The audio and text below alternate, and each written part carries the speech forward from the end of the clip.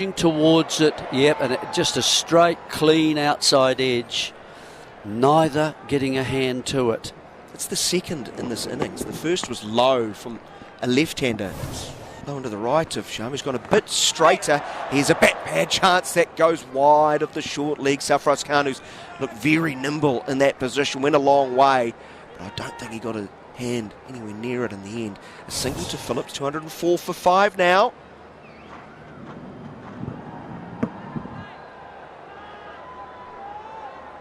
Sharma didn't move at all, watching the replay.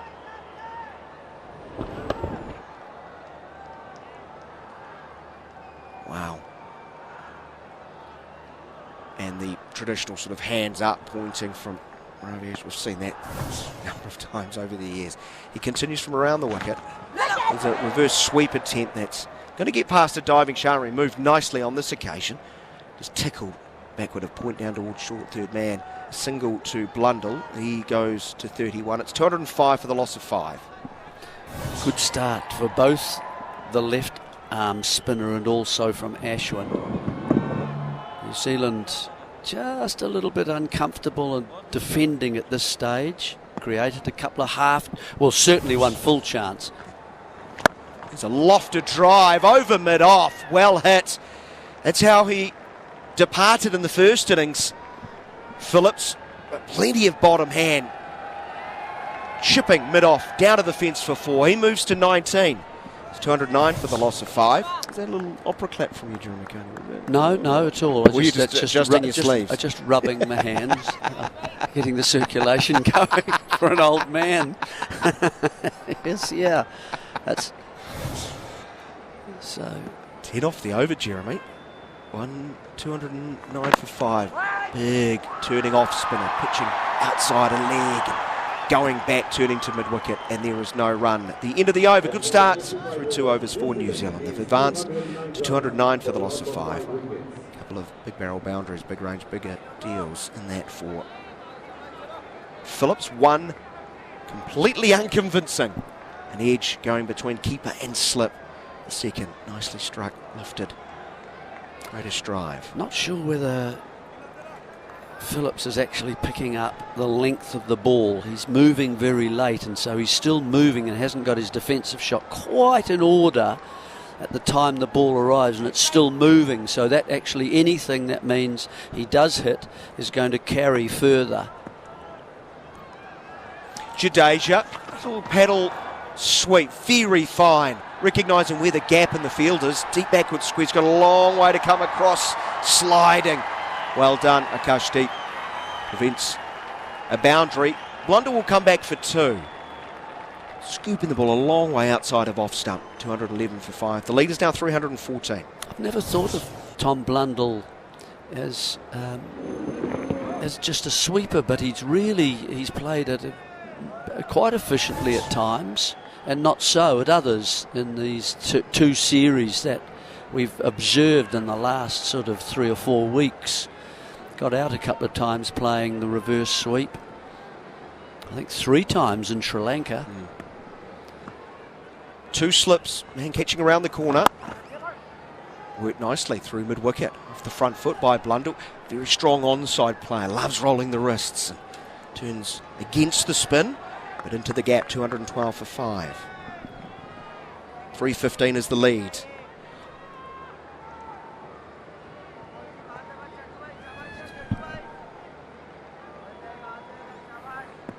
Lead 315. Jadeja in again, bowls on off stump, defending as Phillips into the cover region.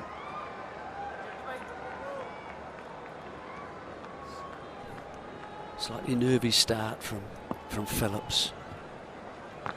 Waits back, nice and raised, goes back to a very full delivery.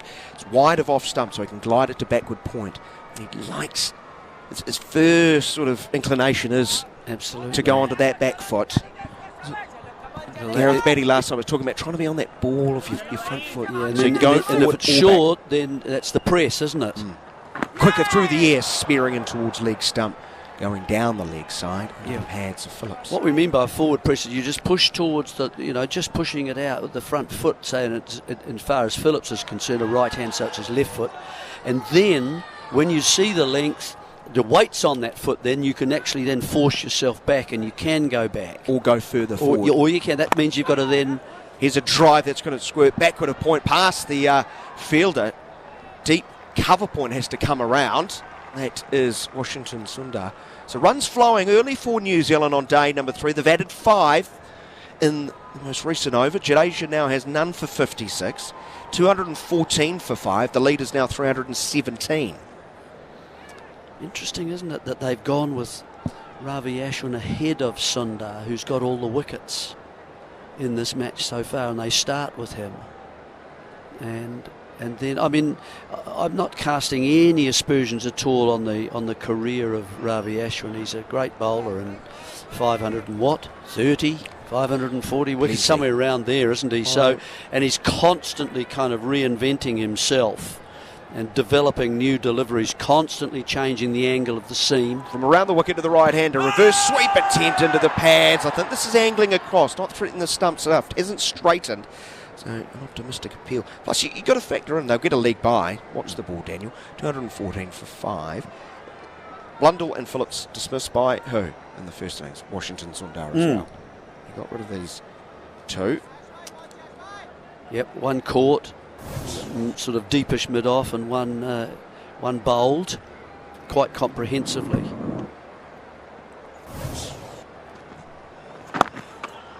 Quicker through the air.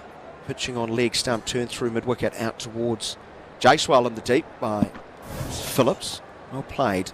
It's getting a replay. Yeah, pitched on middle, angling across. Hit him outside the line. Didn't spin back.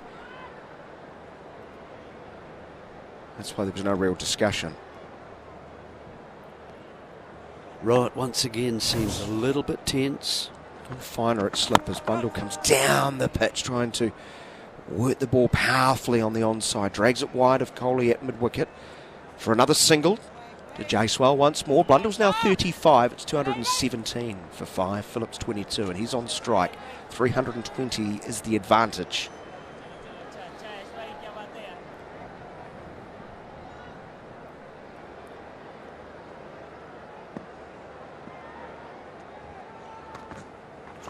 Phillips defending in front of his front pad from just outside leg stump, pushing to Coney. Pretty quiet out there from the Indian players, isn't it? It is. Very good morning to Jarrod Kimber, who will welcome after this delivery as Phillips comes down the wicket, trying to assert a little bit of dominance, but he's beaten in flight. As I open the screen so Jeremy can see Jarrod. He's always happy to see you, Jarrod. Yeah. Good morning. Here's a little photo of me in his credenza. Shorter this time going back, chopping the ball away off the back foot, nicely through mid-off for a single. 23 to Phillips at the end of the Ashwin over, who has 1 for 77. 218 for 5, the lead 321. Is it very interesting? I don't know if you guys checked in on Crick Info this morning, but you know, quite often I'll go to the scorecard in the morning just to have a look at if there's any last-minute news or anything.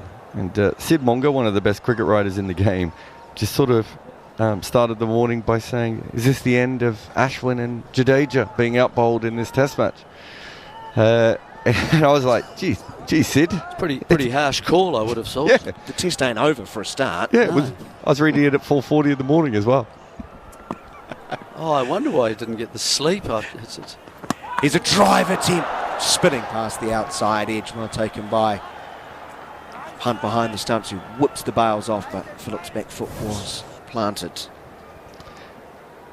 I think we know that they're entering a new era, because I don't know if you guys heard the stat yesterday, but in 2024 they have had more reverse sweeps 58%. Sorry. Jadeja rolling straight, arrowing in towards that inner part of the bat, defending Phillips once more. They've had 115 reverse sweeps played against them, not including a couple this morning. The most they've ever had in a year in India before this year was 30. A reverse sweep here, conventional defensive stroke by Phillips. So a team has made adjustment to them. All teams. Are they not entitled to find a way to make their own adjustment? They just want them dropped. I don't think anyone wants them dropped. I think there's more the thought it's more the question. Yeah. Fair enough. shorter of length, spinning towards off stump from straight. Phillips competent as he defends. Does that mean that the reverse sweeps that you're talking about are being taken from the stumps or wide of the stumps? I'm just asking about line. Well bowled here from Jadeja, goes quicker through the air. Phillips pushes to point. I don't think when England were playing in baseball they worry about line, Jeremy. I think they just press the spam the button on the console as many times to play as many reverse sweeps. So I don't think the line is the issue for Jadeja and Ashwin. It's that they've bowled an entire career without this being something they have to worry about all that much. They don't have to set fields for it. They don't have to worry about their line or their length or their speed. And suddenly, this, the game has changed around them basically in 12 months. And they haven't been bowling poorly. They still bowled pretty well against Bangladesh. Shorter, wider of off stump, going back and cutting powerfully, but straight to Washington Sundar, who's protecting the offside boundary. 219 for 5 at the end of the over. New Zealand has advanced the lead to 322. The way I would say it, Jeremy, is that at the moment, I think Ashwin and Jadeja, for the first time in their careers, can't keep a batter on strike for multiple balls in a row. And I think that is the big change. And if you look at the way that Phillips has struggled in this series because he doesn't sweep, he doesn't reverse sweep, and all he can do is come down the wicket. And that's perfect for Ashwin and Jadeja because they're just like, well, we'll just bowl quicker. And we're going to bowl at the top of off stump, and we're not going to make any mistakes. And so you're probably going to have to play a rash shot, and we think you'll get out. Because if you compare that to the other players like Conway and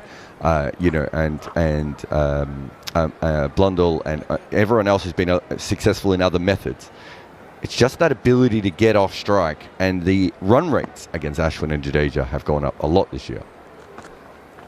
Spinning back in from Ashwin, has gone over the wicket to start a new over to Phillips, pushed to the bowler. Of all of those sweeps, do we have data on how many runs and any wickets from them? Yeah, so last year they had 30 reverse sweeps played against them. It's a slashing drive, backward a point, crunched away, lovely stroke, poor bit of bowling, too much width by Ashwin, and latching onto it was Phillips, speeding the ball to the backward point boundary to move to 28 in the total to 223 for 5. I'm not sure how many times in this in the entire series Phillips has got a ball that poor, and he's almost been waiting for that and just puts it away beautifully. So in 2023 they had 30 reverse sweeps. That's better from Ashwin. Well played by Phillips. And commit back, leans forward, pushes into the gap at cover, 224 for 5. Current partnership with 41. And from those 30, they had 5 wickets. So it didn't work particularly well last year. This year, there's been 115 and maybe a couple more this morning. Ashwin in again, drags the length down. And Blundell standing on his toes, tippy toes, punches nicely through mid-on for another single. 36 to him, and it's 225 for 5. And only 5 wickets again. So the difference is the amount of reverse sweeps that are being played, but the wickets haven't changed. So they've always been successful against reverse sweeps until this year, but they've never had this many come at them. Fuller. Phillips waits nicely, pushes to the vacant cover gap once more. Rotating the strike. Sorry, Jerry, 226 for 5. How much of that is, would you say, an influence of the short format, T20, 2020?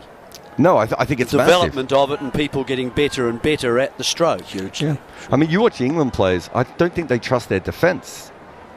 That's exactly right. That's my belief. Here's another reverse sweep. Add that to your column, Jarrod. Yep. By Blundell, 227 for the loss of 5. Don't trust their defence. That sounds like the English coach when he used to talk. Then he went and got 300 in nearly 2 days. He did. But if you watch them playing in Pakistan at the moment, they're playing the reverse sweep almost as a defensive shot. But it's also, it gets you off strike. So look at, Blundell there, just rotating the strike, and there's a player out for it. So that they got a single in that over to point because they could drop the ball at point and there was no fielder there because that fielder was out on the rope. So it's not just the impact of that shot, it's the impact of the movement of the field. And what Gareth Batty was saying is, you think about all the other spinners that are coming through now. So someone like Washington Sundar, he would have grown up in a period where people would have reverse swept him from a much younger age. Whereas Ashwin and Jadeja are just getting to the point, and people have been terrified of playing shots against them. Jadeja to continue from around the wicket, catching the outside edge. Defensive stroke means I'm not sure it carried to slip, but it's gone underneath Sharma, and that's going to race away to the fence for another 4. 231, another big barrel boundary, big range, bigger deals. So to get back to Dan's point from before, it's what does India do? Because there is a question of whether Jadeja and Ashwin are going to play on that much longer anyway. One's 38. Yeah, they're not young men. I mean, you know, if 35. If you're spinners, you should be able to play till you're about 60, shouldn't you, Jeremy? Yes, certainly. I'm considering a comeback. Jadeja gets one past the inside edge into the front foot of Blundell, but it's going to drift a long way down leg side, so no real appeal. Yeah, well, you don't have obviously the demands, the physical demands that a faster bowler has. Certainly.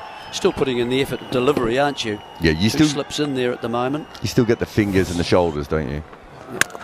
Here's a ball that goes past Blundell's inside edge, and he is bowled. Again, a gap between bat and pad, and Jadeja able to find a way through the defences, breaking the partnership at 48 and sparking the Indian fans back into life. Blundell goes, bowled for 41, 231 for the loss of 6. New Zealand lead by 334. How did that get through? Let's have a look and see. He's got to reverse sweep it. Yeah, he's just played wide of his pad, really. He plays on the angle, doesn't he? His forward press, if you like, and then the bat comes in late at a slightly different angle, and the angle between the pad and the bat don't quite match up, but that's in between that one, so they're just not married up together. It's part of that whole thing as well, so well done, Jadeja. Didn't spin that one, just kept on with the arm, kept on going in.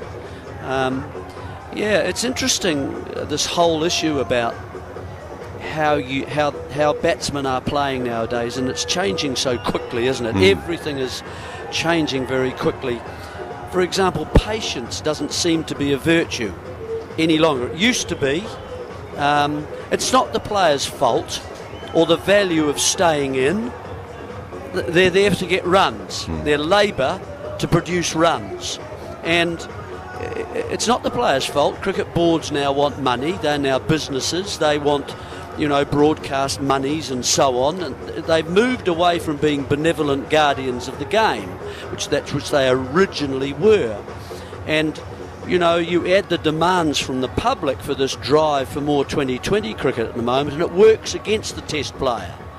The more you commit to 2020, the more your defence for test matches skills are diminished. There's no doubt about in my mind anyway. They don't let the ball go so much. They don't use, like for example there, the bat and the pad together. Their shape over the ball. Knocking the ball for one is not enough. Mitchell Santner is the new batsman. First ball, Jadeja from around the wicket trying to angle across him. He defends to backward pointer. We've just seen it with Tom Blundell. He's been challenged on the outside edge by Jadeja, beaten on a couple of occasions in the first over, and I think he's then tried to play for that, Jeremy, and hasn't covered the inside edge. Natural variation, through, bowled. So in that case, the pad's in the wrong place. Jadeja bowls into the pads of Santner, no run. So if you're going to play for a bit of turn, yes. Do you think Blundell's inspired by limited overs cricket? I mean, he doesn't play a lot of it. He doesn't play it at all. Well, I mean, he doesn't play it at all, but he plays the reverse sweep a lot, doesn't he? He does. There you go. Pushing straight along the pitches, Santner. But I just think, all those skills that are so necessary for defence are tucked away in the spare room with the unnecessary furniture. The end of a successful over for Jadeja, 231 for 6 New Zealand. Can I give you an alternate thing that I think has happened? And I don't think what you're saying is wrong.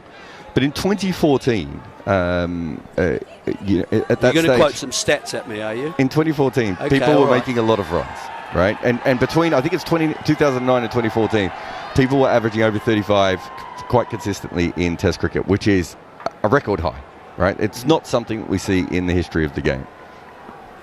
Ashwin from around the wicket. Almost. Pulling out at the very last is Phillips, very apologetic. Then we see everyone's nodding around him, saying, "That's okay, it's okay, Glenn." Well, he was explaining himself, wasn't he? He was. That's why I did it. Yeah, that's why I did it. Please don't be angry, Mr. Ashwin. He bowls on middle stump. He defends straight back to the bowler. And so we came out of a period where everyone made a lot of runs, and I think that's a period that is also dominated by white ball cricket. Less so T20, probably more ODI cricket at that point. Phillips once more pushing back to the bowler. And so we see a lot of runs. Then in 2018, we suddenly see this incredible drop-off. So the average over the history of Test cricket stays pretty standard around 32 runs per wicket. Ashwin bouncing in again. Tall man, very well flighted. Driving wide of mid-wickets. For a single as Phillips, he's 31. It's 232 for the loss of 6. In 2018, we see it drop to 27.5, which is an incredibly low year. It stays low for the next 4 or 5 years, and it was only in 2023 that it got back up to 32 again. This year it's down at 29.2. And I think what happened, Jeremy, was that DRS and the bowlers had caught up with how to bowl DRS. I think the wobble ball had a big impact. I think what happened is batters eventually went, probably inspired by Brendan McCullum, it is better to make some runs. Santner defending, no run. Because our time is limited. Because is our that time what you're saying? Yeah, and I think it's also. Well, yeah, and I think that has a part of it. Now, I think you're also right that if you're playing so much T20 cricket, there's a drive by Santner. Good fielding though by Coney. Diving away to his right prevents maybe at least 2. That there's no doubt that there's going to be an overlap between those two. But I do think that for about 6 years, people, if you look at the runs per over. In 2021, the runs per over were under 3 runs and over in Test cricket. There's no T20 batting there. Strong drive, once more by Santner straight to Coney. Doesn't have to dive on this occasion. So in that year, in 2021, we averaged 29 in Test cricket at under 3 runs and over. Since then, it's been 3.3 runs and over, 3.5 runs and over, and this year 3.6 runs and over. So I think it was more a fact that they weren't making runs anyway, and so people like Blundell are like, well, okay, now I have to do something to make sure that Ashwin or Jadeja or whoever I'm going up against cannot consistently bowl at me because they will get me out. And I think it's a few different things that happened all at the same time. But this is quite clearly how modern batters think. And Bazball, and players like Rishabh Pant and Travis Head, you do this naturally. I think there is just an evolution in the way that cricket is going at the moment. I could live with that. Yeah, it's a game of adjustments. And to our original point, people will question Jadeja and Ashwin. Some people have. Surely they've got enough money in the bank to be given time to make those adjustments required as the start of the new Jadeja overseas. Phillips pushing to short, Suleiman off rather. Here's a beauty that spins and bounces. Very delayed. How's that from Jadeja? How's that? Well, I think it's way too good for Phillips and he's missed it by a long way. I think there's a change of pace there, and that's what's beaten him. He hasn't just watched the change of pace, and it's slightly shorter.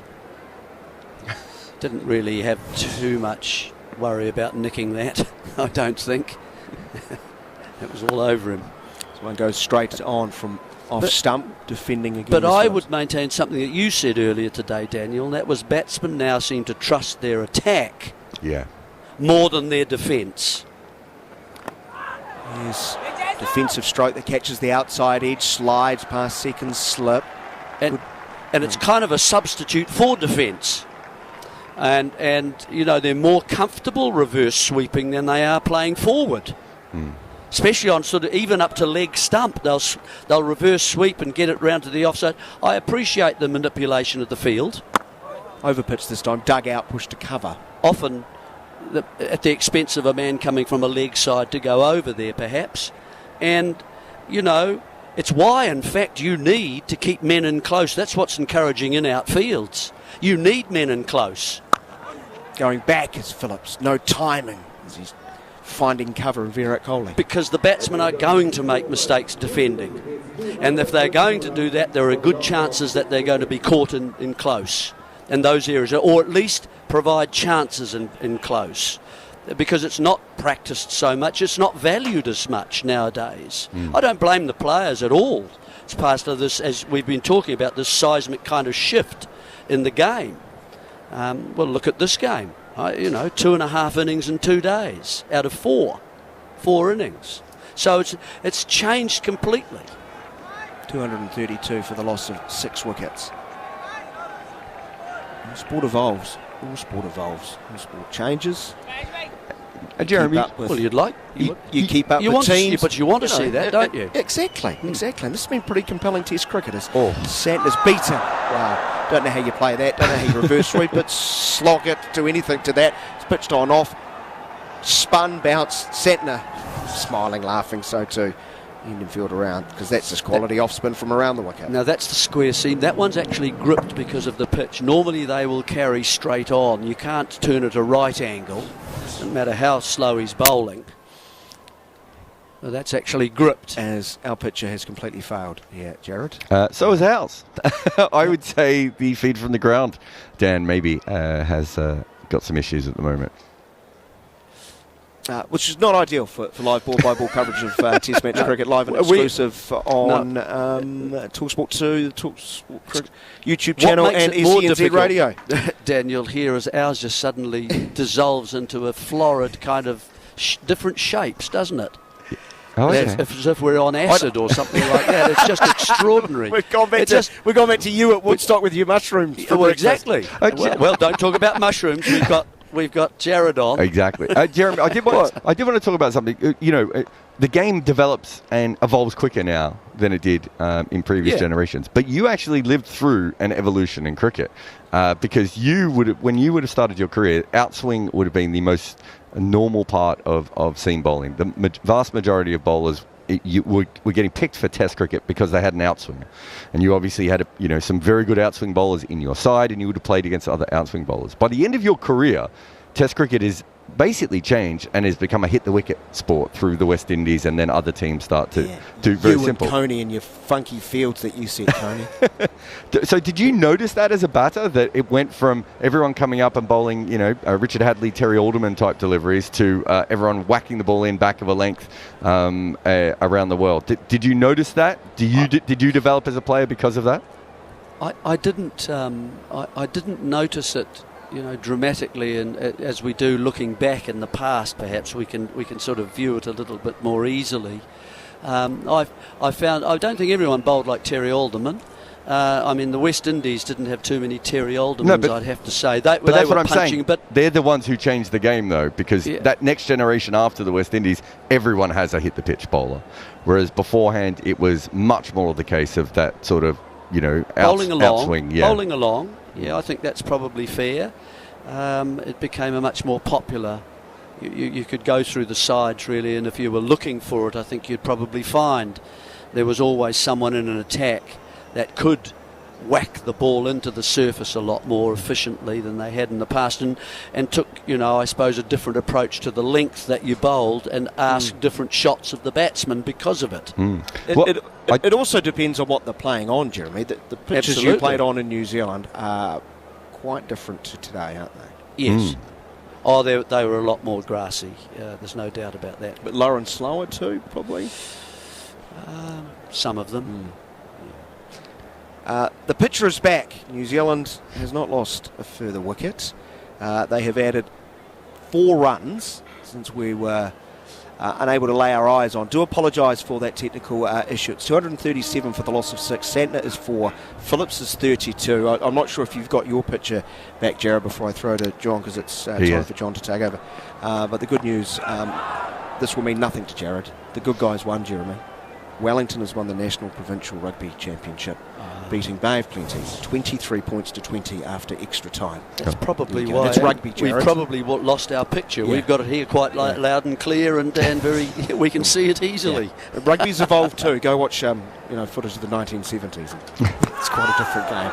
As Jadeja goes past the outside edge, not much bounce. Was it an edge? Was it an edge? Kept low. I was very interested in this. Didn't it? Keep low. It was very full, so it was It hadn't have time to bounce. And again, a slightly squarer seam. They alter the angle all the time, and a little edge straight off the face of the bat almost. You're not catching that, though, are you? There's no wicketkeeper in the world catching that. No. It's hit his left ankle, about that high, just above. It's saved a run. Yeah, exactly. Jadeja's catch it, catch it. Well, you come down, keep and catch it. If it's that easy.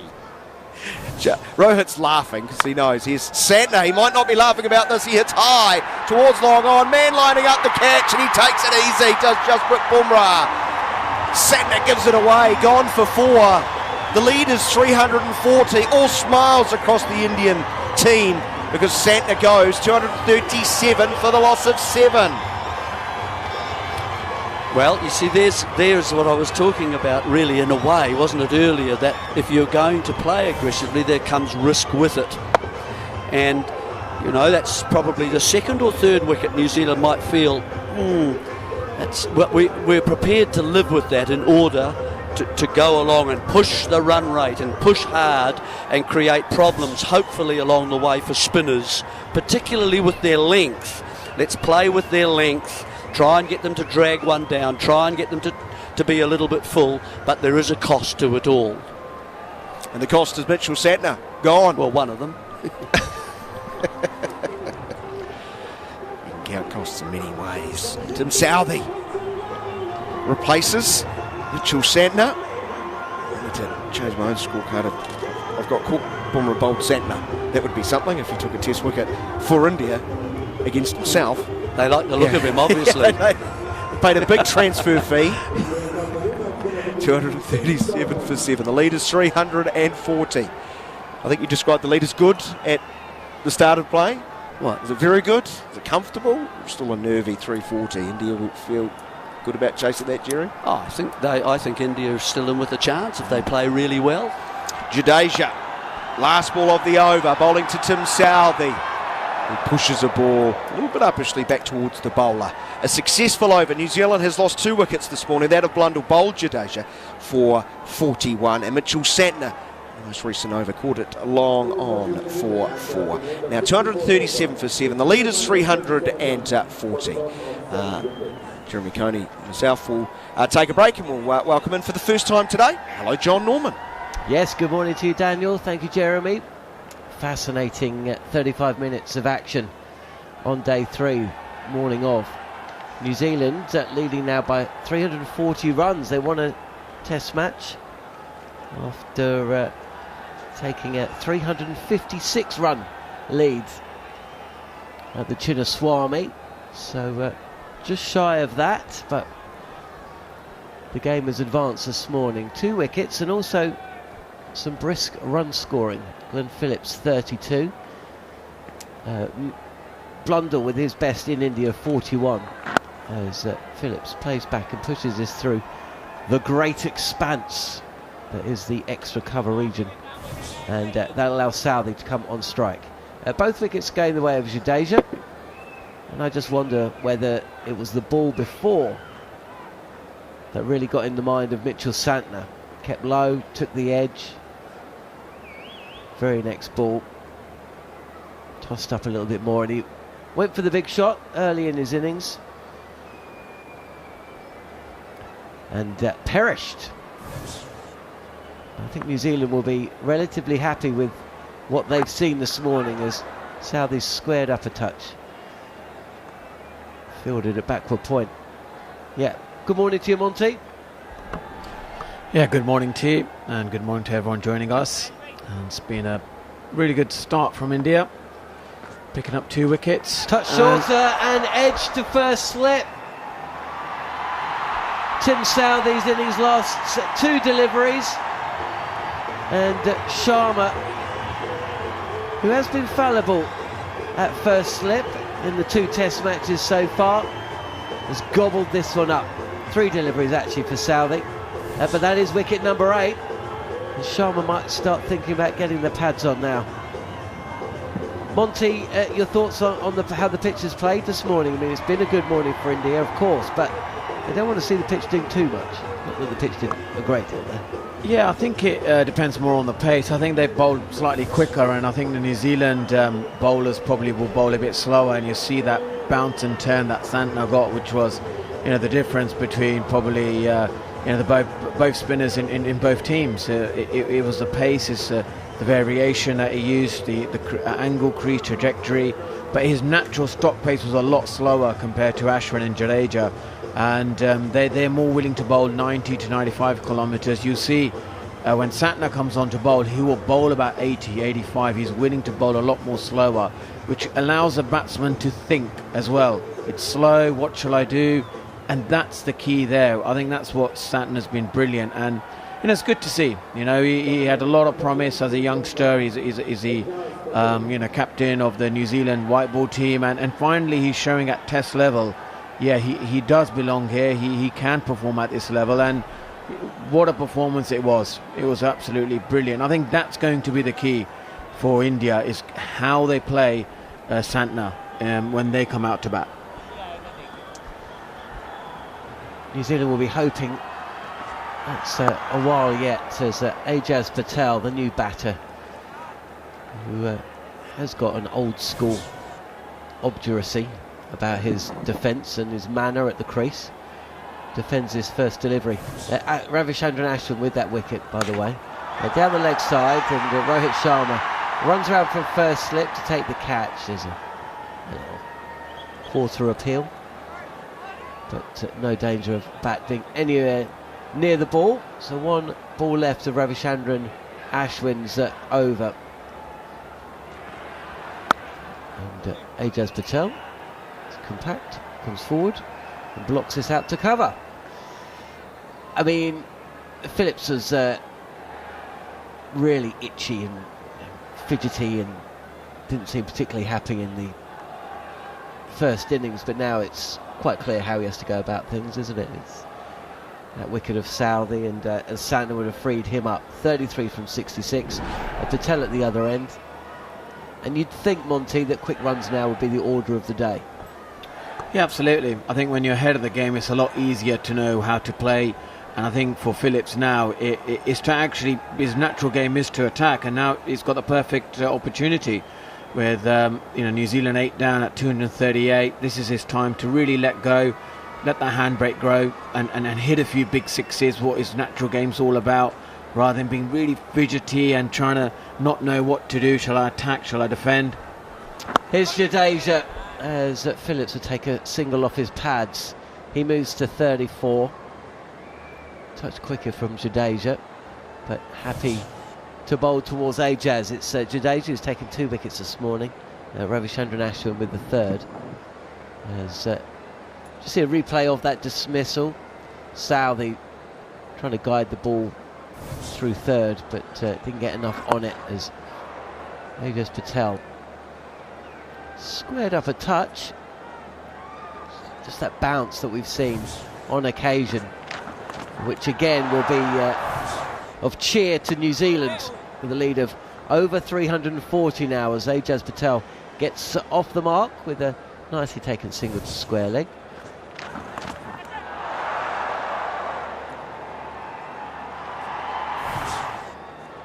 You commentated on the first test with us, Monty. Here we are for the second. I think most people were expecting India to really looking for a reaction. Jadeja again, and this is touch full. Phillips is forward and trying to divert the ball through that vacant mid-on area, but Jadeja fields and gets to the back top of his mark.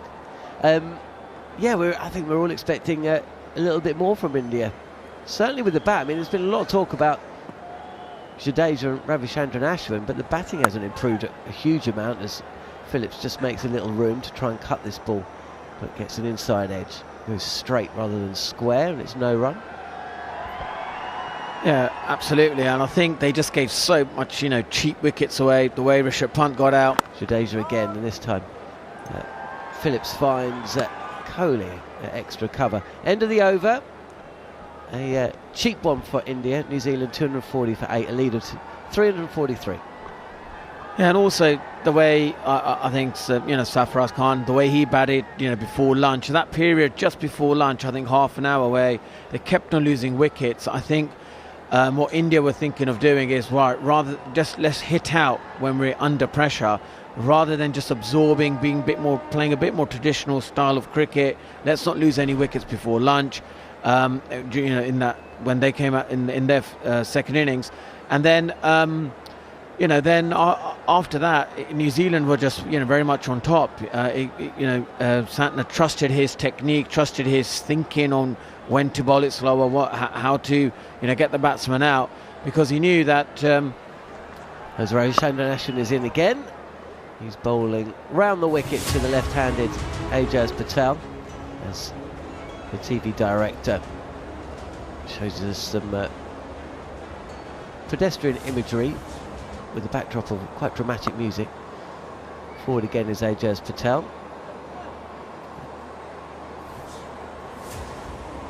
Yeah, you were saying, Monty. Yeah, I think they just gave such easy wickets, and you've got to put a price on your wickets. Ajaz Patel this time. I don't think there's anything on the edge of the bat there, but it's fumbled by Pant behind the stumps. And really, make New Zealand work hard for their wickets, like India have been doing. They have to bowl really well to get the New Zealand batsmen out, and they've obviously had a really good morning today. But yesterday, it was tough work, and we often talk about. Beats him again, does Ajaz Patel comes forward. I'm just wondering whether there was an edge to the last delivery. Was there an edge there? Ashwin's actually asking for the potential of a leg before decision.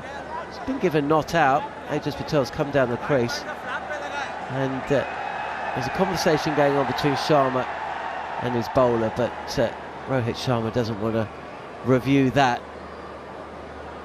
Again, it's those kind of moments, isn't it, Monty? If you're New Zealand, you're thinking, well, I don't think we're going to mind bowling on this pitch. This is just bounced up. There's turn. And, yep, Ajaz Patel is a number 10 batter, but the kind of delivery is going to cause a frontline batter a few problems, especially when you consider the jeopardy that's going to be involved, the scoreboard pressure, and the fear factor as Phillips is in and gets forward, plays this back to the bowler. Yeah, exactly. When the ball is turning off middle stump like that, and that is a lot more slower as well, and you can see it. There's a bit of it's sticking into the wicket a little bit as well.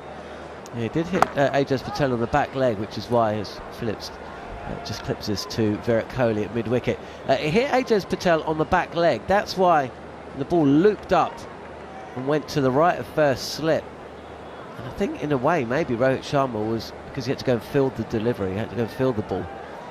Maybe that's why he wasn't pursuing the leg before decision quite as vociferously as Ravichandran Ashwin would have liked. The ball before that, very similar delivery, pitching middle, turning, bouncing.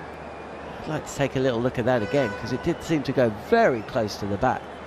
And this is exactly what New Zealand wants to see. 344 run lead, second match in a row. India are going to give up a 350 run lead. That's almost unheard of. Quicker from Jadeja, but dealt with by Ajaz Patel. We are going to see a replay of this leg before decision. Beaten this time past the inside edge. Now there's a shout from Jadeja. It's been caught at first slip. The ball has turned into the left-hander, and essentially there's a shout here for leg before and also for a catch. Has Rohit Sharma gone upstairs? Don't think he has. It's all going on out there, Monty, but what we also know is that leg before decision that Rohit Sharma didn't go for in the last over, if India reviewed, would have been out. Yeah, would have been, but Ashwin in Hindi was saying he's hit the back flap of the pad, and he believed that it was an out, but actually that was hitting off stump. Ajaz Patel, agricultural slog sweep, and he's been caught by Washington Sundar running around the boundary edge at mid-wicket, and Ajaz Patel's got to go. New Zealand lose their fourth wicket of the morning. They're 9 down now. The 241 for 9, and that is a third wicket for Ravindra Jadeja. Yes, it's brilliant bowling. He's giving it air, giving it chance for Ajaz to go after him, and a superb catch by Washington Sundar, who has been absolutely brilliant with the ball, and today he's been really good in the field. And Jadeja, when we were just talking about, is this the end of the Jadeja-Ashwin show? They seem to just turn up. They knew today is a huge day for them. If this morning they didn't bowl very well, probably a lot of talk would have been about that, but they've been striking on a regular basis. It's been a much better morning for India today.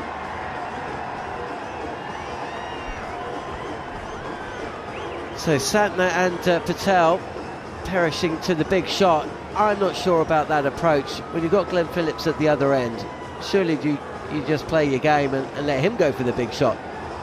Yeah, I agree with you. I think that's where you got to play with Glenn Phillips, because he's the guy who can actually play that, similar to Rishabh Pant style innings, and a lead to 400. That's it. The game is well out of reach for India, but at 344 runs, the lead, and anything under 350, that sort of area, you just never know.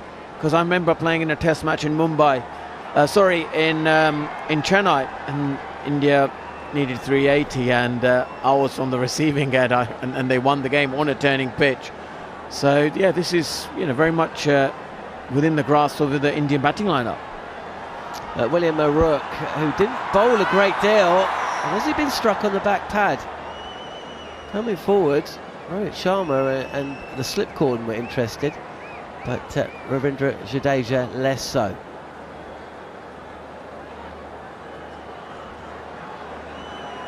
Forward again is O'Rourke. Just got to get through the over now. Get Glenn Phillips back on strike and see if New Zealand can get that lead up over 350.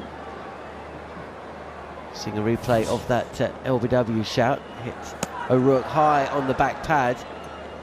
Still would have thought Jadeja would have been a little bit more interested. He had no interest at all, especially he's already taken 3 this morning. Jarrod Kimber's also alongside myself, Jon Norman, and Monty Panesar. Jarrod, you surprised a little bit by the freewheeling way that New Zealand have gone about things? Sorry to ask you to talk. No, I wasn't sure if my mic was on because I'd been off the button for 10 minutes. No, I don't think so. I think there's enough in this pitch. They probably think they have over 300, and to be honest, every time they've tried to defend, they've edged the ball, and Santner edged the ball into Rishabh Pant's leg. Phillips edged the ball between keeper and slip, and I'm missing, there was someone else, and Blundell had edged a couple as well before he was bowled trying to defend. So they have tried to play normal shots and defend. It also hasn't worked. Does make the cricket more interesting, I suppose, as Phillips defends a straight delivery from Ravichandran Ashwin, who's picked up one of the 4 wickets that have fallen this morning here on talkSPORT 2, SENZ, and we're also broadcasting on the talkSPORT Cricket YouTube channel. Myself, Jon Norman, Monty Panesar, former England spinner. I mean, you've played in India for England when the crowd have when you've been on top of the game, when you've been behind the game. So Phillips gets down on one knee and tries to slog this fuller delivery from Ashwin, but it's turning, wraps Phillips on the pads, turning too much though. 6 fielders out on the boundary for Glenn Phillips as he unfurls a reverse sweep. Fielded at third, and Phillips turns down the chance of a single. Yeah, the atmosphere must be quite something, Monty, when you're out there. Do you feel that when things aren't going the way of India, though, that the fans get on their backs because they seem to cheer everything? Goes again, does Phillips. This has gone aerial, and it's gone all the way over the boundary. Jaiswal at mid-wicket felt he was in the game. It hasn't landed too far over the boundary rope, but that's enough. 6 runs from the bat of Phillips. He moves to 40, and I think we're going to see a little bit more of this, Monty. Yeah, absolutely. I think it's the right option. He's just got to try and hit the big 6s, 4s. His natural game, like we know, he's a explosive striker, and not be afraid of it. And sharp turn here, and defended to mid-wicket, no run. Yeah, and again, we were talking about earlier the atmosphere in India. Yeah, the fans, the media, they quickly turn on this Indian team, and they already are. They're already feeling that, is this the end of the Kohli, Rohit Sharma, Ashwin Jadeja show? The four of them that have been so dominant over the sort of last decade or so. So, yeah, they're going to be on their back. And But what about in the ground though? When you're playing, when you're out there on the field. Have you ever been playing against India and feel that the fans are in the ground starting to turn, starting to get a little bit angsty or getting on their case, or is it just as that Ravichandran Ashwin about to bowl his last delivery, and that's well played by Phillips, because India brought the field in. They didn't want Phillips taking the first ball of the next over, and this was fired down the leg side, but Phillips was alert to it, quickly moved across and just clipped this through two fielders, square of the wicket on the leg side, and comes through for that single. The lead now 351 runs. India will need 352 minimum if they are to win this test match and keep the series alive. Phillips 41, Rook yet to get off the mark, 248 for 9. Yeah, I mean, have you ever felt that? I mean, when England were winning in 2012, did you feel it in the crowd, in the ground, that the crowd were turning, or is that not how Indian fans watch their cricket? No, absolutely. The crowds do turn against India, and very quickly as well. And you can see when we were in Mumbai, when we won that test match, the crowd were not happy at all. They expect India to win every game in India. That's the pressure of playing India in India as well. The fans, all they want to see is India dominating, and seeing this result, what we've seen here, has been a complete shock, I think, to the Indian team, to the fans, and in particular how New Zealand have played. And I think what's been really effective, what Jarrod was talking about earlier, is the utilisation of the reverse sweep shot. And when you see the contrast of both captains, Tom Latham, he I think third of his runs was from the sweep shot, especially the reverse sweep. That became their second defence. Whenever there was a good delivery being bowled, as a batsman, you want 6 balls to a batter. Here's Jadeja. This is thrashed through at point by Phillips. Is he going to take the run? No, he is not. And the New Zealand batters weren't afraid. They weren't afraid with Ashwin and Jadeja. They knew that every time they get into a good spell, a couple of good deliveries, we're going to look to play the reverse sweep. Goes downtown, does Phillips.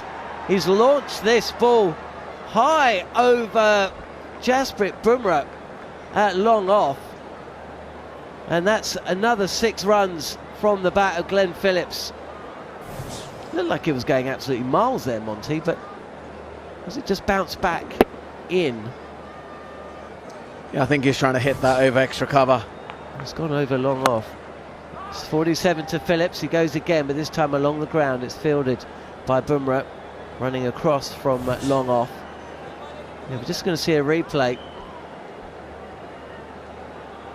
Just landed over Bumrah's head. He's really muscling it. Again, just gives himself some room and almost uppercuts this over extra cover. And I think that William O'Rourke has been run out. I'm not sure that William O'Rourke realised that the ball was coming to the non-striker's end. And Jadeja has flicked the ball on the full back onto the stumps. We'll have a look at this. Phillips and O'Rourke are having a chat. Body language expert. He's out. Okay, just set that back, please. And forward. Okay, yeah, the wickets are broken, the bells have lit up, the batting is short of his ground, so I'm ready for my decision on the big screen.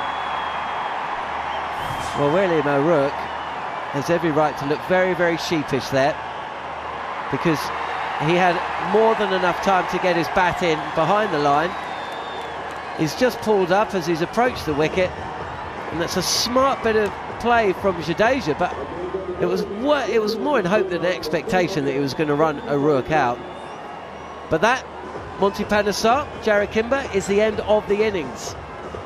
New Zealand have been bowled out for 255. The first of those 2 runs will count.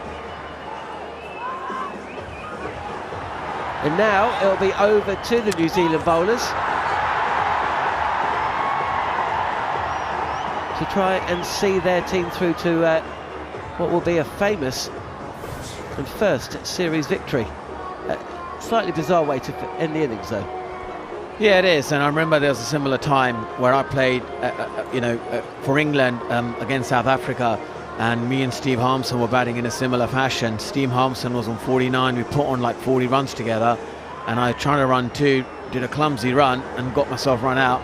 And Steve Harmison didn't speak to me for a week, and even now he reminds me that, Monty, you denied me a first Test 50 for England. The idea of Harmy not speaking for a week is, I can't imagine that. Jarrod, India are going to have to. Yeah, you are employed to work and talk. Yeah, you keep well, calling I me. say your name, and then the producer can hear me say Jarrod. Well, I'm now being spoken to by my You're being told by producer. me and your producer that I'm off air at the moment. And I'm telling my producer and you are on air. In terms of the task that awaits India here, we spoke yesterday about highest fourth innings. Yes. I had a little look, and when Gary Morgan sent some stats through, I think there's only 2 times India have scored the highest score in a Test match to win a Test match. I think one of those was that. You might remember that Test match in Kolkata. Yeah. And then the other one, Port of Spain, I think, when they held the world record for quite a long time. So that gives you an idea of just how big a deal it would be if India were to go on and actually accomplish this today. I think just scoring over 300 in Asia is almost impossible in general. So it's got slightly easier because people score quicker. So you don't have to stay in as long as you would have had to traditionally. This doesn't feel like the wicket that it's going to be possible to do that. But having said that, in the last match, I kind of just want to see how Rohit looks. If Rohit looks good, I think the chase is on. And if he doesn't, then we might be finishing early today. I mean, it could be that dramatic, I think. Excellent stuff. Could it be a 15-wicket day? What we know is that India need 359 runs to win this match. New Zealand have been bowled out for 255, so they didn't go past their first innings score. Glenn Phillips was left 48 not out. A little bit of slack running, truth be told, from William O'Rourke to allow himself to be run out at the non-striker's end, coming back for a second. The wickets went the way of Jadeja in the main. 3 of them this morning, and he affected that run out. Blundell was bowled for 41.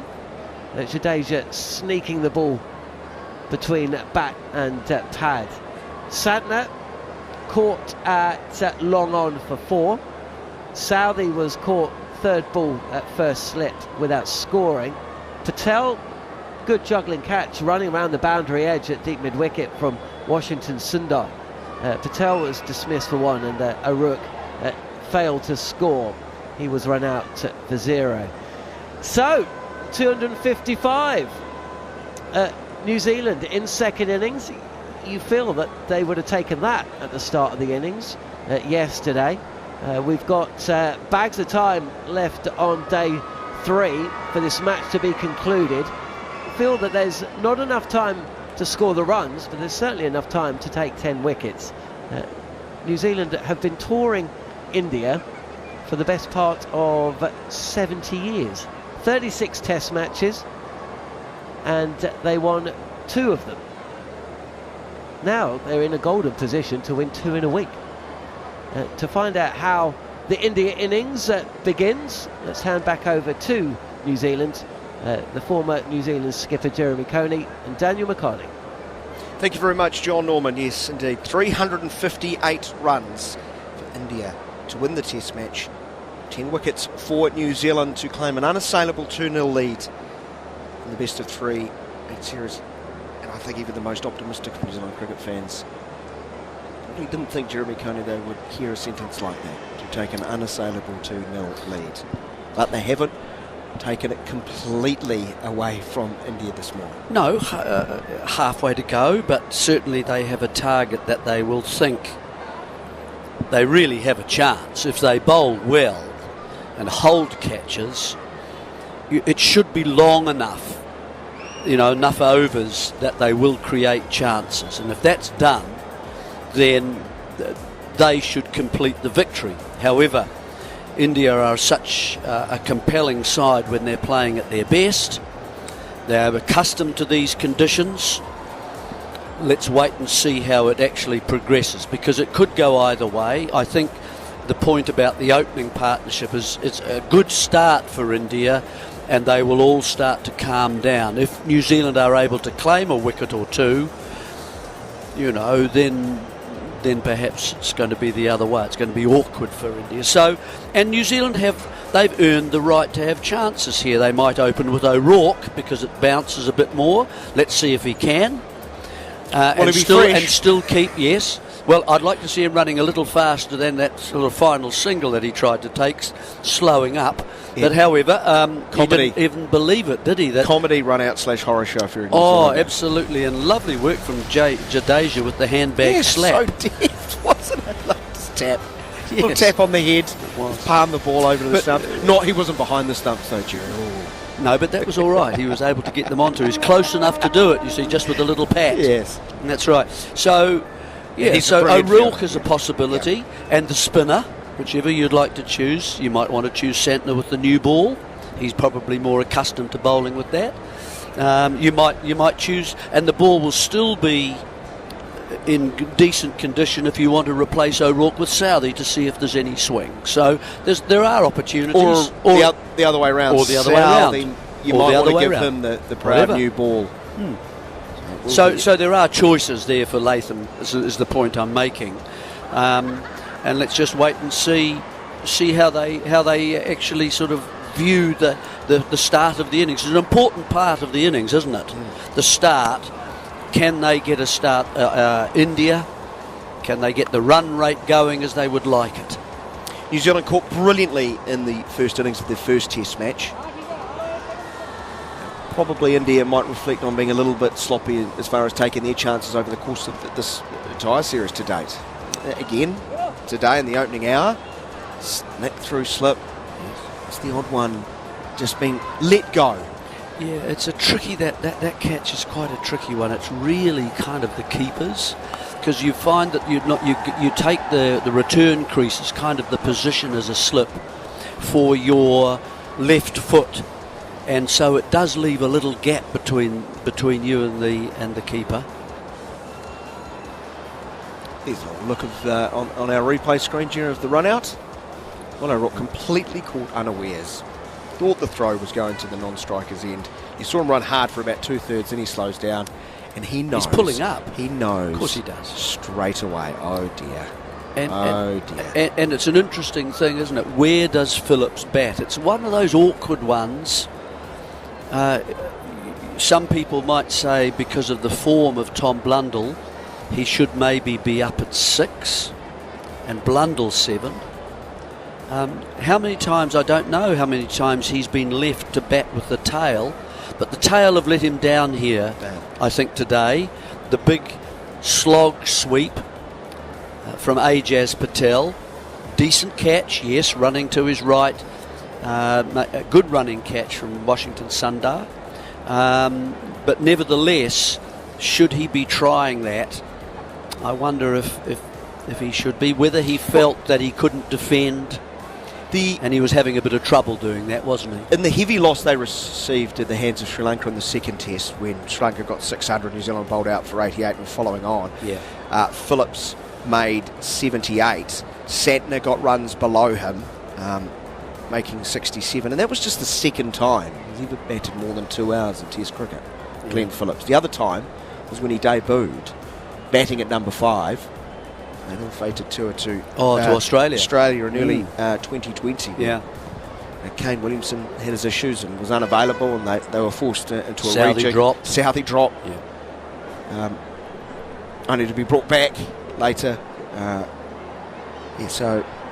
But today it looked less of a concern because Tom Blundell's had lean year, able to get a noteworthy score, 41 runs. But that's in the rear vision mirror. 255 New Zealand all out, backing up their first innings total, which they made 259. India, of course, just 156.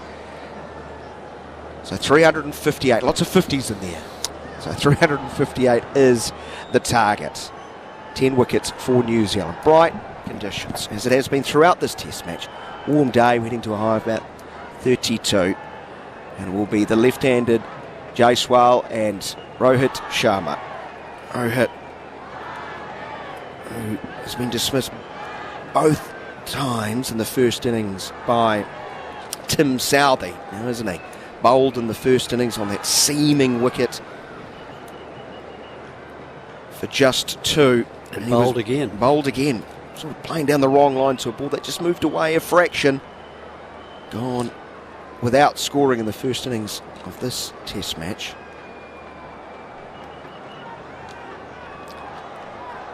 He made 52 though in the second innings of the first test. He'd love a big score today. And it will be Tim Southee, Jerry. That's answering your first question. Yeah, no, that's as I say. These are all because of the runs that they have. It doesn't matter quite so much. 2 slips in the gully. The run chase begins with Southee from over the wickets. And what a catch in the gully! It's taken one hand by Phillips. He's got up, put his hand to his head. He's unsure, and then he's given the little box, so he doesn't know. But this is Glenn Phillips at his very best. This is smashed to the gully. It is. It's a ball that's outside the off stump to the left-handed Jaiswal, and he's punched it very hard to the left of Phillips in the gully. He's a very good gully fielder. He dives so well, and people know that, and that's a position that demands movement. Come off the bat, so the very powerful. Angle of the catch, please. Has it bounced? Phillips is not certain, is he? Well, and the reaction of those around were more, yeah, close. Yeah. Okay. But the other thing I noticed, and I was quite critical of the 11 overs in the first innings, a bit more intent. Oh, I think it's bounced, has it? Okay, I can't. Beautifully picked up. How does he pick that up? That is flowing. If it has bounced, it's even harder to pick up. That's the only angle, not the angles. No other angles? No other angles. Miraculously, only one angle. Yes, I think it's bounced, don't you? Well, you can't give it. Well, here is another angle. It's very blurred. I think it's bounced, Jerry. Well, the closer they get, of course, the more it looks Dave, blurred. That's the only angle I think that you that's have. The only bounced. 2 angles. No other footage for me. That's the only 2 that you have. Yes. Right. Roll that. Looks as though it's bounced on that angle. Can I go from the reverse as well? Yeah. It has. Looks as though It the has ball bounced. was grounded before. Yeah, no doubt about it. that. Carries. Yeah. So I'm ready for my Very decision close, on the big screen. just in front of Phillips, because you don't tend to go forward as you dive sideways as well. You tend to go level with your body. Hard to get that arm in front of you. Well, wild support, of course, are over there, but I mean, what a wonderful piece of fielding, nevertheless. Perhaps that's what they're cheering for, wonderful fielding. Yeah, sure. Turn on the cameras, gents, at the ground. Turn on your cameras. Point towards the play. Well, interesting start. Certainly half out if you're playing on the tennis court. One bounce, out. Left, one hand, catch. I like the intent. Gone. I like the intent from Jaiswal. The width was there, short of length, and he gave it everything, and it flew. And the cat in the gully nearly took a ripper. Second ball of the innings, Southee in again, and there's a slog over square leg, and it's gone for 6. Buckle up, Jerry. Buckle up. Swung as well. Swung into the arc of Jaiswal, and a very clear hit. I wonder what the approach will be of the Indian batsman. A big 6. Oh dear. With big barrel, big range, bigger deals. Oh, I think they want to get it by lunchtime. Well, they want to get it all off Tim Southee's opening over. Yeah. Might not need too many overs for Tim Southee. Play like that. Southee immediately pointed. Square leg, go back. Just go back. keep going back. Over the fence. Southey in again. Jaiswal gets whipped outside of off stump, and he's going to punish him to the tune of 4 this time. Hitting powerfully off the back foot. Wide of point. Nowhere near the gully on this occasion. He moves very smartly to 10, and it's 10 without loss. 249 is the target. Again, 400, Southey. 300. Oh, I'm too excited. Southey with a wobble ball this time. It's taken the edge of the bat, a thickish outside edge, and it's run very quickly. Again, it's in the air. It's in the air between backward point and gully, but it's safe and it's through. There's a lot of support for the stroke, but New Zealand won't feel too bad about that either. Jaiswal waits, Southey bowls, he swings, big appeal behind the wicket, but no sound I could detect, and Southey not interested. Swinging or a miss. It's interesting though, isn't it? Because there are chances. You know, it might be a difficult chance that's coming, but New Zealand will feel if you're going to play this way, if we get it right, you're going to lose wickets. It also is a sign to me we don't like the pitch. We don't like the spin. Absolutely. On this pitch. Absolutely. We're going to get as many as we can while the quicks are operating. Crowd into it. Great atmosphere in Pune. 2 slips of gully. Pay attention. Jaiswal defends. Boo! Up to mid-off, no run. First time he's got one on the stumps, and it's drawn a defensive shot, really. Let's call it that. And so any width outside the stumps, Jaiswal's been right into it. First one that swung in back into the pads just a little. He was right into that too. It was. So first ball, whack to gully. Phillips, spectacular volley stop. Next one smoked over square leg. Another boundary to backward point, and then 2 dot balls. 2 big barrel boundaries, big range, bigger deals this over. 10 without loss, chasing 359. Southey, last ball over the wicket. Off cutter, I think, squaring up Jaiswal as he pushes up to mid-off. A very eventful opening over. 10 without loss, Jaiswal has all 10. Well, I guess you'd put it sort of 3 balls to the batsman, 3 balls to the bowler. Southey finishes quite nicely in the over. It got ones to nip, just to pitch on the stumps and then nip away, which worried Jaiswal. Even he sort of pursed his lips slightly and saying that wasn't a bad delivery at all. So, you know, yes, 10 runs, and they're away and flying. Now, let's see who's going to bowl to Rohit Sharma for a start. You'd think it would be O'Rourke, but we'll see. Yep, they've got his name up on the board, so I imagine he's the one to try. William O'Rourke, 3 overs, 2 runs, none for 5 in the first innings. Well, he should be sharp. Well rested. 2 slips in the gully. He has, as he bowls to Sharma, who pulls a short one away, down to the fence for 4. Didn't overhit, but down on the ball, comfortably so. 14 on the board, India racing early. Yeah, too short. O'Rourke's got to realise very quickly here the way that the Indians are going to play, and he's got to get that length right. I know he'll want a bit of bounce, but he's into the pitch too quickly there, and it hasn't quite got the bounce that he would like to see. He wants to see that around about chest high. It's not quite up there. Up goes the balance for the front leg for the pull stroke. Short, wide of off stump, tentative. What non-entity of a stroke? I don't know what this is, Jerry. It's what, half a cut stroke? It's lucky not to catch the edge as it goes through to Blundell. Yeah, that's this one again, dragged down just a little. 3 slips and a gully in for O'Rourke. First one is emphatic, just kind of angling it, just using the pace of O'Rourke. And I suppose we won't see the second one again. There's 2 men back on the onside, long leg and deep backward square. Just 2 slips in a gully. Leg side off the pan, very fine, long chase. This should be 4 leg byes. No, Ravindra smartly across. Collects the bobbling ball, fires back. And leg by. Just 1 leg by, 15 without loss. So far 3 shorter, examining the middle of the pitch, really, or just beyond it. Not quite on the line that he would like, just either one wide outside off and two going down leg. Needs to settle quickly, O'Rourke. He'll be nervous. How could you not be? Very young in his career. Let's not forget that. He's made a brilliant start to Test cricket. This is a whole different level. Considering what's at stake, that's much better. Full of length, up fifth stump line, and has to show respect as Jaiswal. He does as he leaves.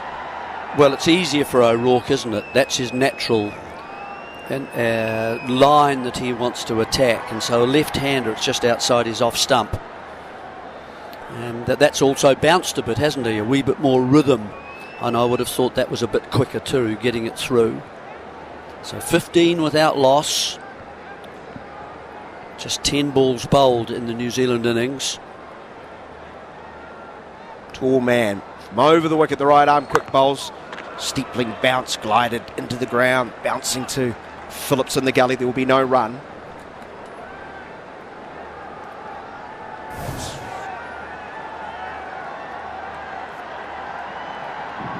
Jarrod Kimber. We welcome him back. This is fun. This is bananas, isn't it? Hey, poor Jeremy. He might need a lie down. No, I'm enjoying this. I'm enjoying it. Bowlers have got a chance too.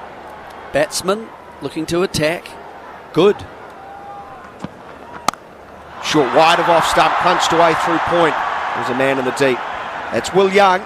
Bobbles. It was hit so powerfully. Only ever going to get one. That's the end of the second over. 16 runs on the board. The target is 359. I think there's an element here of, if they thought they missed out on the new ball in the first innings because they were batting towards close, right? And I think I don't think. It's one of those things in hindsight, everyone's like, oh, they should have capitalised on the new ball. But I don't think any of us really thought at the time, oh, they should be scoring at 5 runs and over coming into stumps. But looking back in that innings, it was obviously somewhere that they went about it. So it feels like they're overcompensating for that. And also, it's worth remembering, Monty Panesar may not want me to bring this up, although to be fair, he mentioned it off air, so it's his own fault. But England set India 387 in a test match in 2008. Southey, Jaiswal dancing down the wicket, thumping the ball through cover point. Ajaz Patel around to his left, only gets about 2 yards to his left before it smashes into the ropes. Another 420 without loss. Jaiswal to 15. Yeah, gee, that's emphatic, isn't it, Jarrod? I mean, that's running at the bowler as well, bowling his 7th ball of the innings. And he's just hammered it, hasn't he? He's batting better than he did in the last IPL. It's just a replay, ladies and gentlemen. Don't worry, another big barrel boundary, big range, bigger deals. There's a drive up towards mid-off, setting off. Sharma was late to lead. The throw was wide of the stumps to the keeper's end. 21 without loss. Yeah, so chasing 359. England said India 387 in Chennai to win a test match in 2008. And I don't know if you guys remember this at all, but Sehwag came out like he was playing an ODI. Well, actually, he came out like he was playing a T20 game. He ended up with 83 from 68, so a strike rate of 122. And it completely demoralised England in about half a session. And in the end, it was easy for India to chase the 387. Much flatter pitch, but of course players played a little bit differently in those days. But I wonder if India are thinking about that a little bit as well. 21 without loss. The Southey bowls to Sharmi's compact defence, dropping at his feet. Wanted a run, does not get it. Maybe less so Jaiswal because he was 7 at the time. And I think I made the point, Jerry, when we were going through that period. I think they were so obsessed with getting through the new ball based on what happened in the first innings of the first test, and I don't think they rated the New Zealand spinners. No. And I'm sure you're right. Sure you're right. Like, let's get through this period. It's none for it. It's none for it. Stumps. And I thought that lack of intent cost them. Because of the first innings dismissal of Rowett, I think he'll be very aware he wants to play round his off stump. Yeah. So this is where Southee has a chance. If he can get the ball to move away, like that. He bowls wider of the crease too. It's fuller of length behind to point. He's misjudged one on, that was basically a straight ball, middle and off.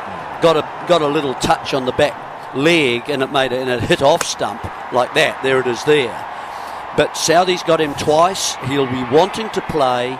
Southee can therefore pull him across the crease a little bit with some movement.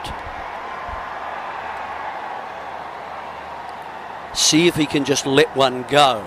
That's sort of, so that will, if he does and gets, it misses comfortably, he'll feel a bit better. I don't think Jaiswal's going to leave too many alone from Tim Southee. Oh, no, not Jaiswal. 2 slips in the gully behind. He bowls much straighter this time, worked into the mid-wicket region.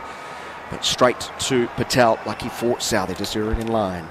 New Zealand can switch to a spinner very quickly. Well, this is okay. I mean, that's what I was going to ask. Fielding restrictions. Yeah, that's what I was going to ask, Jeremy. Do they? Because at the moment they're attacking the seamers so much, there must be a part of Latham who thinks they're probably going to get out in a second here. So let's keep the seamers on while they're attacking. Or do you just go, no, we need to get some control back here. Let's have a spinner come on. Well. Yeah, it depends how he answers the first question, doesn't it? And the half chances that emerge, and he feels that they're really going into the element of risk. Wider of off stump, trying to tempt Rohit Sharma. No stroke. Well, spin was on in the 7th over of India's first innings. And we questioned that, didn't we? Because there was a little bit of swing there for Southee. No Rourke. Only went for 5. We've had 3 overs. The run rate slides back to 7. What spinner Rohit's comes on 4 off first as well? Like, is it just Santner? Is it just as obvious as that, or I'm not exactly sure who you would want to bring on. They got left hand, right hand out there as well. It is Santner. It's definitely Santner. There you go. Because Santner has the ball and the cap off. Well, I mean, he's cheating, Jarrod. He's cheating. He's a white ball bowler, isn't he? So I suppose they bring him on and just tell him he's in Chennai and get Santner in maybe an undershirt that's yellow. See how he goes. No, none of that nonsense. You just say to him, mate, you got 753. My first inning. This is international cricket here. It's not club cricket, isn't it? No. Oh, I just thought, the way that Jaiswal is batting at the moment, I think saying you've got him out, you bowled to him in the IPL before. I'm not sure this is a situation that Santner's had to do too much in Test cricket, with the opposition coming on in the 4th over of a Test match, with the score being 21 without loss. No, but he's quite accomplished in playing in 2020, and he's quite accomplished playing in ODIs. So put him in the yellow shirt. So no, that's no need. Basically, Canary yellow in your mind, mate. You're always obsessed with Canary yellow, aren't you? I thought Chennai was the unofficial team of New Zealand. I can't believe you guys are slagging them off. 21, hardly slagging. 21 without loss. Let's see if he runs down at him first ball. He tries to drive and does powerfully. Nicely placed too. Long chase for Patel from long off. It's just a quality cricket stroke. He'll come back for 2. It's 23 without loss, and Jaiswal 18 off 12, and what a year he's had. Only Joe Root has scored more Test runs in 2024, averaging over 60 this year, but it's the strike rate, Jerry. 76, 100 balls. It's a nice, comfortable length for him, isn't it? He's just got to pull the length back a wee bit, allow the pitch to come into play, natural variation. Slip, leg gully, silly mid-on, just forward of square. Santner from over the wicket. Finds a good length, tentative looking prod forward. It wasn't certain. No. Is there anyone in the ring at all? It feels like... not in this test. No, this is the true outfield. Yes, there is. There's a sort of a short, straightish mid-wicket. If he goes to clip one. Even he's kind of on the catch, though, isn't it? It's catchers or boundary riders here. Yeah. Yes. Santner jogs in. Sweep attempt, hitting him outside the line of off-stump. New Zealand go up. That's one of those enthusiastic appeals after you've just seen the ball fly to the boundary a couple of times. They should not review this, in my humble opinion. Yeah, no, I agree. I think they are reviewing. They are. It's good they're listening. Did they hit him on the full? Yeah. Maybe. As I now clutch for straws and try to get out of this. I think it hit him outside off, didn't it? It hit him Yeah. a mile TV outside off, umpire didn't to it? director, Are we they? have a player Did they review suggest there was an edge? on Because field was it decision caught is as knocked well? out. Are they Feed just is hopeful fair that delivery something from happened? spin vision, please. Talking about something happening, England have lost a 5th wicket against Pakistan, so that one is going to be over very quickly.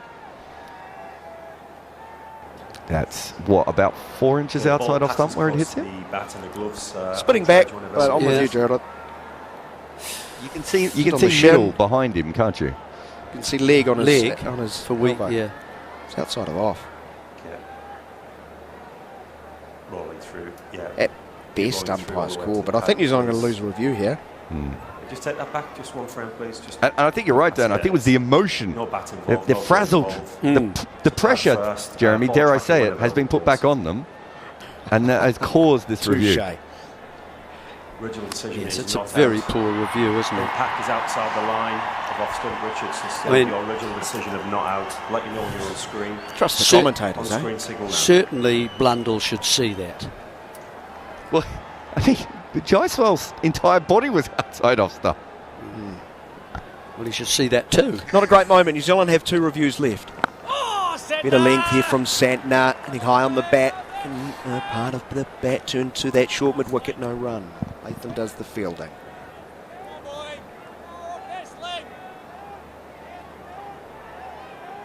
.23 without loss. 359 is the target for India.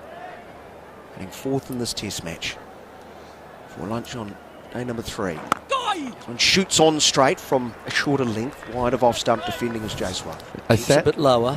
Santner and Mitchell are going to be exhausted because every time the ball is hit on the offside, they both have to sprint out there because the only 2 fielders are at long off and deep cover point, I think.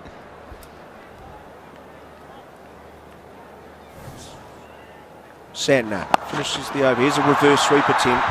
It goes forward of point. I don't think he's trying to get it there. He's going to get a couple runs as a result.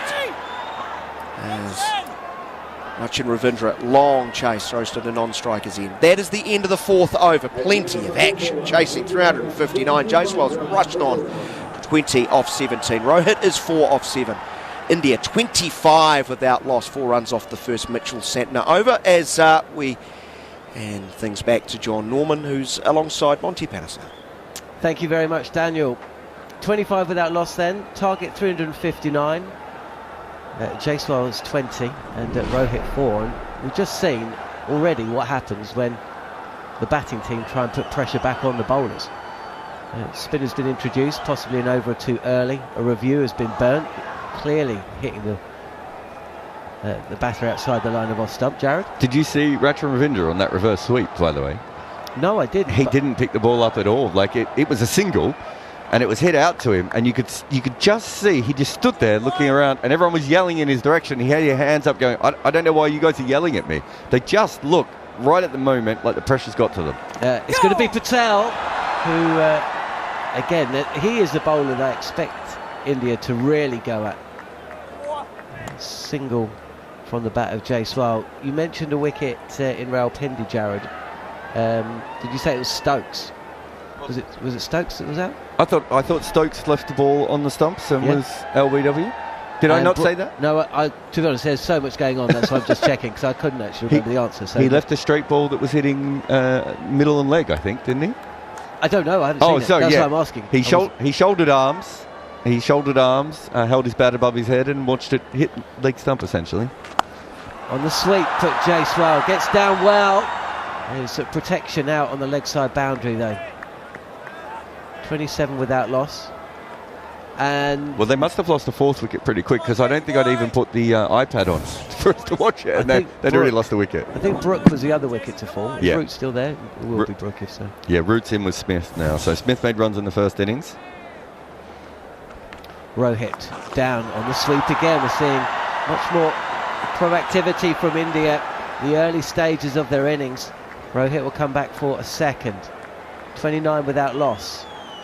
The other, I'm not sure if you've spoken about rollers, not Matt Roller, but Heavy first rollers, half light an hour, rollers. yeah, the first half an hour it seems after the roller has been used. I think again India will be keen to capitalise on that portion of the innings, but this is exactly how they had to go about things.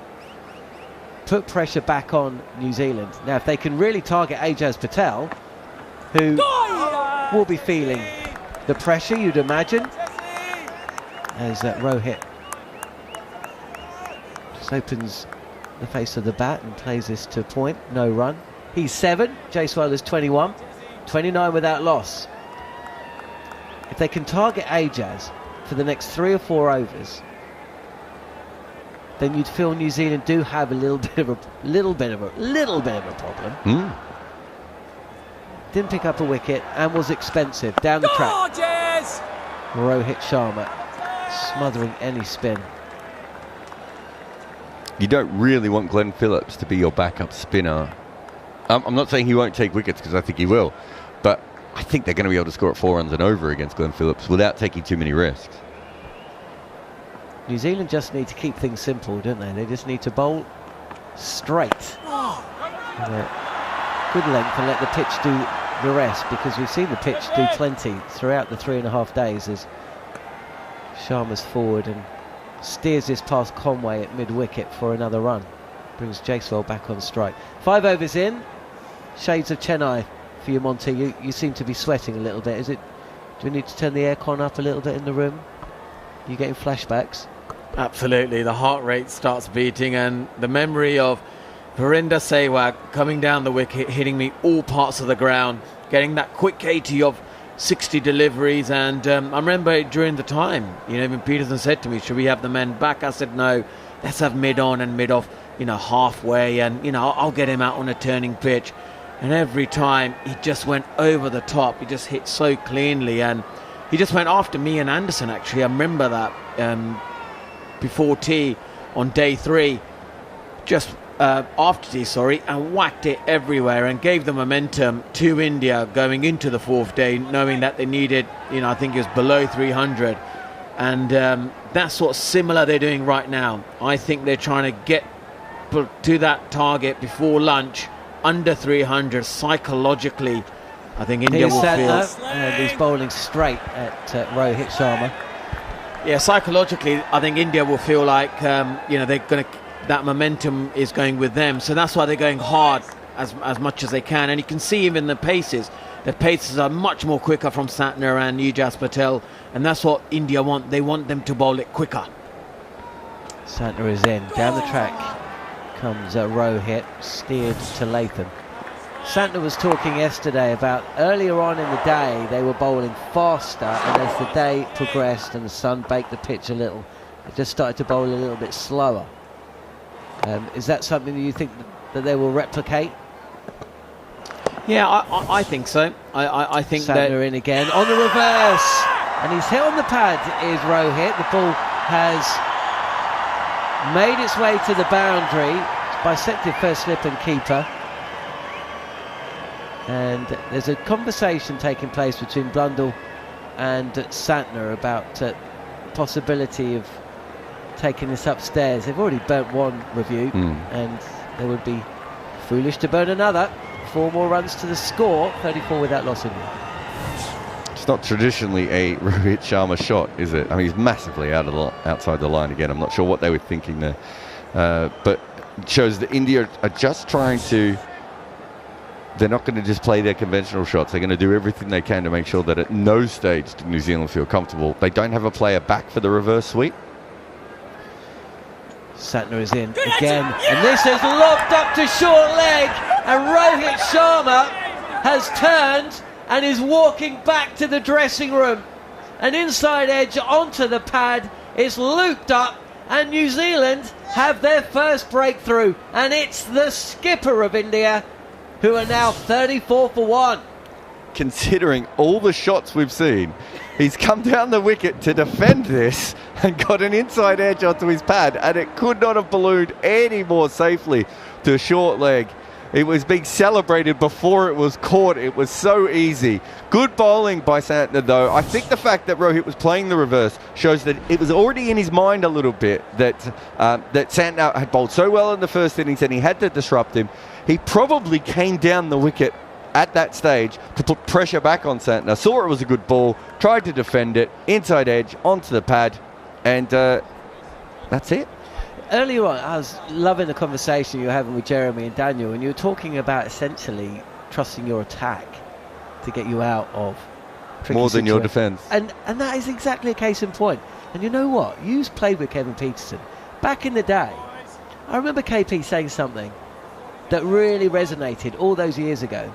And he was like, well, look, you complain when I get caught on the boundary or get caught playing an extravagant shot. I put that down to just the execution of the shot.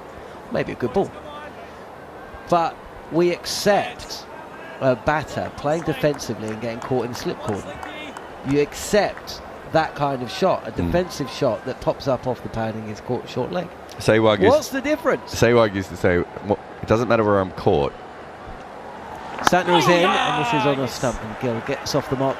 First ball, 35 for 1 India. Yeah, Sehwag used to say, it doesn't matter if I get caught at second slip or a deep cover. I'm still out.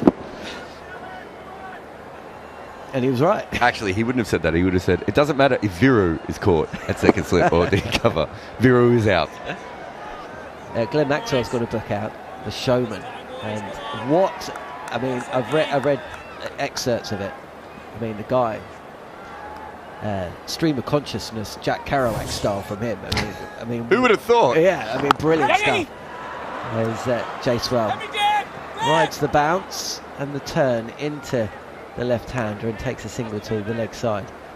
There's an excerpt today I was reading. He fell out with Virender Sehwag. I find that that's believable because it seems a few people have fallen out with Virender Sehwag over the years, Monty. Yeah, I'm not saying you've fallen out. I mean, I've got Monty's stats versus him in that chase if you want. Monty fell out with him as he hit 2 4s and 2 6s and 21 balls. Ouch! That's very painful to know. Yeah, he is. I think Virender Sehwag is, a man of his own, and he has fell out with a few of his teammates. Fell out with Gautam Gambhir. They don't even speak to each other. Apparently, they were like best of mates, and they don't actually get along. They're from Delhi. Played a lot of cricket together. Well, they opened the batting together. Yeah, they opened the batting. Many years. Yeah, they're just not a best of friends. So yeah, Sehwag's a little bit a man of his own. Patel is in.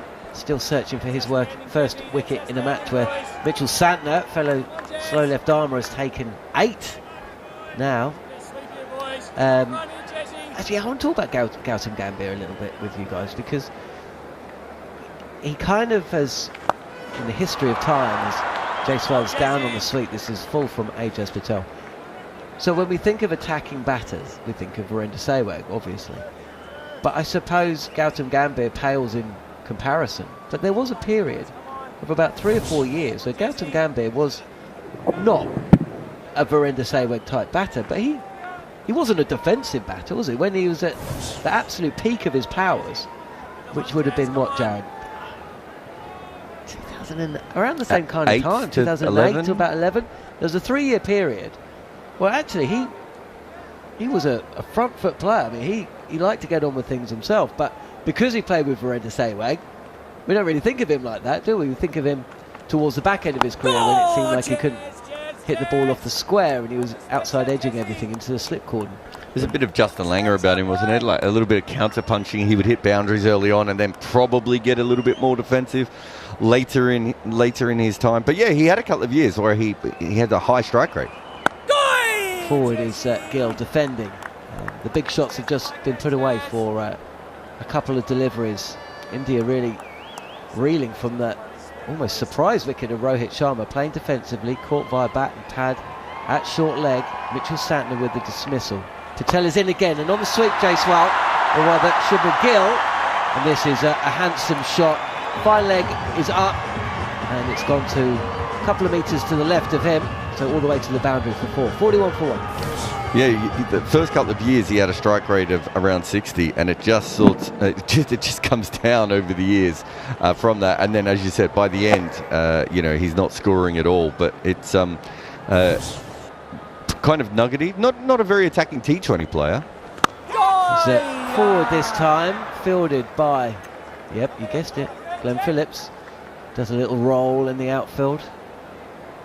He had success as well, didn't he?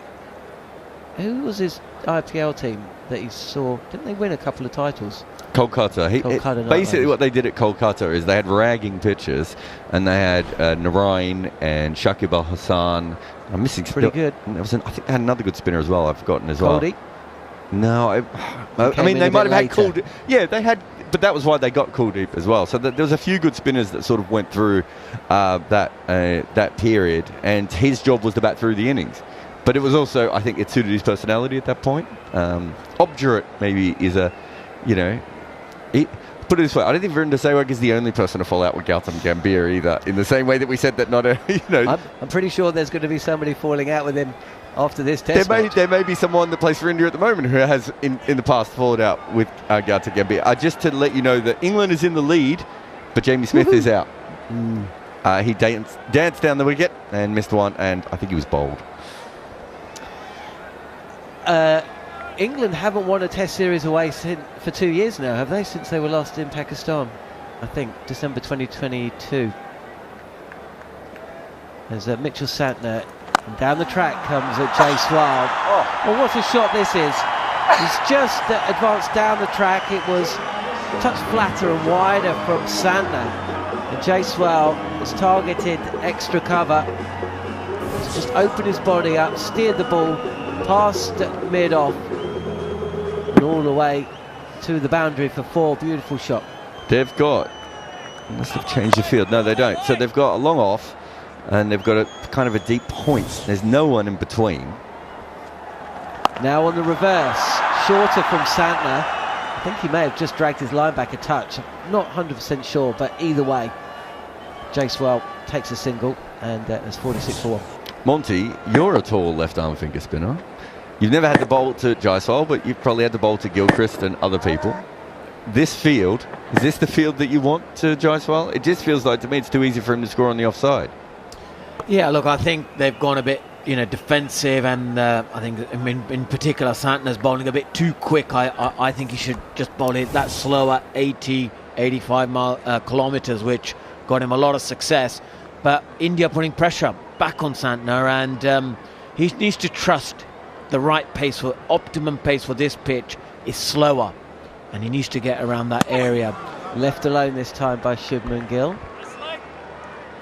It's 5 not 8. Yeah, carry on, Monty.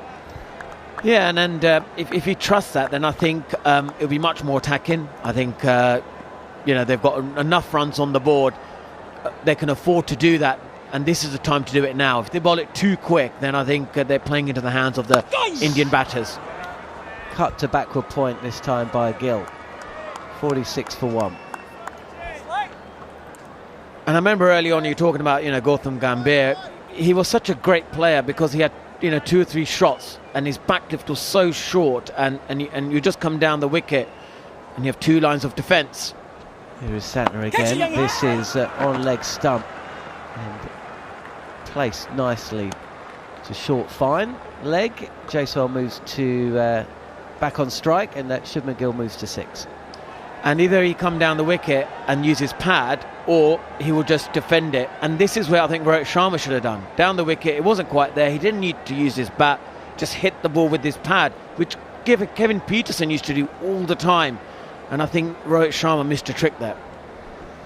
It's left-handed Jaiswal. This is dragged in, fired in really onto leg stump, and missed by Jaiswal, but no damage done. Damage has been done though. Rohit Sharma has been dismissed. There's been a bit of chat, hasn't there, Monty, about Ravindra Jadeja and Ravichandran Ashwin, but India's 2 big beasts, Rohit Sharma and Virat Kohli, have failed to fire, and much will be expected of Kohli when he comes out to bat at some point. Questions are going to start being asked, aren't they, of Sharma? That's just the way of professional sport. Absolutely. They'll be questioning his leadership, questioning an overseas captain who's come in India, like Tom Latham, has outdone him tactically, strategically. Here's Patel again, leading edge. Ball travels back to Patel, and he's been brilliant. I think he's rotated his spinners really well. He's been tactically smart, changing the field, which I think Rohit Sharma has been very reactive. On the sweep this time, Gill and he will pick up 4 forward of square leg. India counter-attacked at the start of their innings, acquired a touch after the dismissal of Sharma, but they are not going to let Ajaz Patel settle. They can't. They've got to get on top of the New Zealand bowlers, and whilst they can maybe hold back a bit against Santner, they know if they can just open up an end, they can cause or ask problems or questions of Tom Latham. This is push to cover, no run. Yeah, and I think New Zealand have surprised everyone, you know, and in particular, they haven't had the answer to that reverse sweep shot, which New Zealand always go back to. Off stump line this time, push past to the right of a short cover. Ajaz Patel then, I mean, we talked about Mitchell Santner. He's had great success in this test match, 7 for 53 yesterday. He's picked up a wicket already today. Ajaz Patel, who of course took a 10-fer in India, one of only 3 people to do so, seems to have struggled a little bit. On the reverse is Jaiswal, and Patel, who is bowling over the wicket to the left-hander, just fired this touch fuller. You know, what advice, if any, would you give Patel? Is it? He seems a little bit like a confidence player. We did speak to him before the Test series, actually. You know, he's got a smart cricketing brain, as this is over-pitched and driven to long off from Jaiswal. 53 for 1. He'll be feeling the pressure. He knows that in the first innings it was his job to take the wickets, but it became, you know, Santner, who obviously we can see why the reason why, you know, Ajaz Patel hasn't played a test match in New Zealand, because Santner is that premier, you know, with the bat and the ball. And it's his job on turning pitches. It's his job to be the #1 spinner, and now he is feeling it. And I think Tom Latham has always gone, you know, the first choice has been Santner in this test match, and you can see he's a bit more smarter. He takes his time. He always, you know, a bit more relaxed. He's a thinking cricketer. He's thinking, what is the batsman looking to do? While Ajaz Patel, he just seems to battle with himself, like you said. It's a bit more, you know, the confidence isn't there like it needs to be, and Santner just seems to be tactically more smarter. Short leg in place. There's a slip and a catching cover as Santner is in over the wicket, catching mid-wicket actually, as Santner is in, and this is defended by Jaiswal. We've only seen glimpses of Jaiswal as well, haven't we, Monty, in this series? That's scores of 30 in the first innings, 35 second innings of first test. Nobody scored many runs in the first innings as Jaiswal advances down the track, and as clean a swing of the bat as you're going to see. Crisp connection, and the ball has sailed over long off the 6. Yeah, this is a brilliant connection, and this is exactly the intent that Jaiswal is trying to put onto Santner. He came down the wicket, got to the pitch of the delivery, and then he smashed it straight down the ground. And I tell you what, this was a double-decker. This was massive. Shades of Sehwag there, or he clubbed it rather than stroked it, I suppose. Well, he did destroy me, and I have no answer on a turning pitch in Chennai. Santner, and again, this is flatter, and on the up, it's driven by Jaiswal. Back foot punch, really, and they'll take a single to the offside. Just seeing a replay of the foot movement. It was decisive, wasn't it, from Jaiswal? Beautiful, clean hit, 89 metres, if that's to be believed.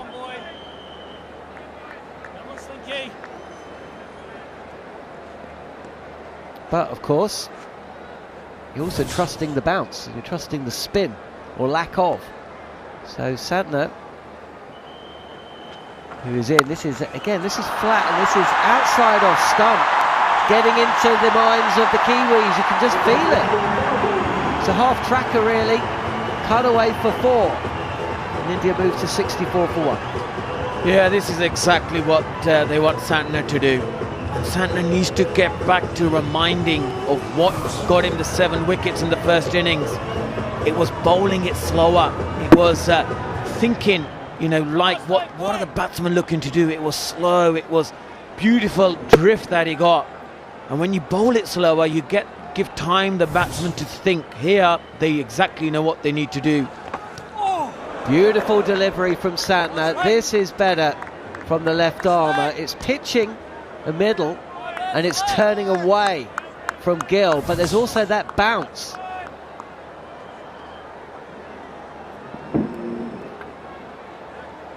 That's sharp turn there. It's not been fielded by Blundell behind the stumps. Surprising both batter and keeper. Can he follow it up? Last ball of his 4th over. Santner's in. Gosling! Good end to the over. Draws a defensive shot from Shubman Gill.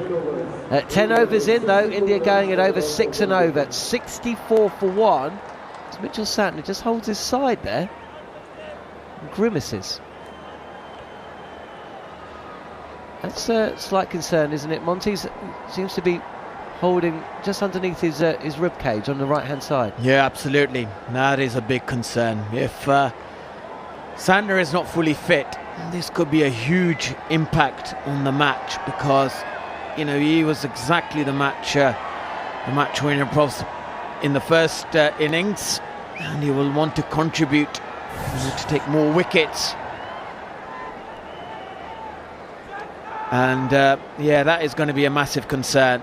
Hopefully isn't nothing too big for Santner and the New Zealand team, because he's got a big role to play in this match. Got big news from Rawalpindi for you, Monty. Big news. Glad you're sitting down, because you might find this difficult to hear, but Joe Root is out. No Man Ali has picked up another 5 for caught behind for 33. And surely that is the game for Pakistan. England 85 for 7. Meanwhile, in Pune, it's Jaiswal, and we've got a change in the bowling again. Phillips is out of Patel's out the attack, and Phillips' first ball has been swept by Jaiswal. It's been only be a couple. Jaiswal almost too quick on the ball. And therefore, instead of going square, it's kind of dragged it round and take a couple. 66 for 1. There's a little bit of chirp going on. Actually, no, he actually hit that on the flush, and Will Young has just cocked one. That's why the ball deflected back behind the stumps. Otherwise, that would have been 4. India's intent is back. And Phillips, who picked up 2 wickets in the first innings, tosses this delivery up on leg stump. Jaiswal's forward, and he'll take a single for sure to Southey, who runs across from long on. Yeah, you're right there. I think they are looking to be in a positive mindset, and trying to really go after all the New Zealand bowlers. And as this ball is hard at the moment, they're trying to get as many runs as possible before it gets soft. And as we know, once that ball gets soft in the 20th or the 30th over, we'll possibly see the New Zealand spinners bowl a bit slower. But I think now they should do it. And if they bowl it too quick, I think India will just continue peeling off the runs. We're approaching the lunch break on day 3 in Pune, with India 67 for 1 and Shubman Gill at the crease. And this turns into the right-hander. The off-spinner Phillips, who's bowling in and around 95 kilometres an hour.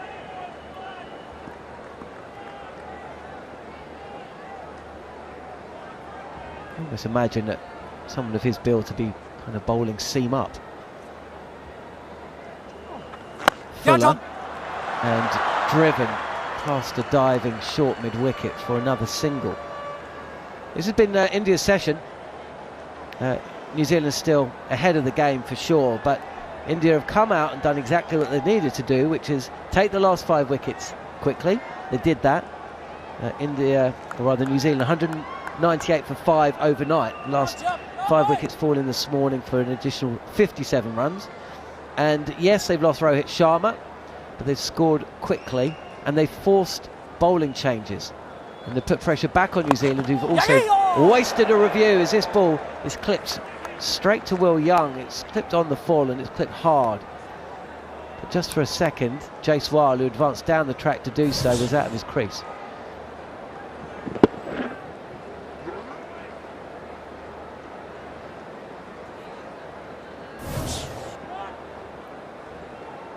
Pressure is on India, but let's not forget it's also going to be on New Zealand. Down the track, Jaiswal, and he has carved this delivery up and over extra cover for another 6 to end the over. India on the charge as we approach lunch, 74 for 1 after just 11 overs.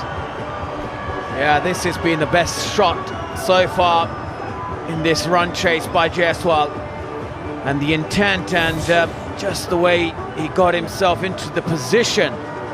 It came down the track, went inside out and hit over extra cover for a 6, and he went like a bullet.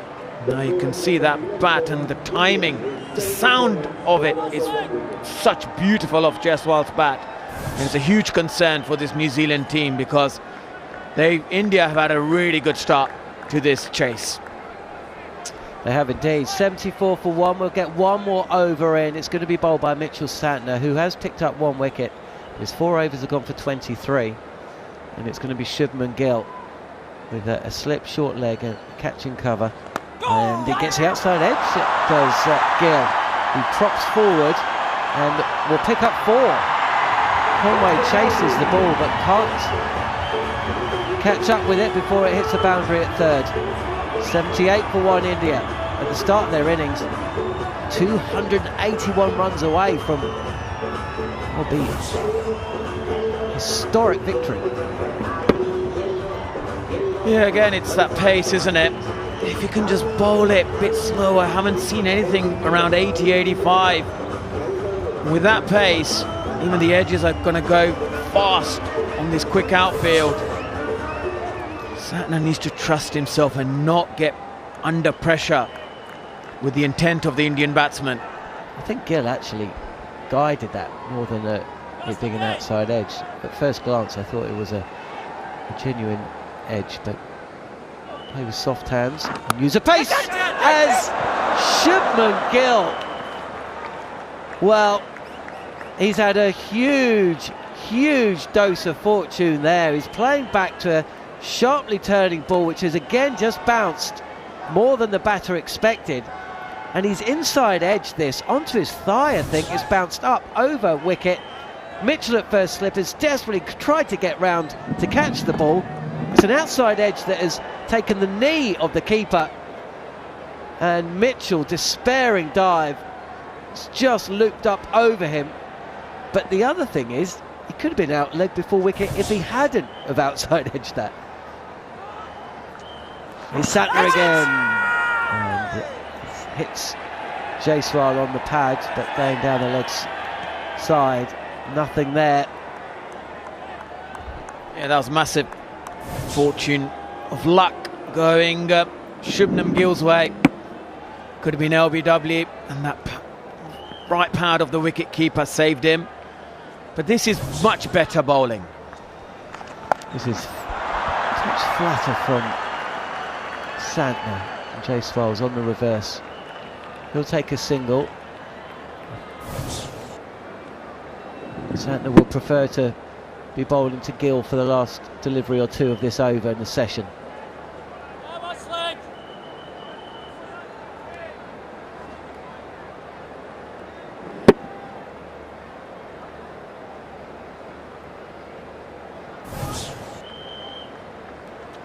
Wide of the crease, this is a touch too full, allows Gill to come forward and push this through the covers for a single. 1 ball left of another hugely entertaining session of Test cricket that we're bringing you on talkSPORT 2 and SENZ, the talkSPORT Cricket YouTube channel.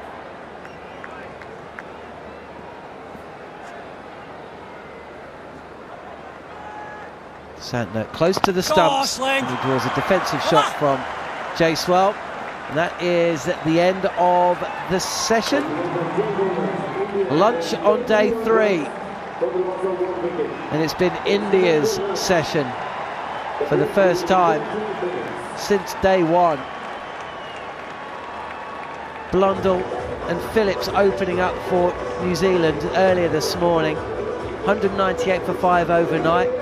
They added 33 runs before Blundell was bowled by Ravindra Jadeja for 41. And that set in motion a collapse, really. The last 5 wickets falling for just 24 runs.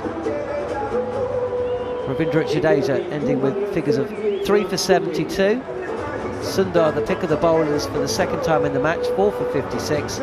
Bumrah wicketless in the match, 0 for 25 from the 6 overs he bowled, though we didn't see him today. And Ravichandran Ashwin 2 for 97. When India came out to bat, giving up the target of 359, they lost Rohit Sharma after an explosive start. He was caught back pad from the bowling of Mitchell Santner for 8.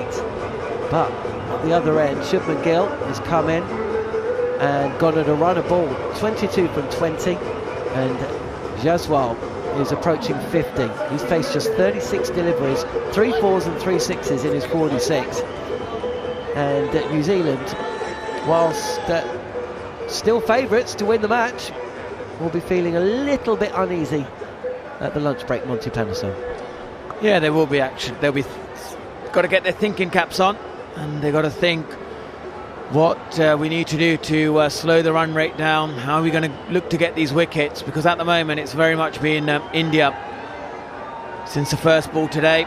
The wickets been coming from Jadeja, Ashwin, and then the intent and the intendency from Jaiswal being absolutely brilliant. And it is very much India's session, probably the best session of the Test match so far. But New Zealand, they know that a couple of wickets here or there and a good start to the session could very much get them back in this Test match. Okay, plenty to come here on talkSPORT 2. I should tell you that in Rawalpindi, England 96 for 7. So they lead by just 19 runs. Joe Root, the 7th wicket to fall. So it looks like Pakistan, unless something incredible happens, are going to come from behind and win that series.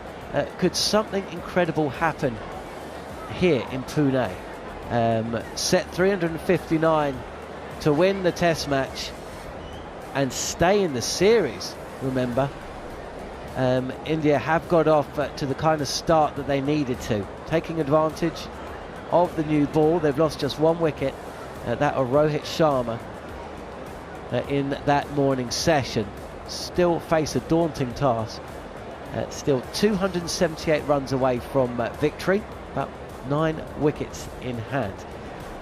You're listening to live and exclusive coverage of India versus New Zealand on talkSPORT 2, the talkSPORT Cricket YouTube channel, and SENZ Radio in New Zealand.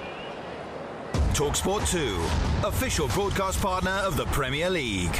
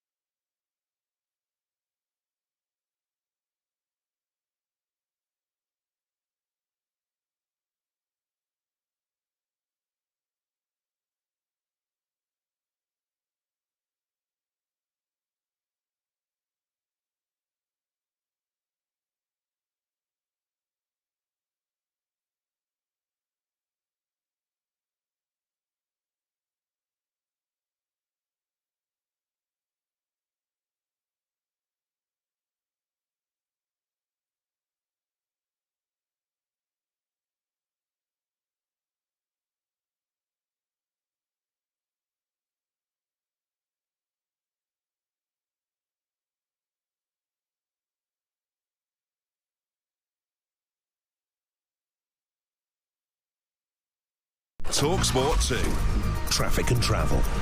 In Wales, to the north of Merthyr Tydfil, the A470 is closed both ways between the heads of the Valleys Road at the Kevin Coyd roundabout and Clwynon because of weekend works. There's good news in North London. The southbound side of the A10 High Road has reopened following accident investigation work between Monument Way and Tottenham Green East. But in Kent, the exit slip coming off the M2 London bound at junction 2 for Strood and Rochester is still closed for emergency repairs. On the trains, engineering work means that South Western Railway have buses this weekend between Guildford and Havant. I'm Michael Page. It's another massive day of football action here on talkSPORT, and Fur is quite literally expected to fly. So let's take a quick look at today's pedigree lineup. At the back, oh, no surprises here. John Terrier, best in show football coverage. And Kyle Wilkins. On the radio station that's the absolute dogs. Oh, superb tackle. Fans' best friend. They've come from behind to lead. talkSPORT. Back to you in the studio while I just clean this off my shoe. Live and exclusive ball-by-ball commentary of the second test, direct from Pune, as India take on New Zealand. And now he's straight. See you later. Only on talkSPORT 2. To talkSPORT 2, SENZ Radio, and also via the talkSPORT Cricket YouTube channel. India 81 for 1 at lunch. They need another 278 runs to win the match. New Zealand, of course, need 9 wickets to take the match and the series. So India facing an uphill battle to prevent their first home series loss since 2012.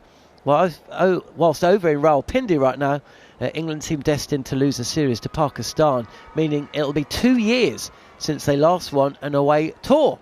So what is a cricket dressing room like when a team is up against it?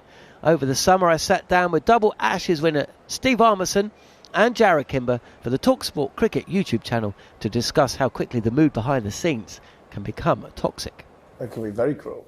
I think it could be, depending on the characters that are in there. I think such a good question, that, because it can be, because of the nature of cricket. Cricket's an individual sport played by a team. So you've got 11 individual mindsets who are in various different sort of spectrums of mentality of where they are, their games at. So there could be somebody in the corner who's under so much pressure, somebody in the other corner who is top of the world.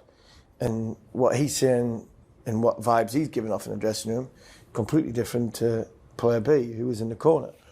I think if you want to go from an experience point of view, I'd say the biggest and the most high-profile, I think, example you can make is something like what happened with Kevin Pietersen, because that was cruel for me. I don't know the ins and outs. I don't know the full ins and outs, but reading people's books, listening to comments, talking to people that are around,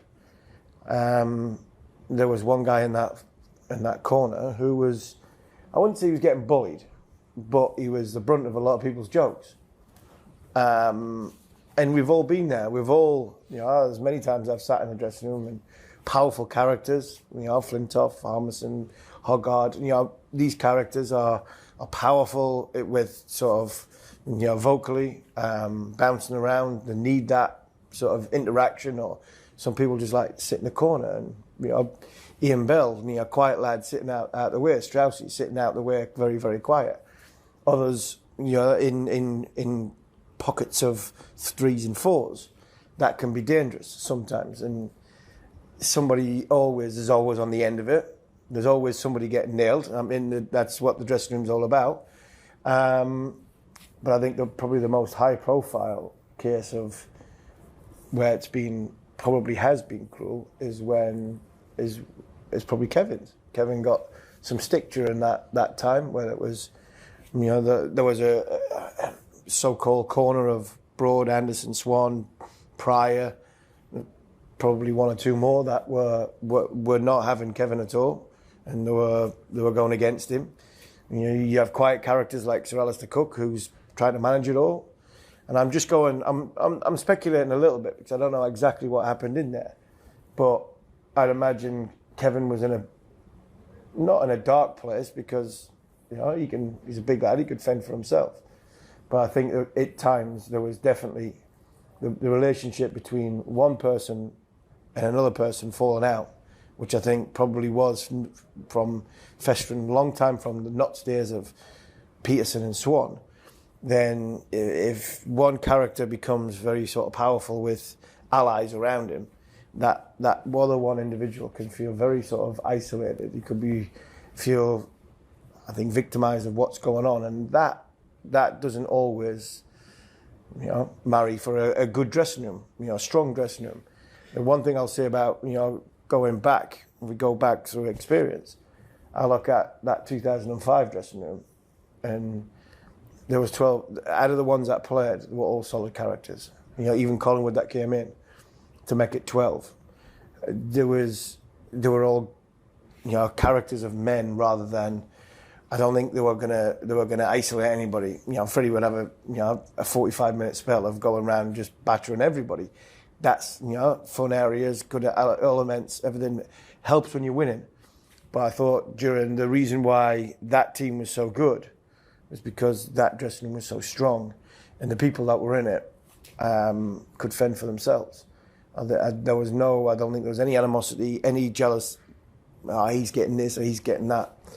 I think if you've got that, you've got a good dressing room. The minute you become successful, and all of a sudden he starts to get this endorsement, he starts to get that. He's not concentrating on his game because, he gets the T20 franchise. That's it. The IPL was a big one. The IPL was a big one. There was a little bit, not fractions went that way, but if you're going on examples, it's just jealousy, isn't it? A little bit, but if you're going off examples. We went back to India in 2008 after the terrorist attack, and there was a lot of talk about who was going back and who wasn't. And obviously Kev was captain, and Kevin's was very, very powerful, very vocal, got to go back this, we've got to go back that. And I'm not saying it was all driven on IPL contract, but the IPL was there now. The IPL was very real, and England players wanted in. ECB weren't letting them in, but England players were trying to get in, and Kevin was the biggest one. And I remember I remember making a comment during that time when we were talking about going back. It's like, we're going back. Some people are going back for different reasons here.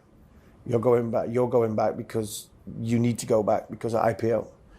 Some of us will never get to the IPL. Some of us my days had gone. My days were finished.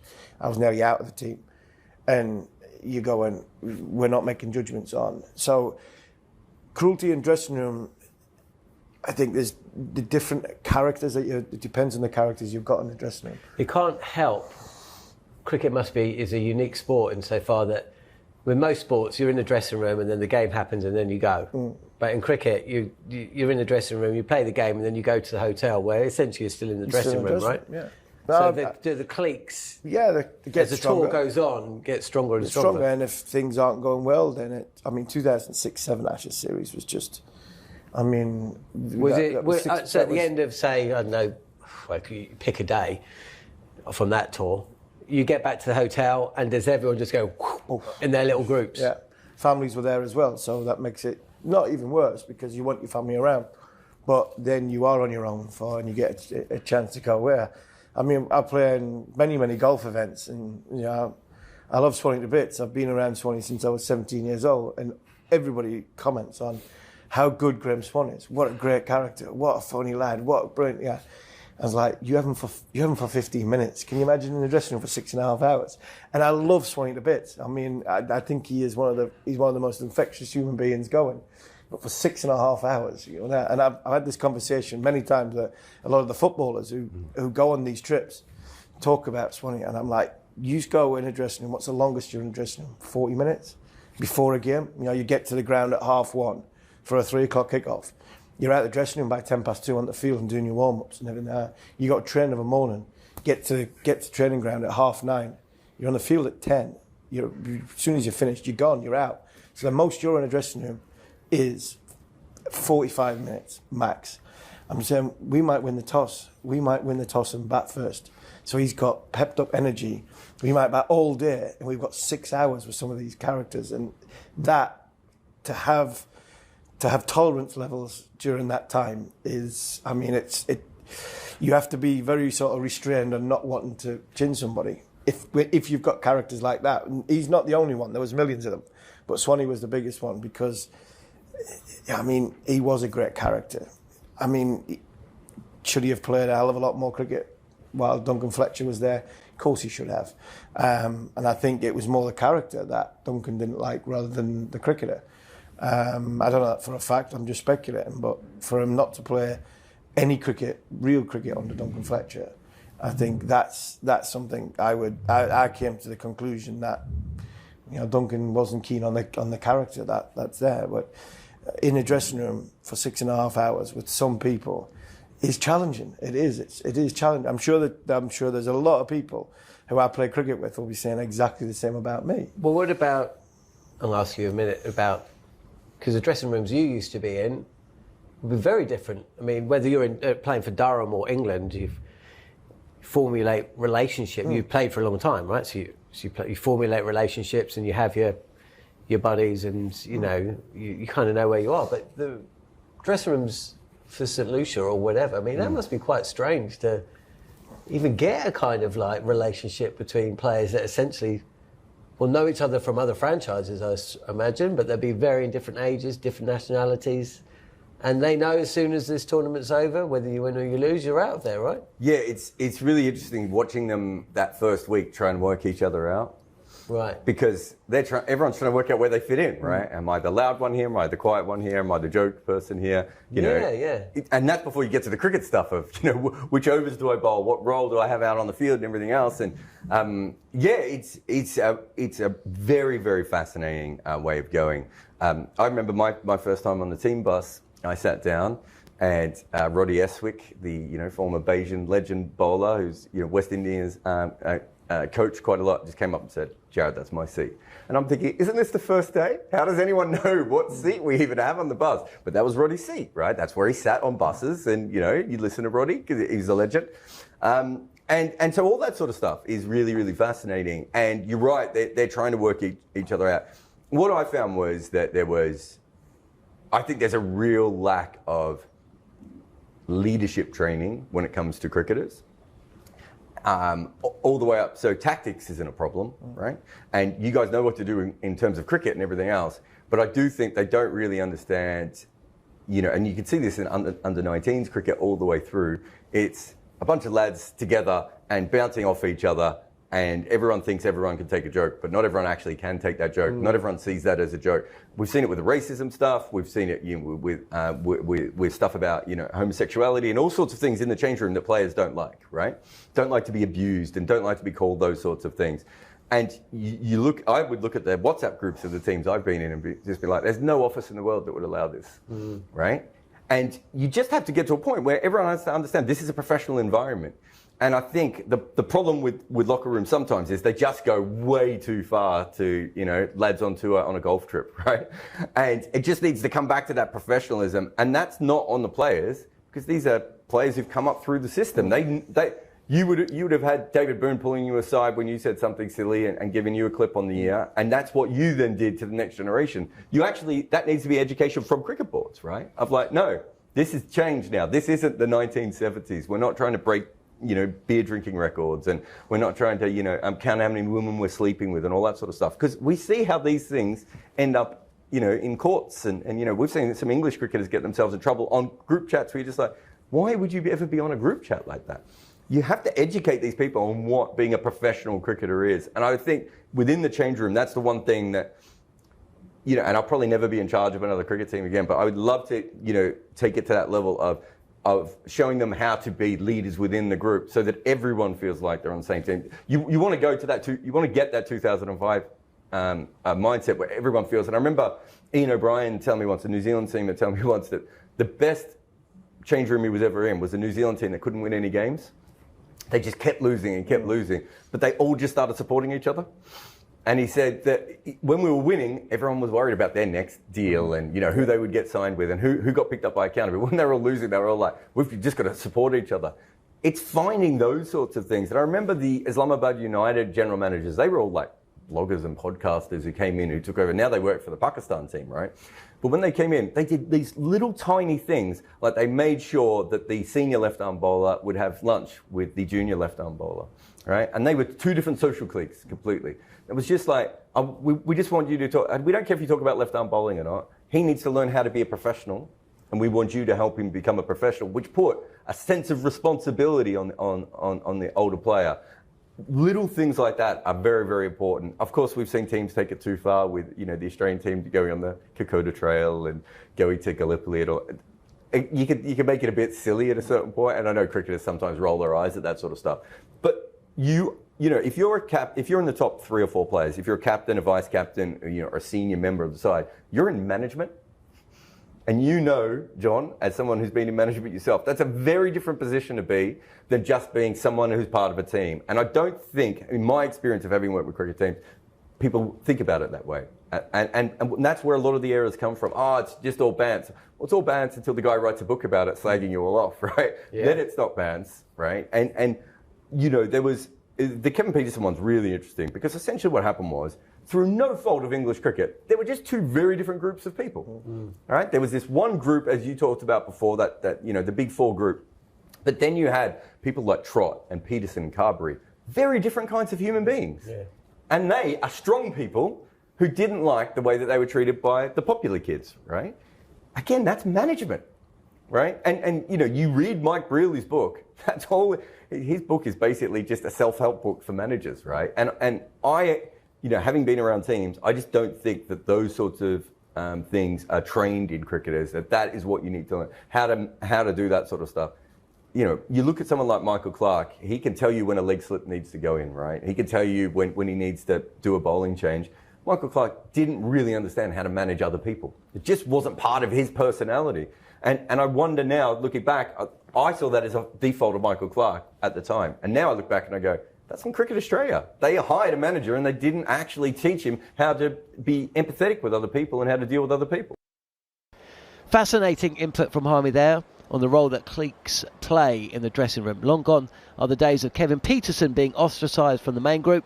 A hallmark of this new Bazball era is about being a team player. Case in point, current vice-captain Ollie Pope. Well liked in the dressing room, capable of sublime innings, but with scores of 1 and 3 in Rawalpindi, adding to a growing list of low scores. Some have called for him to be dropped for next month's tour of New Zealand, which, of course, will be live and exclusive to talkSPORT 2. One of those people is talkSPORT's Andy Jacobs. You say 2 great spinners. I don't agree with you. But it's basically they just missed the ball. Not great spinning, is it, when you just miss it? My 8-year-old grandson could get Pope out. What's the point of playing? He's useless. Get rid of him. He made naught. He made 800 and he made naught. There's absolutely no point to him whatsoever. And the whole way they've played in this game, they made 100 too short in our innings. They let them get 100 too many. We'd have been 220 ahead. We'd have been in a great position. I think this is the worst they've played under McCallum and Stokes. It's been absolutely useless. Yeah, after winning the toss and batting first. Stokes' captaincy. You mentioned Sam. Why didn't he not surround him? Every time I looked up, he'd nicked it for a single. He was like, just put men round him, make him hit out. I thought that it was absolutely ludicrous captaincy from Stokes today. Anyway, let's talk football because I'm sick of them. Useless. Well, that's Andy from Chiswick there, Sam. A very irate caller. Do you know what? I've got absolutely nothing to add to that. But I would say one thing about Ollie Pope, because I do think Ollie Pope's place in the team is coming under real scrutiny. What's interesting is that Jamie Smith is going to miss the New Zealand series because his partner's giving birth. So Cox is coming into the team to keep. But that feels like, to me, it almost would be a shootout between Pope and Cox. If Cox gets runs in that series, then when Smith comes back into the team, if Pope struggles, I think they might not have any choice but to maybe sort of take Ollie Pope out and bump Cox up, because he's really, really struggling with the bat for sure. If you like something, why have you actually got a bat? Well, I mean, he'd look a bit daft walking out there without one. Well, it made no difference the way he plays. He might as well not have. Anyway, no problem. So some questions for the England selectors between now and that tour of New Zealand, which is less than a month away. Meanwhile, in Pune, India will be coming out shortly. A target of 278 runs ahead of them if they are to pull off what will be an extraordinary victory. Bowling New Zealand out in second innings for 255. They're 81 for 1 at lunch on day 3 in Pune. Stick with us to find out what happens in the afternoon session. talkSPORT 2, official broadcast partner of the Premier League and the English Football League.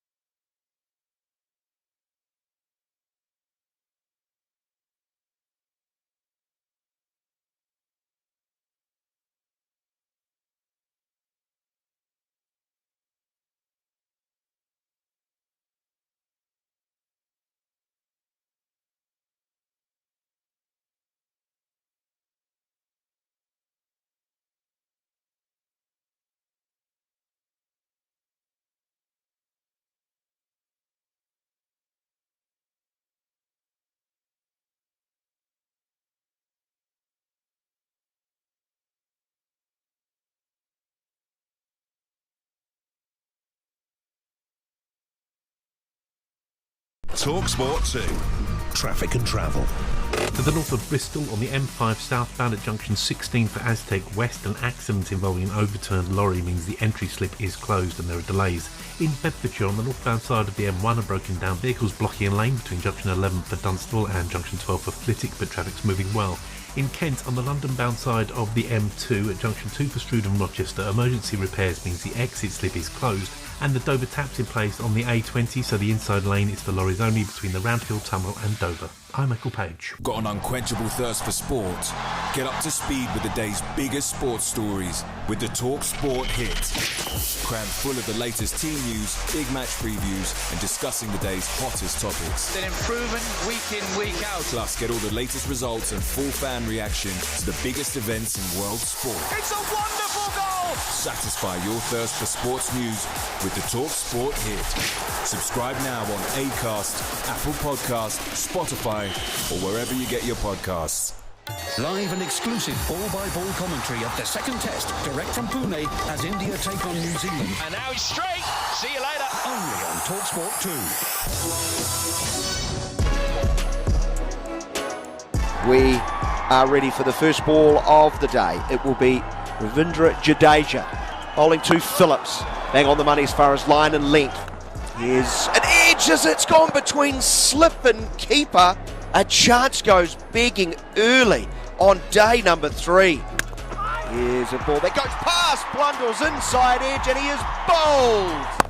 It's a slashing drive, backward a point, crunched away. Lovely stroke. Poor bit of bowling. Too much width by Ashwin. Santner, he might not be laughing about this. He hits high towards long on. Man lining up the catch and he takes it easy. Does Jasprit Bumrah. 3 deliveries actually for Southey. But that is wicket number 8. Sharma might start thinking about getting the pads on now.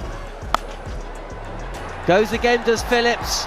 This has gone aerial and it's gone all the way over the boundary. That, Monty Panesar, Jarrod Kimber, is the end of the innings. New Zealand have been bowled out for 255. Second ball of the innings, Southey in again, and here's a slog over square leg, and it's gone for 6. Buckle up, Jerry, buckle up. Santner is in again, and this is lobbed up to short leg, and Rohit Sharma has turned and is walking back to the dressing room as Jaiswal advances down the track, and as clean a swing of the bat as you're going to see. Crisp connection, and the ball has sailed over long off for 6. 78 for 1 India at the start of their innings. 281 runs away from what will be a historic victory. This is live and exclusive coverage of India and New Zealand on talkSPORT 2, the talkSPORT Cricket YouTube channel, and SENZ Radio in New Zealand. Heck of an opening session for India. At times, breathtaking cricket. The bowlers did the job, mopping up the New Zealand middle and lower order, picking up 5 wickets for 57. That meant India 359 was their target to win. And they have started at quite a pace. Jaiswal's smashing stroke over square leg, second ball of Tim Southey, an indication of how they want to play this.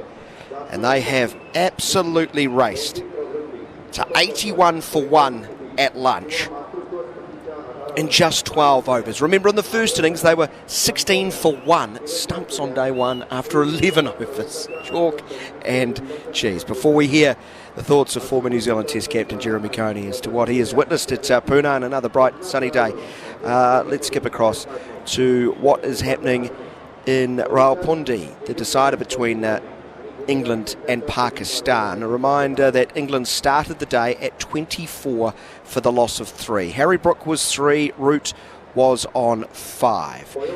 Those two were able to take the score through to 66 before Harry Brook was caught behind off the bowling of Noman Ali for 26. Ben Stokes, the skipper, LBW bowled Noman Ali for 3. Jamie Smith was bowled Sajid Khan for 3. The next to go was the big wicket, that of Joe Root. Caught Mohammad Rizwan behind the wicket off the bowling of Noman Ali for 33. At that stage, England 85 for the loss of 7. 12 runs later, Gus Atkinson gone for 10. He was bowled, Sajid Khan, striking that pose and that celebration once more for it was Rian Ahmed departing. Bowled one also for 7. And the last to go was Jack Leach, who was stumped Mohammad Rizwan, bowled Noman Ali for 10.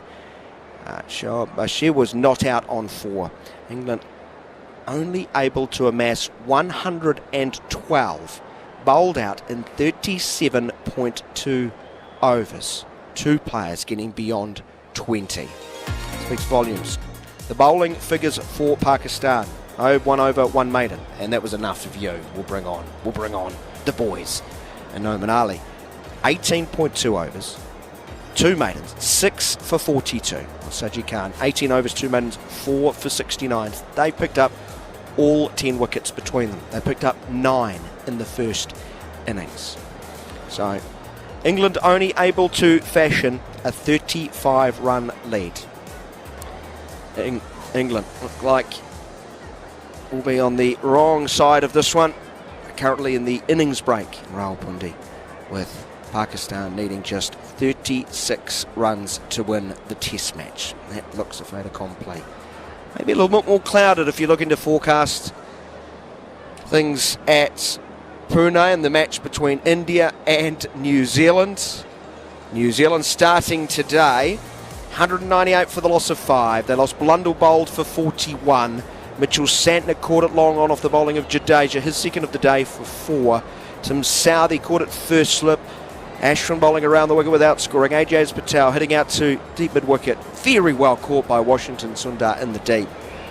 Off the bowling of Jadeja for 1. And Will O'Rourke was run out in rather untidy fashion at the non-striker's end. Not running the last few yards hard and caught inches short. Glenn Phillips was not out, 48, 255 all out, the lead 358, but New Zealand losing 5 wickets in the opening session on day number 3 for just 57 runs. Ashwin 2 for 97 off 25 overs. Washington Sundar 4 for 56 off 19.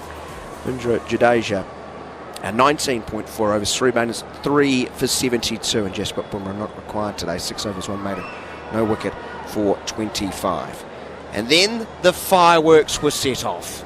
Jaiswal especially, a bit of a menace, as far more aggressive approach really put New Zealand off their line and their length, and they looked a little rattled, it has to be said. Jaiswal 46 off 36 balls. He's hit 3 4s and 3 6s. Rohit Sharma, the only man out. Inside edge as he came down the wicket, hit the pad, ballooned up, Young under the helmet on the onside. Could not drop it. It was as simple as that. Santner had his first and New Zealand's first. Sharma gone for 8 with a score at 34. But Shubman Gill, minimum of fuss. 4 4s, reaching 22 off 20 balls. The run rate, 6.75. There's a minimum of 59 overs remaining in today's play, and India need a further 278 runs to win this test match. If they use all 59 overs and want to win today, they only need to go at 4.7, considering they're going at 6.75 right now. Jeremy Coney, former New Zealand Test captain. Wow, no lack of action in the opening 2 hours. Welcome back. Thank you. Well, the first thing, New Zealand batting. I think a couple of little points. A shame for New Zealand that Phillips has left 48 not out. High and dry, really. And when you look at Southey cutting to slip on the 3rd ball. Trying to charge and then backing out of the stroke, wasn't it? And then Ajaz caught long on. I just feel that needs to be talked about at some point by the New Zealanders, because 8, 9, 10 and 11 in either innings, this particular innings 4-0, 1-0, we've got to try. I think New Zealand, I shouldn't say we, but New Zealand have got to try and do better with their lower order. They have to get somebody in there to try and bat with number 7 and 6, whoever's left batting. So that's a little area, particularly number 9. I think nowadays in the international setup, number 9, if you look at Sundar, who's playing for India, who's just come off 150. So, you need a little bit more than that in the batting lineup. So the total okay, it's still reasonable. 359. But they could have pushed it beyond. They could have gone completely. further. Yeah. And then the next thing is the attacking nature. That surely is no surprise to New Zealand. They must have thought it through a bit more carefully about what was going to occur and which bowlers they would use and what sorts of fields they would use and what the bowlers would do. First ball of the middle session on day number 3, Phillips from the pavilion ends. Good start, spinning back in towards that front pad of Shubman Gill. The right-hander softly pushes to the bowler. I mean, the two of the younger men are in at the moment for India, aren't they? And Jaiswal has hit very cleanly. And Gill not quite so, but I mean, I think both dangerous batsmen. Phillips into a second over of the innings. Went for 10 in his first. I can see a run here. No, good fielding from Tom Latham, the New Zealand captain, quickly around to his right from mid-wicket. So clean hitting. I think New Zealand are right. The seamers have only got 1 wicket in the match. Slip. Leg gully. Oh, Bowl a bit quicker through the air by Phillips. Shubman Gill defending. So not bowling the spinners for a long spell, I think, makes sense. There wasn't much. Well, we didn't see if there was much movement, did we? And O'Rourke isn't a swing bowler. Phillips is going to go wider of the crease, angling in, gets to leg side, turned around the corner for the first run of the middle session. 82 for the loss of 1. The target is 359. The wicket of Rohit Sharma, I thought, was a good piece of bowling from Santner. Slowed it down very nicely. Saw him coming, slowed it down. Got a bit of bounce because it was a slower pace. And then caught bat pad. So a nice wicket for him, a good start. New Zealand continue with the trend in this test match of very in-outfield. 2 men catching round the wicket. A single through mid-on, as long on will have to come up to collect. There's a deep mid-wicket too, and deep backward square, deep backward point, and a long off. 83 for the loss of 1. Jaiswal moves to 47. It looks like with Phillips in this over, he's looking to jam up the, so you're playing it against your thigh pad and that sort of area. That's where white bowlers tend to bowl. Bowling in sunglasses, plenty of sun cream on is Glenn Phillips. Moving in towards off stump from over the wicket. Gets a high five as he's quickly across to his left to do his own fielding. The end of a tidy over, 2 runs off, and it's 83 for 1. So I don't think New Zealand can do much about the clean hitting, can you? They are such powerful hitters. Spectacular shots. That inside out shot over extra cover, in particular from Jaiswal, was just mouth-watering. So we've handled the spinners, the seamers. I think Ajaz must be a concern for New Zealand. I think we've got to say that. The series figures, 32 overs, 2 for 170 at 5.5. Yeah, 5.31, Drew. That is alarming. Is a concern for your main spinner. Santner's been the main man in this test, but he was clearly behind Ajaz Patel in the pecking order. Might have been behind Michael Bracewell. I guess we'll never know on that front. Bracewell's back in New Zealand. And it will be Santner from over the wicket bowling to the left-hander. A little bit of bat and pad as it trickles around the corner to short fine leg. Ajaz, it seems to me, has just lost his what I would call a stock ball.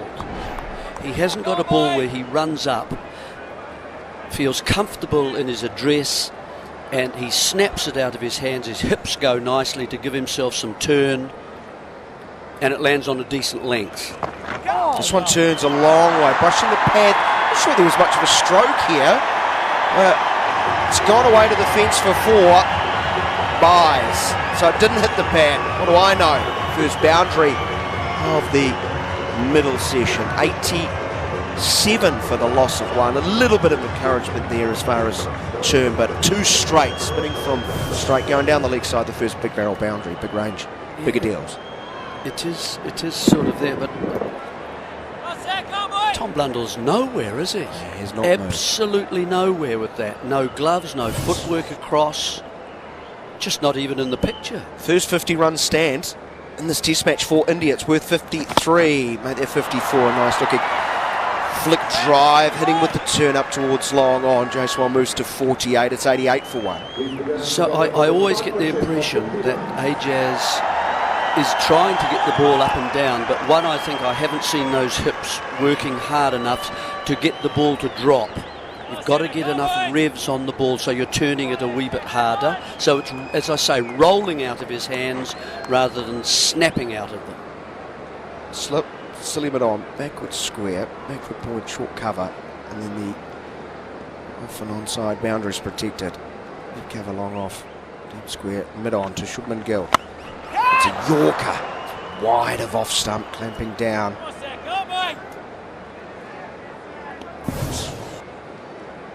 Yep, very full. And that's where Ajaz is bowling a little too full as well, right throughout his spell, I think. Just been hit off their line in length. Santner, excellent bowling this time, past the outside edge. That's the probing delivery New Zealand. And Jeremy Coney wants to see now, what will the follow-up be? I think both the spinners would really rather bowl, you know, at Gill. See, that's gone through the hands as well of Blundell. Keep it. Squats low. Gill comes hard at the ball, inside edge, drags it to the onside. Good finish to the over. 5 runs off it, including 4 league buys. 4 buys. 88 for the loss of one. India chasing 359 for what would be a famous victory. He just looks a bit more uncertain, doesn't he, Gill? He was LBW, I think, to Santner in the first innings, not getting the bat around before the ball went into the pad. And so he's learning at the moment to play spin bowling. Santner and whoever's bowling at the other end, this Phillips at the moment, should be wanting to bowl as much as they can at him. Get Jaiswal at the moment at the other end. Let him stand there. Phillips to continue, I think, an acknowledgement of Ajaz Patel's struggles, and India have come at him as Phillips continues. Back of a length from around the wicket, flipped away nicely into a gap. They should get 2, and this will bring about a half century. In fact, might get more. Oh, gee, that's flown to the fence. Flying goes Ajaz Patel. He can't prevent the ball reaching the rope. Raise your bat, young man. Jaiswal does exactly that. Acknowledges the great loud support. A brutal innings. 52 off 41 balls. His 8th Test match 50 to go alongside the 3 Test match hundreds he already has. Yeah, very good innings, isn't it? He's set the whole innings up so quickly for India. Just absolutely thrashed Saudi, didn't he, in that second, coming down the wicket at him and hit him over square. Phillips a little bit fuller on middle stump, push back to the bowler. Now, can Phillips get a little bit wider on the crease and get some angle to go with his delivery back into Jaiswal and then straighten it or take it away? Rather than halfway on the crease, go a little bit wider. See if he can create something. Past umpire rifle from around the wicket. Too full. Just a fraction full on middle and off. And then we're going to get used to seeing Jaiswal raise his bat over the years. I think we will. Certainly will. Free stroking player. Especially when I think he's been given license to go for it. For sure. There's a paddle sweep that hits the pad.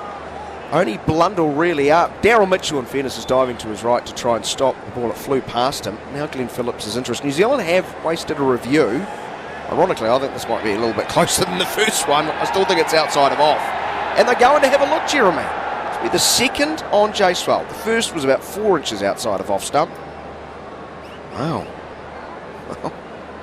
Well, we didn't get a look at how much it turned. It was so full, wasn't it? LBW on-field decision is not out. Check the placement of feet as a fair delivery. Front on spin vision, please. Highly premeditated. The foot went down the pitch and he got into the sweeping position before it was released. Phillips, remember, from around the wicket. It's gone under the bat Paul, to sort of brush close to bat the and ankle. glove. Can we confirm with Ultradge, please? It's the voice of TV umpire Goff. Original decision not out. Looks to me as if did it turn under once it's pitched. Let's just forget the bat and that just for the moment if we can. It looks as if it's missed the bat to me.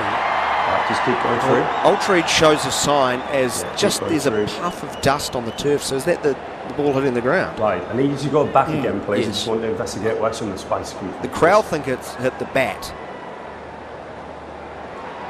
Okay, back to the start. Okay, so you've got a flat line, keep rolling through. See, that's it hitting the Spike, ball. but That's the ball there's a hitting big the gap ground. between the bat and the ball. Keep rolling through, please. Flat line. And that's not hitting the glove or the bat. Flat line, yes, keep going. Flat line. And it's so turned no to the inside of the ball pad. tracking when The available, front leg please. just turning slightly. I think it's hit him outside the line. For umpire's call, maybe. So original decision is not out. Impact is outside, Paul. So stay with your original decision of not out. I'll let you know when you're on screen. Good umpiring, not good reviewing. New Zealand have now used 2 of the 3 available. Online. And they're offline at the moment. Crowd love it, don't they? Yep. Absolutely. That's worthy of a good round of applause. 92 for 1 it remains. I'm a big fan of those reviews by New Zealand. Just for the naked eye, just seem close enough. It's a late cut for 4. Not that much work, but he's in position so quickly. And he's seeing the ball ever so well. Jaiswal to 56. No, the big barrel boundary, big range, bigger deals. 96 for 1. Nicely played. Just a little bit of turn, not fast, hard turn from Phillips, and it's just outside off stump, and it's really hit very late, isn't it? It's almost past the body. Yeah, good observations. That they're very late. You're right. Phillips in again. Yes. Leg stump line. The tall left-hander leans forward, pushes to the onside. So 4 to start the over. 4 off the second to last. So 8 more added with a lot of risk. 96 for 1. 15 overs into the innings. This is a test match. Let's just remind people. 96 for 1. Chasing 359. So 81 at lunch, was it? 81 for 1. So 15 runs in 3 overs. 3 overs. As I mentioned, about 4.75 over the 59 minimum overs required to get through to the end of the day. And India win today. Yep. That would be something. As long as you're not a New Zealand cricket fan, of course. I can just sense hope falling away. Centre around the wicket. Arcing back in as he pushes the ball quickly through the air, but Shubman pushes to cover. Good start, Santner, and you're over. Yes, it's behind him, just really. It's almost hit out of the keeper's glove. It's the back cut. Jeremy watches the replay. Shubman, the right-hander, comes forward, bat in front of pad, which he didn't always do in the first innings. Nudges to Santner. Jarrod Kimber rejoins us. Gentlemen. Jarrod. Santner bouncing in again. And edge taken at first slip. Mitchell Santner has Shubman Gill. Very similar to the earlier chance. He goes back, turns the face of the bat too quickly, and it's taken its slip. Oh.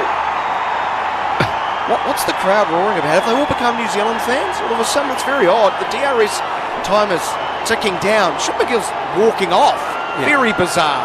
Unless I've missed something obvious, Jarrod. But Shubman Gill goes for 23, and Mitchell Santner has 9 for the test. The only thing I can think of is Virat Kohli's coming out to bat. He's come out very quickly. But yes. But also, it would be a little bit odd to be cheering at that point. But no, it is Coley. You can hear it. You can hear it now. So it's the Coley chant. So, why did the DRS come out? I'm not that confused. Was that timing Coley out as well? Was that he just has walked onto the from the boundary? I think Angelo Matthews clock. I think the DRS was because, I don't know if you guys picked it up, but Jaiswal was like fiddling with his hands and his elbow guard and everything, and it actually looked like he accidentally was gesturing for DRS.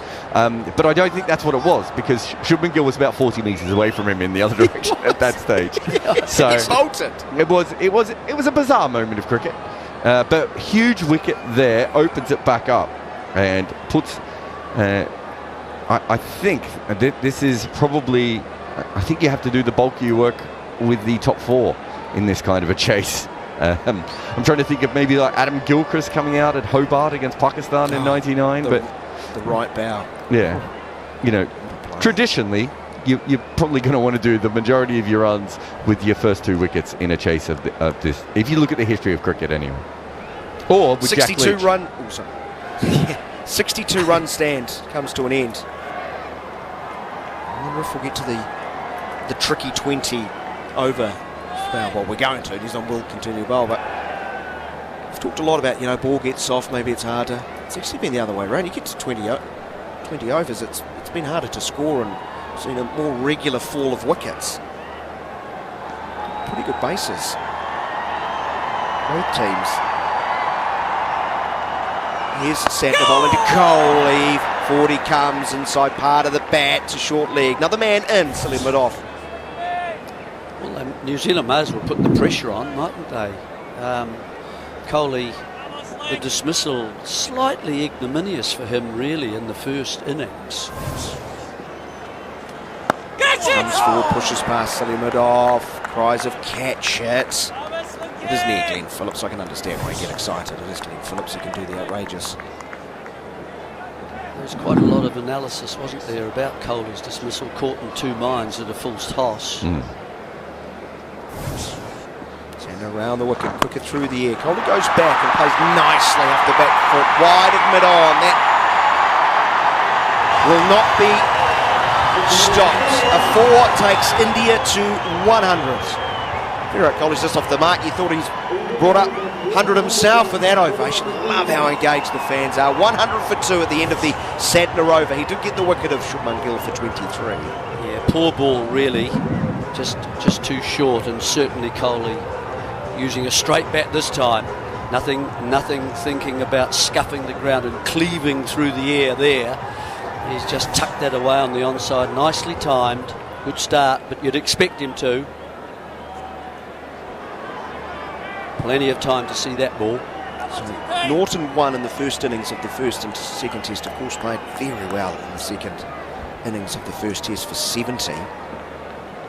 Before last ball of the day, wasn't it? Phillips. Jaiswal comes forward and defends to the aforementioned Glenn Phillips to short leg.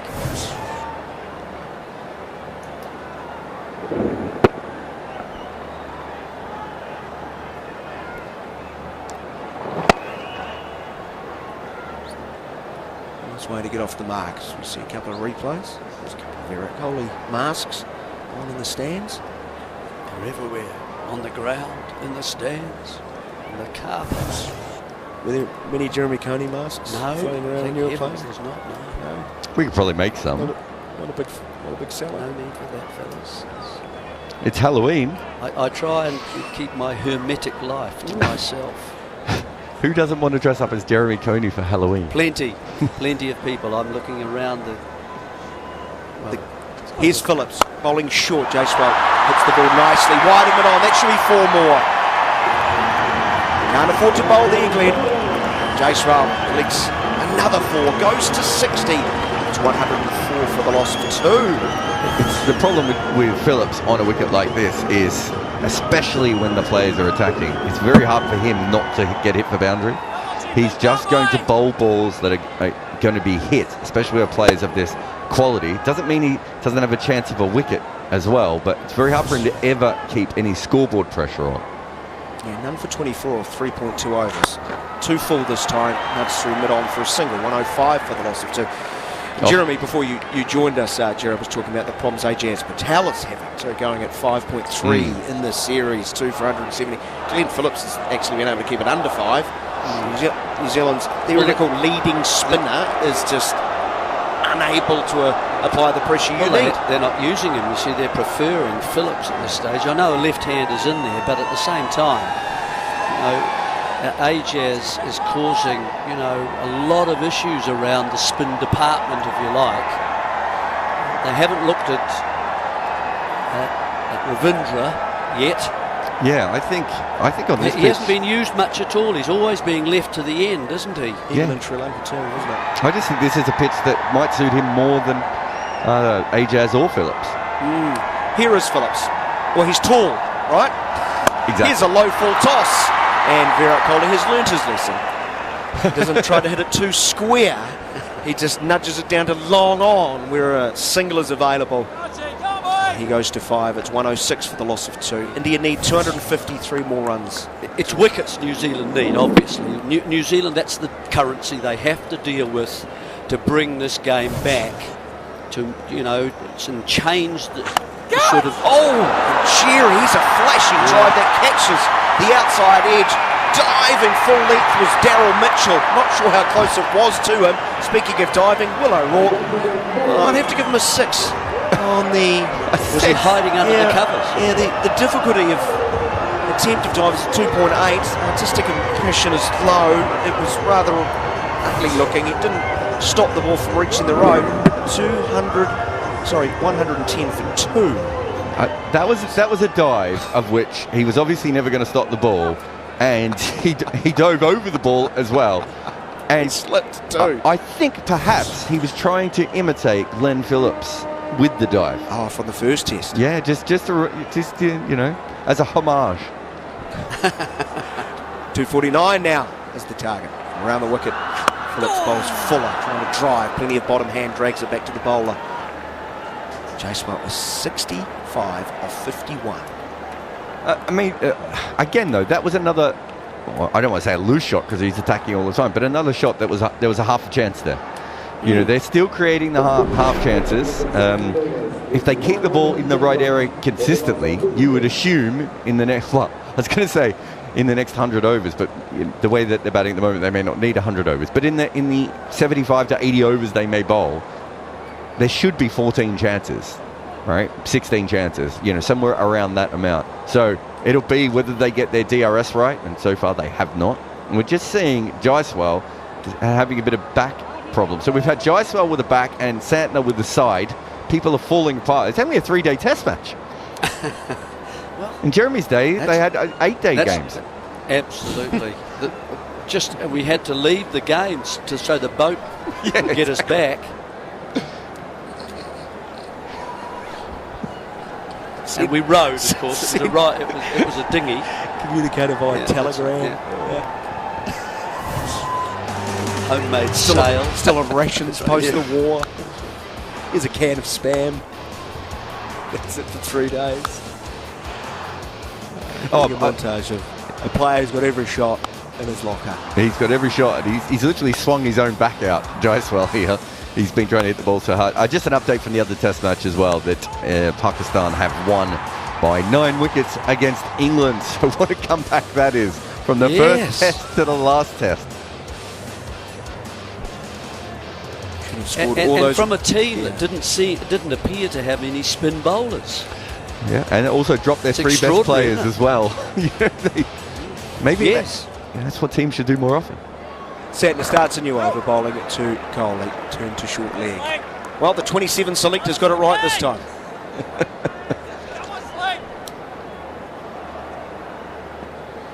Slip, short cover under the helmet. A little bit more traditional feel, not the in-out nature as Kohli's just getting his innings underway. He's 5 off 5.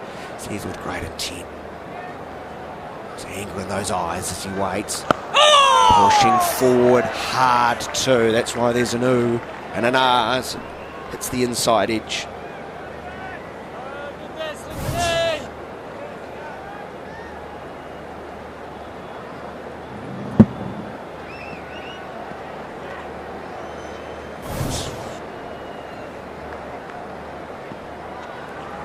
fuller this time, 2 full. On leg stump, Coney can manoeuvre the ball to mid-on, moving to 6.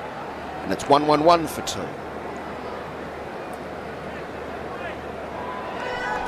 Here's a question for you lot. How many wickets do they need from not Santner's end to win this game? As many as they can.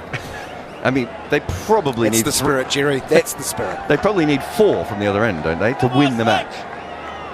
Otherwise you're asking... Pavilion end? Yeah, otherwise you're asking Santner to do everything. Well, they are at the moment. He's got 2 for 36 in his 8th over. Back goes Jaiswal, pushing off the back foot to the bowler. 94.4k.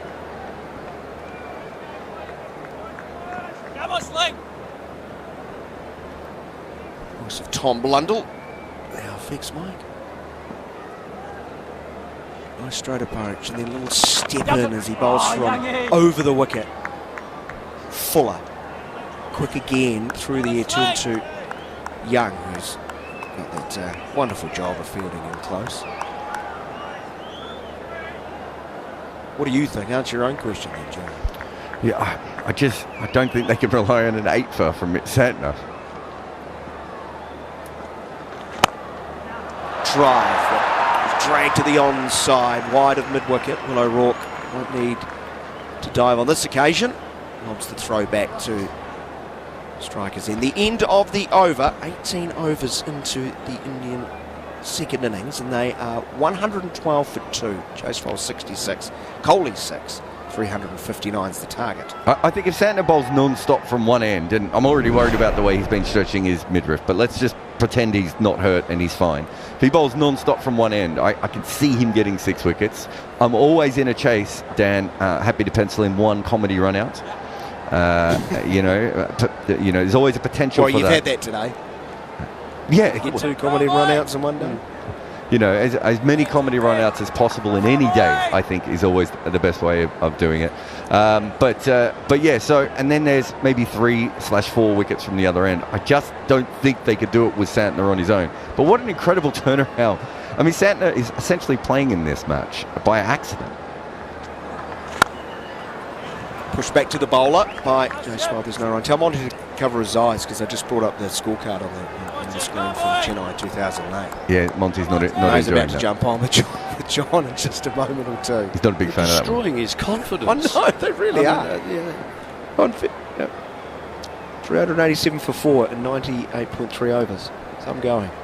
Pretty good players. Here's Phillips almost getting past the outside edge of Jaiswal's bat. Problem is he's playing with like a railway sleeper of a blade. It's huge, and he's able to adjust, get to the pitch and carve the ball through the covers out to deep cover, 113 for 2. Maybe for Monty, though, the confidence was the issue, as he did tell his captain in that game. It's all right. The pitch is turning. Keep mid-off and mid-on up. Yeah. He'll eventually miss-hit one. Bring them up. Yeah. I'm bowling grenades. He's not going to get there. Sehwag, what's he ever done? Busted flush to Sehwag.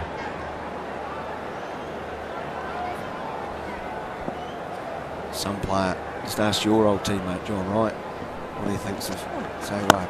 So Coney pitches a ball from outside of off stump and nudges it past Glenn Phillips. Can't field in his follow through. Well, you can ask Sehwag what he thinks of Sehwag, because he talks about himself in the third person. You could interview Sehwag about Sehwag.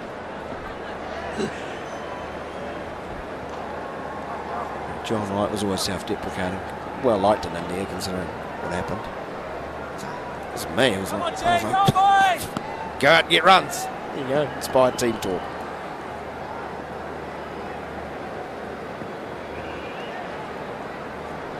New Zealand needs some inspiration here. 114 for 2. Phillips bowling. A delicate late cut. Will it be O'Rourke? No good fielding. Oh, mix up. Throw to the wrong end. Underarm. Not taken. Comedy run What out. happened there? Some ball watching. Will O'Rourke, firstly, Jerry, has done brilliant work diving to his right to stop the ball and present that little chance. Yeah, I think this was the non-striker just decided the ball had gone past O'Rourke. So Kohli just saw it. and went, oh, yeah, we'll do this. And Jaiswal had a better view of it. It was like, it's in his hand. If the throw had gone to the right end, Jaiswal's run out by a couple of metres there, isn't he? Yeah, I would think so. 115 for 2. Jaiswal gets a single, goes to 68. 244 runs away. New Zealand need 8 wickets. Phillips get a line in length, coming forward, defending, no run. I'm interested in seeing the angle of the throw from the keeper to the bowler's ends. No, that's okay. So we're just seeing seeing what line the runner was taking. Yeah, sorry, carry on, Jarrod. Low full toss, smash through mid-off, but that boundary is protected. A part of the problem will be a single. That's the end of the over. I think that's end of my stint. Jaiswal's 68. Coley is on 8. India need 243 to win. New Zealand 8 wickets. It's 116 for 2. Here's Jon Norman. Thank you very much. Yeah, frustration for New Zealand. A little half chance at going the way of India. Second time in the test, or rather in the test series, that New Zealand fielder has thrown to the wrong end. Fine work from the fielder, but Jaiswal's the one they want, isn't it? More than Kohli. Well, it's also Jaiswal caused the confusion. So I thought, well, I still would say that Kohli decided there was a run there probably before there was a run there. But I think Kohli was right in thinking, I'll probably make it anyway. Jaiswal runs about 5 steps and then just stops. And Kohli's next to him at that point. It was just way too late. But yeah, if O'Rourke had realised and gone to the other end, that's just out. Santner, who was holding his side before lunch, but he has come out to bowl, and New Zealand need him.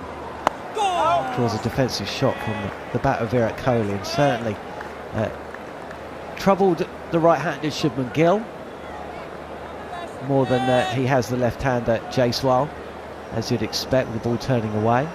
There's a right-handed Sarfraz Khan to come in next, and of course Virat Kohli is right-handed, so plays back and across does Kohli, clips this ball square of the wicket. It's fielded by Rashin Ravindra, and that's good running from Kohli, running back to the danger end, completes a second. Target for India now 241. They're 118 for 2, and they faced just shy of 20 overs. The problems for New Zealand are, outside of Santner, they haven't got a bowler that you would say you would expect to take a wicket. Touch ball flight, 2 full though, dug out by Kohli. Where are these 8 wickets that New Zealand need coming from? Santner has taken both to 4, and you'd expect New Zealand would need him to take another 5-er. What will be a second in the match is incredible. You consider how few first-class 5-ers he's got in his career so far. There's touch more bounce this time, and the ball comes off the full face of Virat Kohli's bat. It's aerial, but it falls safe. A Santner 5-er, probably not enough. He needs probably a 6 or a 7. Well, and that is an incredible position to find yourself in, isn't it? Slip in place. This is flatter, inside edge from Kohli's bat, outside off stump, keeps a little low.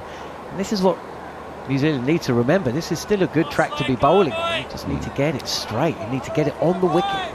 I do also think that we've seen, as the ball's got older, it's actually been better to bowl in this match. So maybe around that sort of 40 to 50 over mark, if they have 2, 3, 4 wickets at that stage. Tossed up, beaten, Kohli, playing back, turn, sharp turn away and past the outside edge. Good over from Santner, 2 runs coming from it, but New Zealand needs something at the other end. But yeah, the point actually is completely valid, isn't it, Jarrod? Because as the ball gets softer, it's going to get harder to hit. Yeah. It won't travel as quickly. And it's just gripped a little bit better, I think, as it's got older. So if you look at every innings, I think it's been further into the innings when it's caused problems, which you would think is conventional, but in Asia it's not. Quite often, you know, that new hard ball spins in and bounces a little bit more and can skid on, and whereas this wicket, that hasn't been the case at all. This is a big spell for Ajaz Patel, because Glenn Phillips came on and he couldn't give any pressure at all. Ajaz Patel maybe will he's being attacked more than Glenn Phillips, but he should be able to put the ball in the right area consistently enough so that if they do attack, he's got more of a chance of taking a wicket than Phillips does. Huge moment here. How do India go about it? They know they cannot let that happen. They cannot let Ajaz Patel settle. Phillips, 5 overs, have gone for 34. Not going to see much of Southey and O'Rourke. Santner can't bowl at both ends. It's Ajaz Patel's moment right here, right now. And everyone knows it. A better field for him now. They've got a cover in place. It's Jaiswal facing. And he plays defensively back to the bowler. I don't think you can just have him bowling without a cover here, Monty, because they were just pushing the ball into the offside and taking off. Yeah, look, I think Ajaz Patel, he needs to... Patel is in, and this is cut. Flayed through the offside, forward of square. Pressure on the bowler immediately. And Jaiswal moves to 72. Monty. Yeah. Ajaz, he needs to believe in himself, and you can see in his body language and just the way he's labouring up to the crease, he's just sort of doubting himself, and you can see that in the length as well. And that was punished nicely by Jaiswal.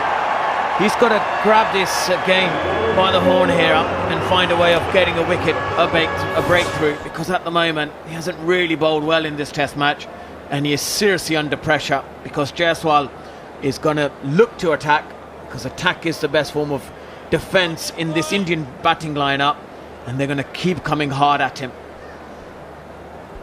Third ball of the over. Patel is in. This is a better looking delivery, a touch straighter. It's got Jaiswal playing forward, and he defends. 3 fielders out on the offside. There's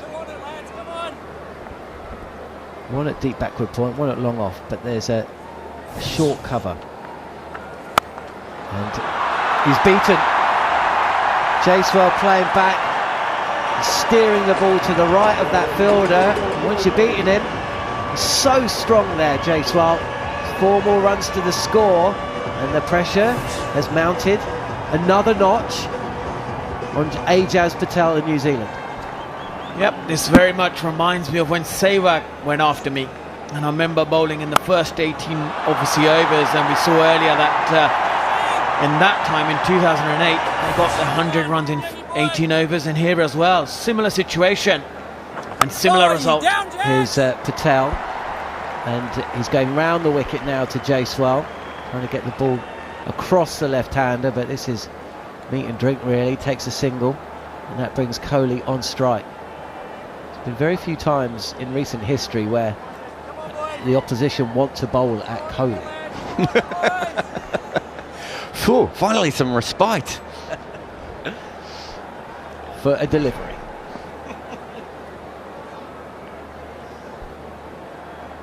Ajaz Patel just taking his time, and that's good. He's not trying to just rush through the over and get out of it. Just making Coney wait. He's got pressure. He's got pressure on him as well. He's outside off stump forward and defend it. 127 for 2. India flying. Jarrod Kimber. Just a couple of times we've seen Ajaz Patel very purposely put the ball in his fingers. I wonder if, Monty, he's bowled a lot more in the last couple of weeks than he normally has, and he might have opened up a callus slightly because he hasn't been bowling for ages. But we'll talk about calluses later. Everyone loves to talk about calluses, but you're a left-arm finger spinner. You know what this pitch is doing.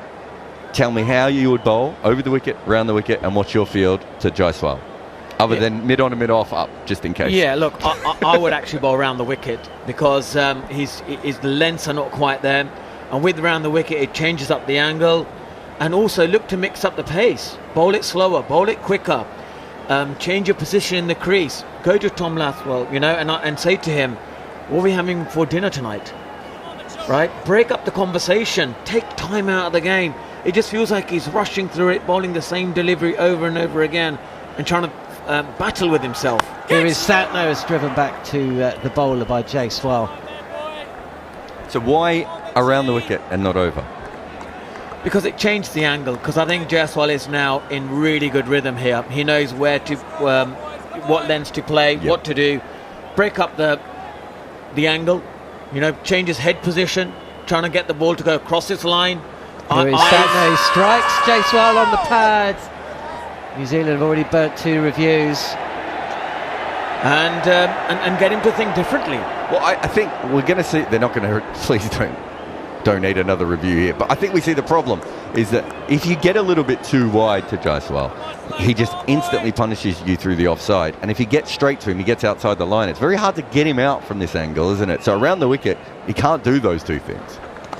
Edge to court, Santner strikes, Jaiswal does depart.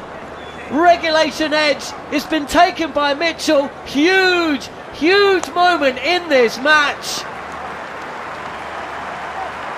And just when New Zealand needed it, Jaiswal goes to 77, Santner with his 3rd, India 127 for 3. Doesn't matter what side of the wicket Mitch Santner is on, he looks like he's going to take wickets all the time. That previous ball, I think, just got into Jaiswal's head because it did spin back, and you see him lunging at this one. And he's hoping that he's not going to get done on the inside part of the bat. Again, it's just gone straight. It's a good healthy edge. And good catch by Daryl Mitchell at slip. And again, Santner looks completely different class to every other New Zealand spinner, or even Indian spinner in this game, if we're being honest. And Jaiswal, 77 off 65. From the moment he launched Tim Southee, in fact, from the first ball when he almost got caught, but certainly when he went after Tim Southee, he put a lot of pressure back on New Zealand. But they are finally, for the first time, on top in this chase, which is an incredible thing to think when India need more than 300, but they haven't been at any stage comfortable. New Zealand, they will at least be able to breathe for 2 seconds, then they'll look up and realise Rishabh Pant's coming in, and they'll be like, They're thinking, what's that cheer about? Is Yuvraj Singh back? Another MS Dhoni? Another left-hander for our left-arm figure spinners. Oh, it's Rishabh Pant. Yeah. One of the things I was going to mention a few overs ago, Gary Morgan can provide this, but what is the largest partnership in this entire match? Wickets have consistently fallen throughout the match. There has not been, I don't think there's been a century partnership. Well, certainly there hasn't, actually. How many 50-run partnerships have there been? Yeah, I can't So with think that of many. in mind, on day 3, yes, you might be going for some, but you've just got to remind yourself, hang on a second, wickets fall. And I think that's the thing that we were kind of talking about with Ajaz Patel before. Of we sort of said if he just puts the ball in the right area, he has to accept that he's going to go for runs, but that eventually the chances will come. I just don't see how there won't be 14 to 16 chances that are made in this innings. And we have seen collapses from India throughout this series and before turn into the left-handed Rishabh Pant. I mentioned earlier it was Sarfaraz Khan to come in next, but of course I'd forgotten the left-hander Pant, who was out to a poor shot in first innings. Did Jaiswal stance there? Was he off stump guard there, or did he just make a movement before the ball came in? Either way, it's Pant, and he's playing across inside edge onto the pads. That could have gone onto the stumps. Suddenly it's a minefield. Day it did. 127 for 3, but it's a minefield at one end and it's a road at the other. Which is what we've seen in this game, that all the wickets have fallen from one end. But 2 different ends. Hey? But 2 different ends, though, right? When Washington Sundar was bowling from this... No, the majority of the wickets have come because Santner's bowled from both ends. Oh, okay. Touch flatter, and that's a good take from Blundell. Good over for New Zealand. You can hear the collective sigh of relief as the best part of 5.5 million New Zealanders relieved that Jaiswal has finally gone. Quick fire 77, real quick fire 77. That has brought Rishabh Pant to the crease. And wow, Mitchell Santner, he's having a day out. 10 for Monty. I didn't even mention that. A 10 for as Jarrod makes his way. I tell you what, talk about frustration. There's frustration with seeing a catch go down or a misfield or a close LBW. There's also frustration when your breakfast turns up 3 minutes before a half-hour commentary stint. Yeah, that is the biggest frustration. You want your breakfast to come on time. Well, it was on time. It was just poor timing. I should have ordered it 10 minutes earlier. Yeah, we should have told the delivery driver that this is the time we're on at commentary. We want it just afterwards. Exactly. You would have thought he'd know that. Yeah. No. Right, here we go. Ajaz Patel, the game changes. Because remember, there is a wicket to be taken by this young man. He's not young in cricket circles, he's young to me. Defended by Coney. Surely just a chance for Patel just to ease into his work a little bit. This is tossed up, good delivery. Squares Coney up a touch, there's a chance for a run out. And I'll tell you what, Monty Panesar, I think Rishabh Pant has been run out. The throw direct from backward point. Coney called Pant through for the single. TV umpire to director. Now we remember, have an umpire Pant, review for run out at he's the not the most end. agile of individuals after the please. accident, the injury. Has he got his bat behind the crease? He's out. Yeah.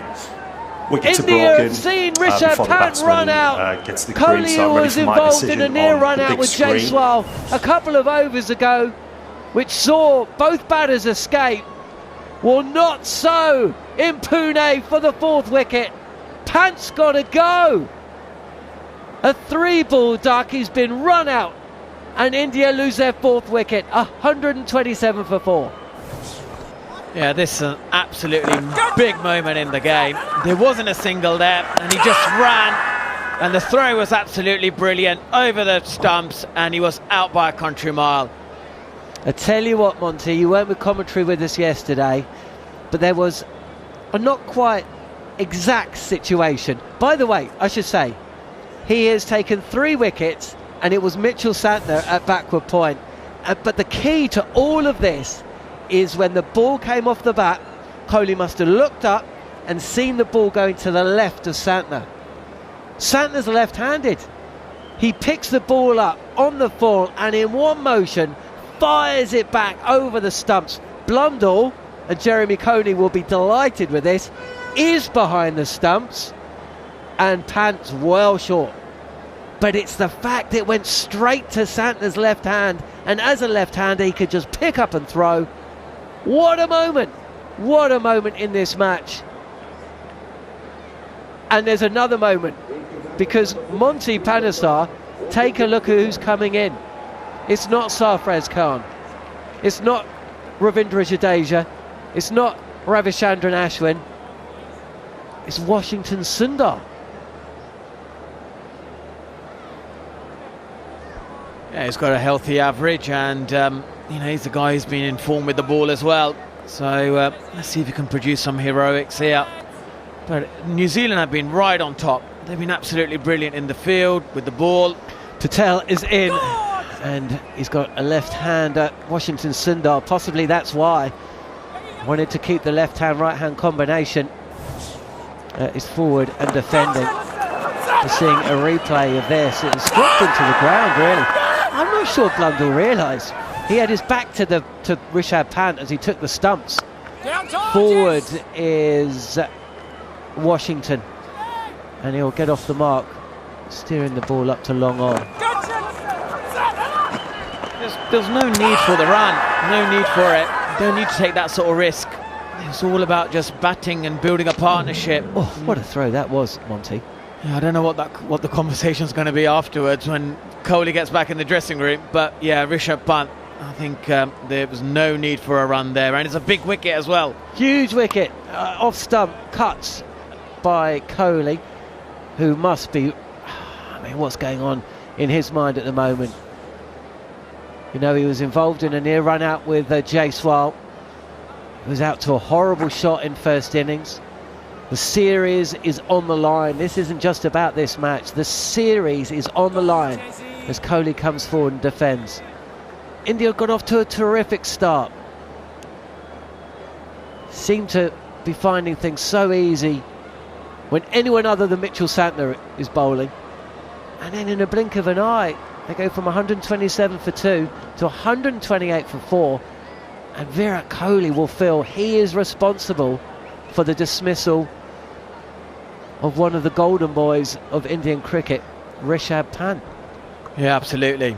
You know, he is one of the golden boys, but we also got to give credit to Santner as well. The way he's bowled slower after lunch, it's that much, more threatening pace, 80 to 85 kilometres.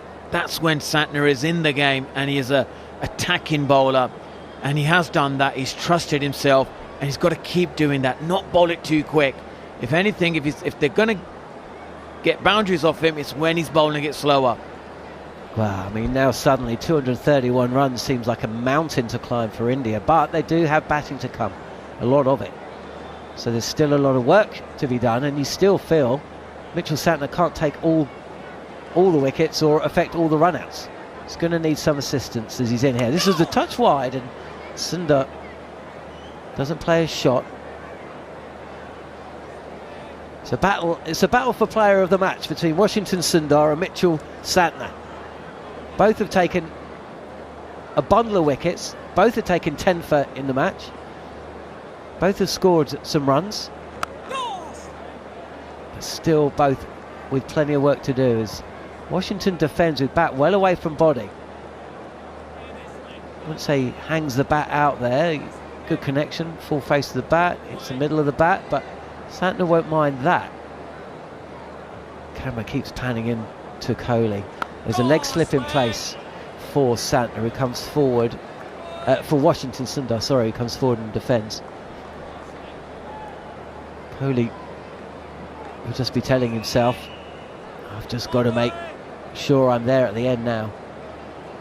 That's all he can do. Still in his control as Santner is in, beats Washington, who shapes to withdraw the bat inside the line, but I think he's been beaten there by one that just went straight on. Yes, brilliant bowling here, and you can see the seam position slightly more squarer, which means there's more of a chance of hitting the leather, and he's changing the seam positions. He's confident, he's playing with the batsman. This is brilliant bowling from Santner.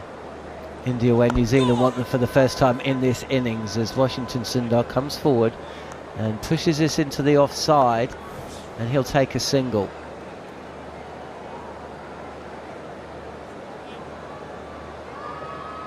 Virat Kohli on strike then for the final couple of deliveries possibly of this Mitchell Santner over. He's taken 3 wickets, 3 wickets in the innings, and affected that run out. Superb pick up and throw to his left at backward point after Virat Kohli had placed the ball in that direction and set off for the run. Kohli's forwards, and he's playing inside the line. He's opening the bat face up a touch as Santner once again. Is he feeling his rib there, Monty, do you think, or is it the muscle just underneath? What's your reading of this? We saw this before the lunch break as well. Santner seems to have a side strain of some sort. Yeah, it just looks like he's struggling with that, side muscle here, which spinners tend to do. If you're bowling lots of overs, that side tends to get shorter as well. And so it's the right side? Yeah, the right side. So he may just, get the physio out, give him a bit of a rub, if that's the case. Hopefully that is the case. There's nothing more serious than, inside the rib. But, he's already picked up a couple of wickets and done superbly well. Here's Patel, and Washington Sundar shapes to come forward. Tall man, in the end just maintains his shape and hits this back to the bowler. We were talking about the pressure on Ajaz Patel. It's just been lifted a little bit with the wickets at the other end. Forward this time. He draws Washington Sundar forward, who again defends. He was being smashed through the offside, dropping short and being pulled through mid-wicket on the sweep, reverse, and we're just seeing Santner stretching his side out on the boundary. This is fuller from Ajaz Patel. He can't feel from his own bowling. Be a little disappointed with that, but it does get a right-hander on strike. The third test match, which we'll be bringing you here live and exclusive on talkSPORT 2 at the talkSPORT Cricket YouTube channel. If you're listening, subscribe and get a question there in the chat box for Monty, or possibly for Jeremy Coney, 2 fine former spinners. As Patel this time goes round the wicket, and he grants Kohli a fraction of width, and Kohli doesn't need much more than that. Crashes the ball past cover and away for 434 for 4. But yeah, get a question in there. You need to subscribe if you want to ask a question, so please do so. talkSPORT Cricket YouTube channel. Welcome to all of the new viewers that we're getting there, and welcome to New Zealand as well, as we are approaching 9 o'clock in the evening, Saturday night. Where better place to be than in the front room or the back room, listening to SENZ. Forward, and Coney props forward to push this ball into the offside. 5 runs coming from the over.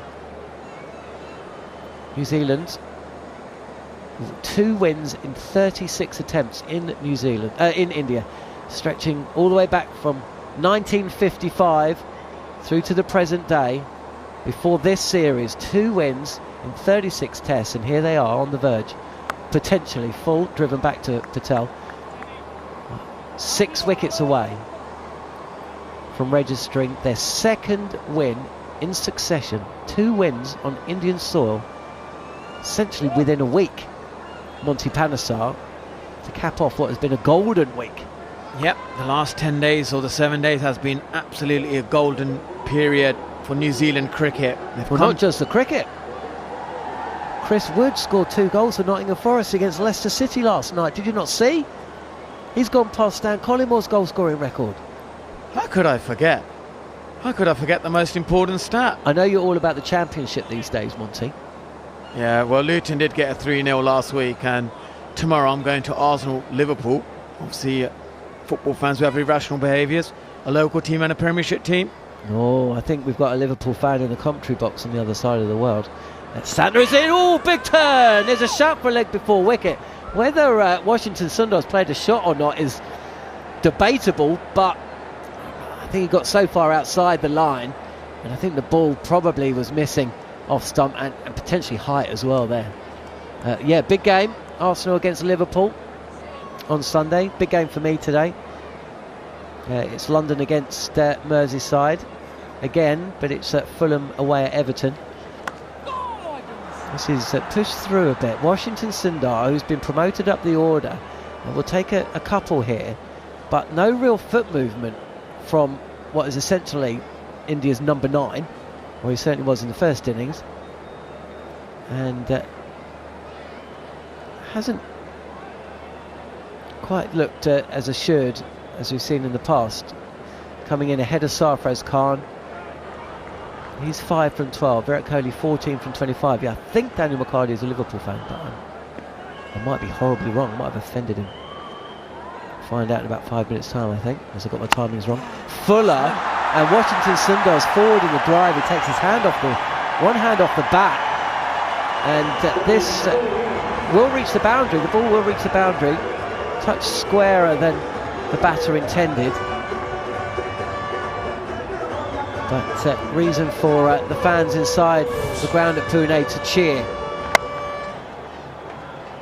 India moved to 144 for 4, still 215 runs adrift of what will be an even more incredible victory than it would have been when they walked out to bat 25 overs ago. Got off to a good start, 96 for 1 at one stage. Now 140 for 4 as Washington comes forward. Oh, the last thing they need is another run out. Kohli's going nowhere. Sends Washington Sundar back. And Mitchell Santner fields from his own bowl and throws the ball back to Tom Blundell. As we are seeing a replay of that half shout for leg before wicket. And, the on-field call wouldn't have been altered. New Zealand would have kept the review. The ball would have hit the top of middle stump, but not enough to overturn. Washington Sundar, this is full and on about a 6 stump line, and allows Washington to take a single up to long on. I've lost track of timings. Monty, if you want to give us your thoughts. 1 ball left of the over, and then we will throw to Wellington to find out if I have got Daniel McHardy's team, Premier League team, correct. Yeah, look, Santner's completely playing a different ball game to Ijaz Patel, who's just sort of struggling with his form, really battling with himself, while Santner's looking to take wickets, thinking about how to get wickets. Round the wicket, beautiful. And he beats Virat Kohli past the outside edge. Kohli, you'd have to say, with an almost half-hearted defensive shot there. Drinks at Pune, by the way, and bananas. What a time to have a pause and throw to New Zealand with India in staring into the abyss a little bit. There's peril. 141 for 4. They're still trailed by 218. Virat Kohli involved in a horrendous run out with Rishabh Pant, who was dismissed. Bullet throw from Mitchell Santner at backward point for a duck, a 3-ball duck. Washington Sundar's been promoted up the order. The left-handed number 9. He's 10 from 15. Mitchell Santner looking incredibly threatening at one end. Ajaz Patel less so at the other. Plenty to talk about and to discuss over the next half an hour of commentary on talkSPORT 2, the talkSPORT Cricket YouTube channel, and SENZ, where Jeremy Coney and Daniel McHardy are ready to pick up. Thank you very much, John. Live and exclusive coverage as well of India and New Zealand on talkSPORT 2, SENZ Radio in New Zealand, and talkSPORT Cricket YouTube channel. At lunch, India were 81 for the loss of 1. Now find themselves 141, but for the loss of 4 wickets. 14 overs in the first hour after lunch. 60 runs have been added. Scoring rate was alarming prior to lunch. It has been curbed somewhat. Funny that, because wickets have fallen. Shubman Gill was caught Mitchell at first slip off the bowling of Santner, the first to go in this middle session, gone for 23. The score at 96, and then 2 wickets in quick succession. Firstly, Mitchell again called into action at first slip as Santner got rid of the real danger man. A belligerent 77 off 65 balls, and then less than an over later, we might describe Jeremy Coney, a needless run out. Rishabh Pant caught short, ball played to backward point. Mitchell Santner running to his left to a ball that's spinning further away. He's to stretch, got a bit of a side issue. Brilliant fielding, fires to the top of the stumps. Tom Blundell only has to move the hands a couple of inches and the bail's taken off. So Mitchell Santner is a one-man band at the moment. He's like Prince, playing every instrument of the band, doing the producing. He has 10 wickets for the Test match, just the 3rd New Zealander to pick up 10 wickets in a Test match in India. Ajaz Patel and Sir Richard Hadley. Pretty good company. Absolutely, he's having a great time, isn't he? And he's the only bowler that New Zealand seem to really relying on to continue to be a threat, because what New Zealand need, the currency they need to deal in, is wickets. The runs, if you're not going to pick up wickets, India's got a lot of time left in this Test match. Even if they went at 1 and over, they'd probably get there. So it's the wickets that New Zealand needs. They've got to play and use bowlers who are threatening the batsman. So Santner's certainly at one end. Let's hope that they can tape him up and put him together. Take him apart, put him together. I mean, glue him bowl together. His right arm on his and swap him round. Whatever it is. So he's at one end. He's confident. He's using his different trajectories. He's using his, outside the eye line, bringing it in and then turning it. He's got some big turner going at times.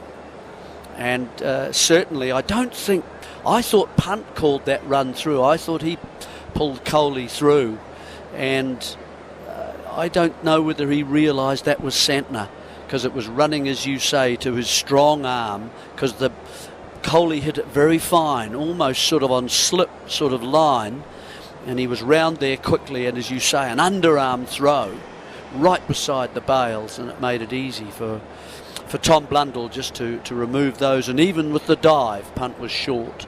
So that certainly was what was required there. And then, Jaiswal before him, nicking with a slight semi-drive at Santner and getting caught. Quite a sharp catch, but it was straight to him at Mitchell at first slip. So those are the 2 wickets to fall. Second time he was caught at slip. By Mitchell, firstly off Phillips, the first ball after lunch. After the drinks break. Ajaz Patel. He needs to raise his level. Mitchell Santner needs some support. None for 31. Ballooning into the pads. There's calls of catch it. Can hear 2 noises. It's deflected backward a square, and they'll come through for a run. We look to the umpire. was the signal. Leg by, I'm being told. 142 for chasing 359, of course. What really Ajaz needs to be is just more consistency about where the ball is landing on the surface. He needs to find that place. Here's a ball that spins and bounces. I think that just is the underlining of Jeremy's point. There is something in this surface, and if you are good enough to bowl, I won't say areas, a handkerchief, yes, over and over and over again, something will appear. This one hurries on, turn 2, short leg, no run. Yep. So last 2, of course, you're watching the batsmen and how they're reacting to your lengths as well. Coley's been well back and looked to tuck them on the onside. One's turned quite a lot and bounced for Ajaz. Fuller of length on Millen League, turn once more to Young and close. There he's brought him forward. It was a defensive stroke. Coley hasn't looked totally at ease yet and in control of the situation. He's been given his run so far. He's got 14. Of 29. He goes back and accesses the gap through point. In comes Phillips. Enthusiastically, no surprise to anyone there. 143 for the loss of 4.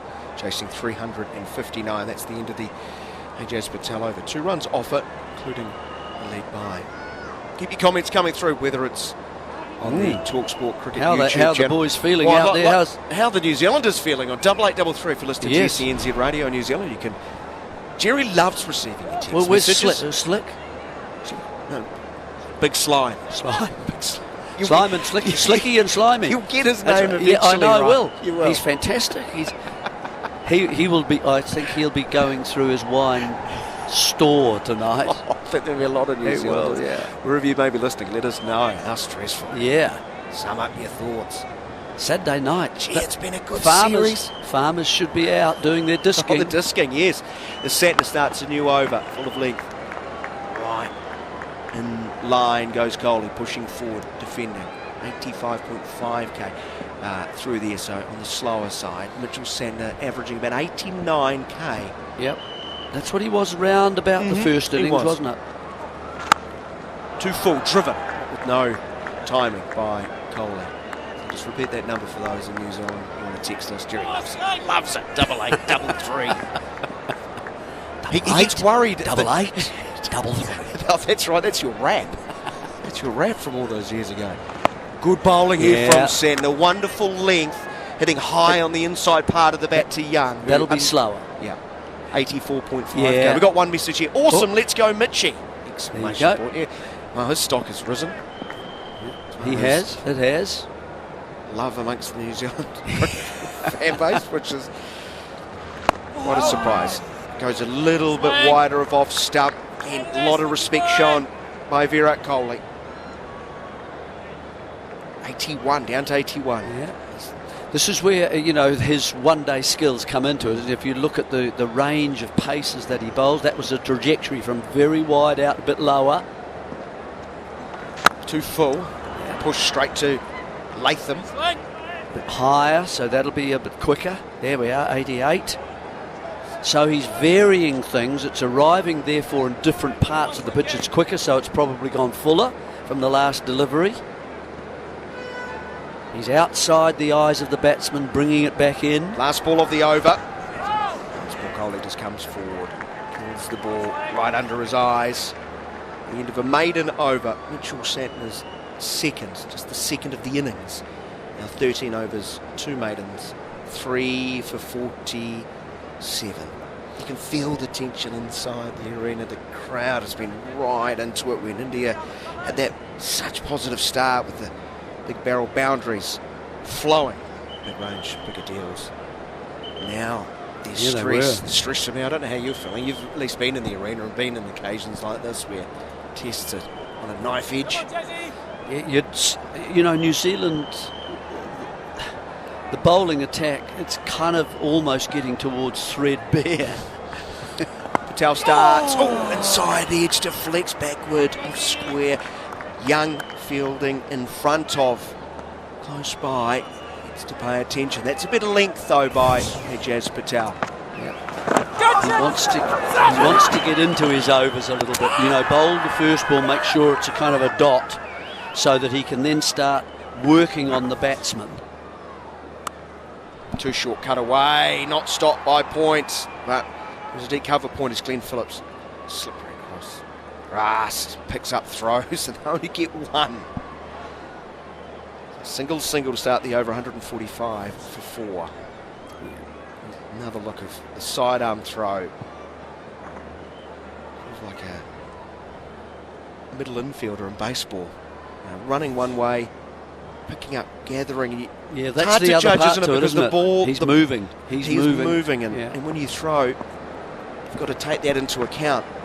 It spins back a long way, balloons up to short leg. I think past the inside edge. Turned quite sharply. Not sure Young actually took it. Have to check the replay on that.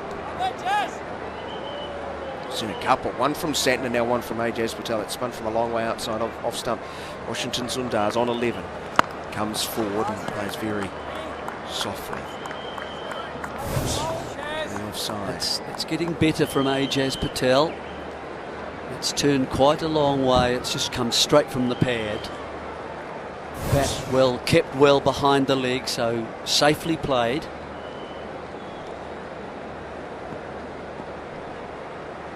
Messages arriving for you now, Jerry. I hope you feel good about that.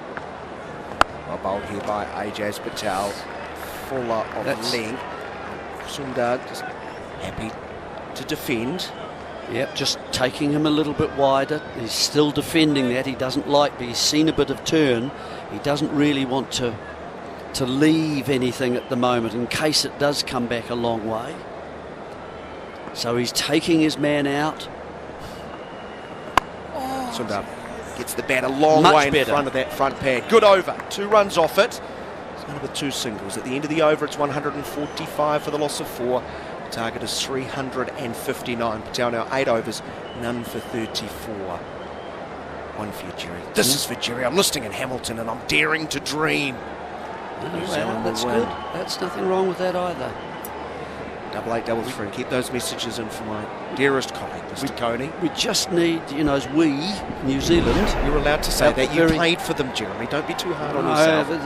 You know, just a wicket here and a wicket there, and just keep chipping away. There's a fair few runs to required by India yet. So just work our way and don't panic. There'll be times when India get a little bit more on top. They're a good batting lineup. Yeah, they are. Santner starting to Coley, the new over from around the wicket. It's more an off stump pushed to the offside. Mitchell Santner, 10 wickets in the Test match. The first time he's done that in Test match cricket, but extraordinarily. In a first-class career dating back to 2011, the first time he's done it in first-class cricket.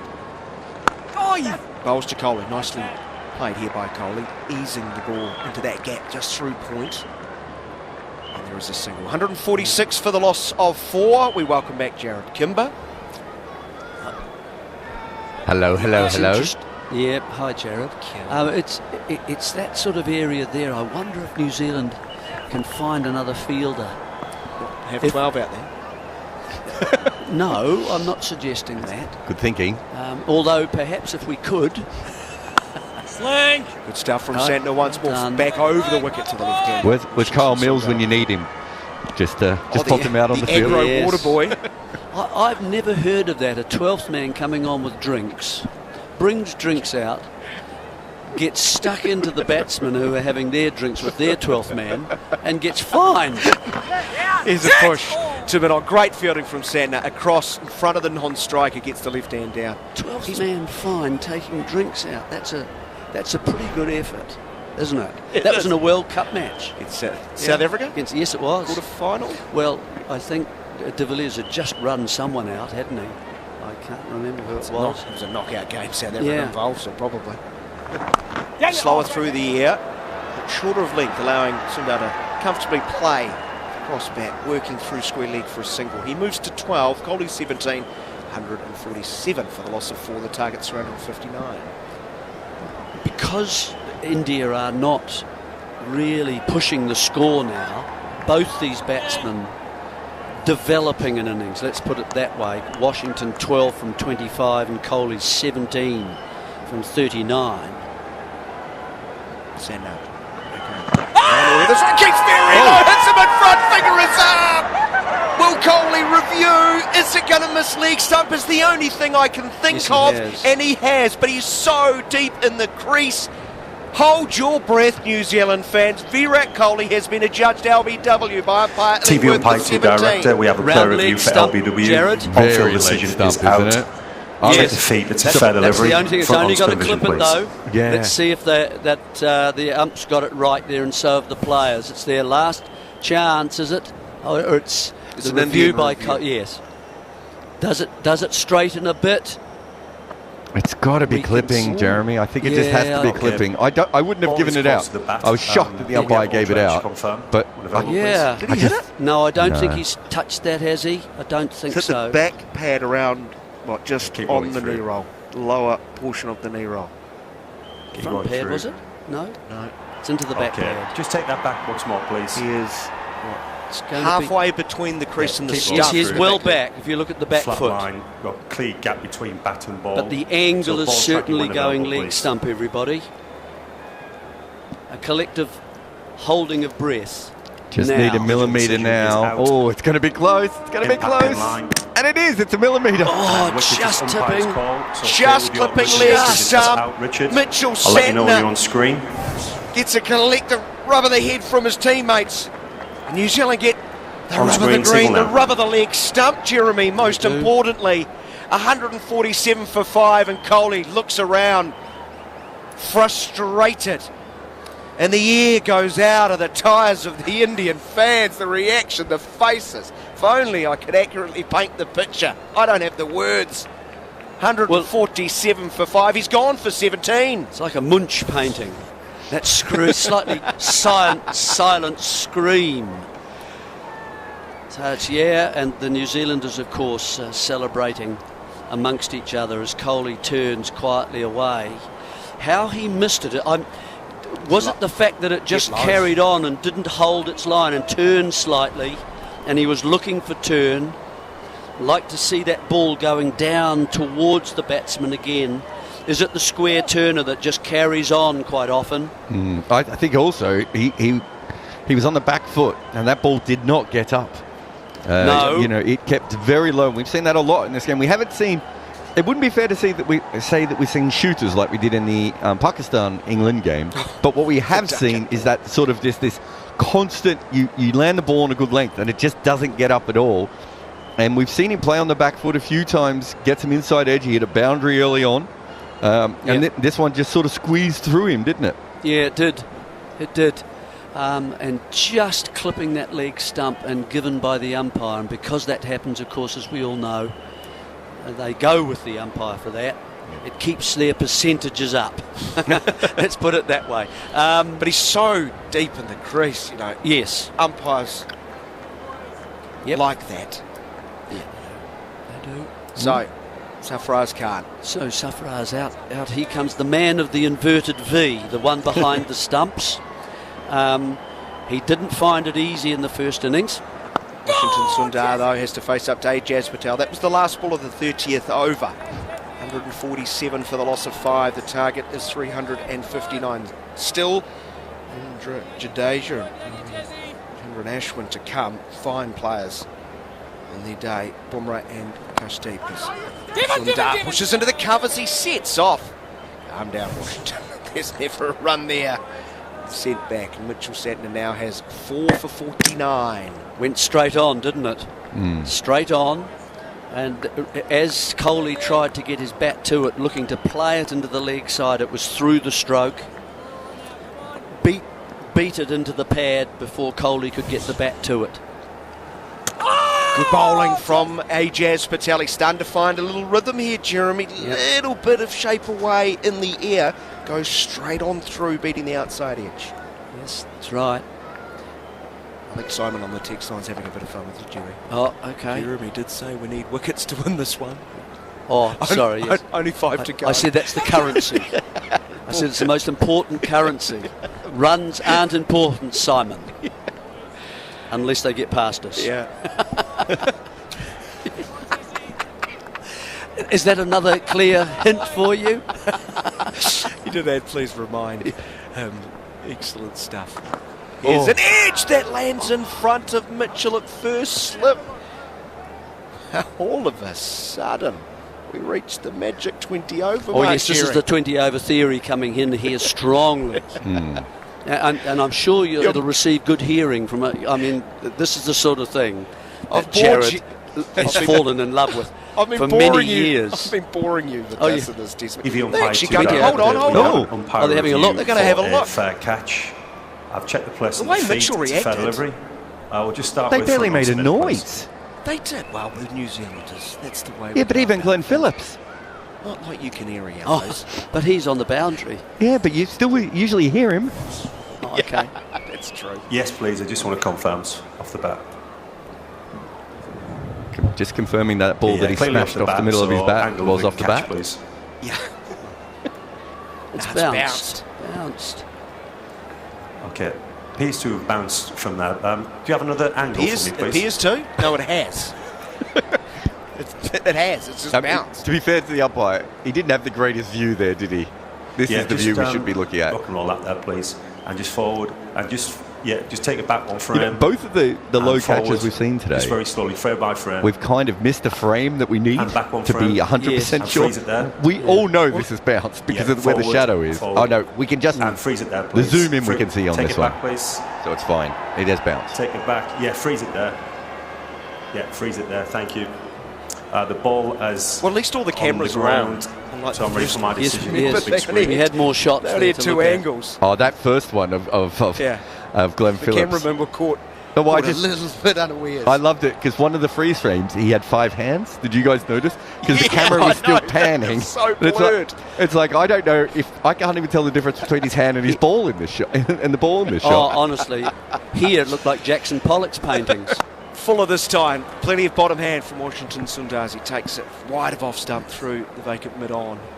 We've covered off a lot of vars. The blue poles of catching. 48 for 5. That's the end of the Patel over again, Jeremy. Tidy stuff, just one run off it. Washington Sundar will retain the strike. He's 13 off 31 and Safras can't to face. I hope he's excited about it too, Jazz, is that he can see, my word, if I get it right at my end, I'm going to actually join Mitchell Santner getting some wickets soon. I mean, he's creating a few little problems. Don't you think he's already started to feel that way? I feel like since he has. The last 2 or 3 overs. Yeah, I just think because when Jaiswal was in, he just didn't feel like he could settle. And I think now he's just like, okay, I'm just going to hit line and length, and he's a couple of balls spin a little bit more. He looks a little bit more comfortable, and suddenly everything's going his way. New over, we'll see Mitchell Santner over the wicket to the left-hander. It's a ball that leaps on him, he goes back. Played with soft hands, credit him, got it down. Wide of Mitchell, long chase for Rajan Ravindra. He will not get there. It's a boundary to Washington Sundar, his second. And that will take India past 150. 152 for the loss of 5, a big barrel boundary. Big range, bigger deals. And the ever-knowing SENZ audience has clarified, gentlemen, you were talking about Kyle Mills puffing out the chest. Yes. Yeah. Lads, just on your chat, Kyle Mills giving it to a South African player. He was getting stuck into Faf du Plessis. It was Faf. Yes. Ran out de Villiers in the World Cup. Ran de Villiers out. Yeah, the other way around. Completely changed the momentum. Yep. Thank you very much. That was early. We need these people to correct us. We love correctors, Jerry. Yep. Okay. Cool. What about who's bowling next? I did love Jon Norman calling you a spinner earlier. Oh, stop it. It was wonderful. Stop it. What about my bouncer? How many did you bowl? Gary, how many bounces did Coney bowl? 2 slips in now. There's a low full toss that's up, work away through square leg. 1 they've got. They'll come back for 2. No, they won't. Glenn Phillips throws. Didn't he mean spinner in the Colin de Grandhomme sense of the word?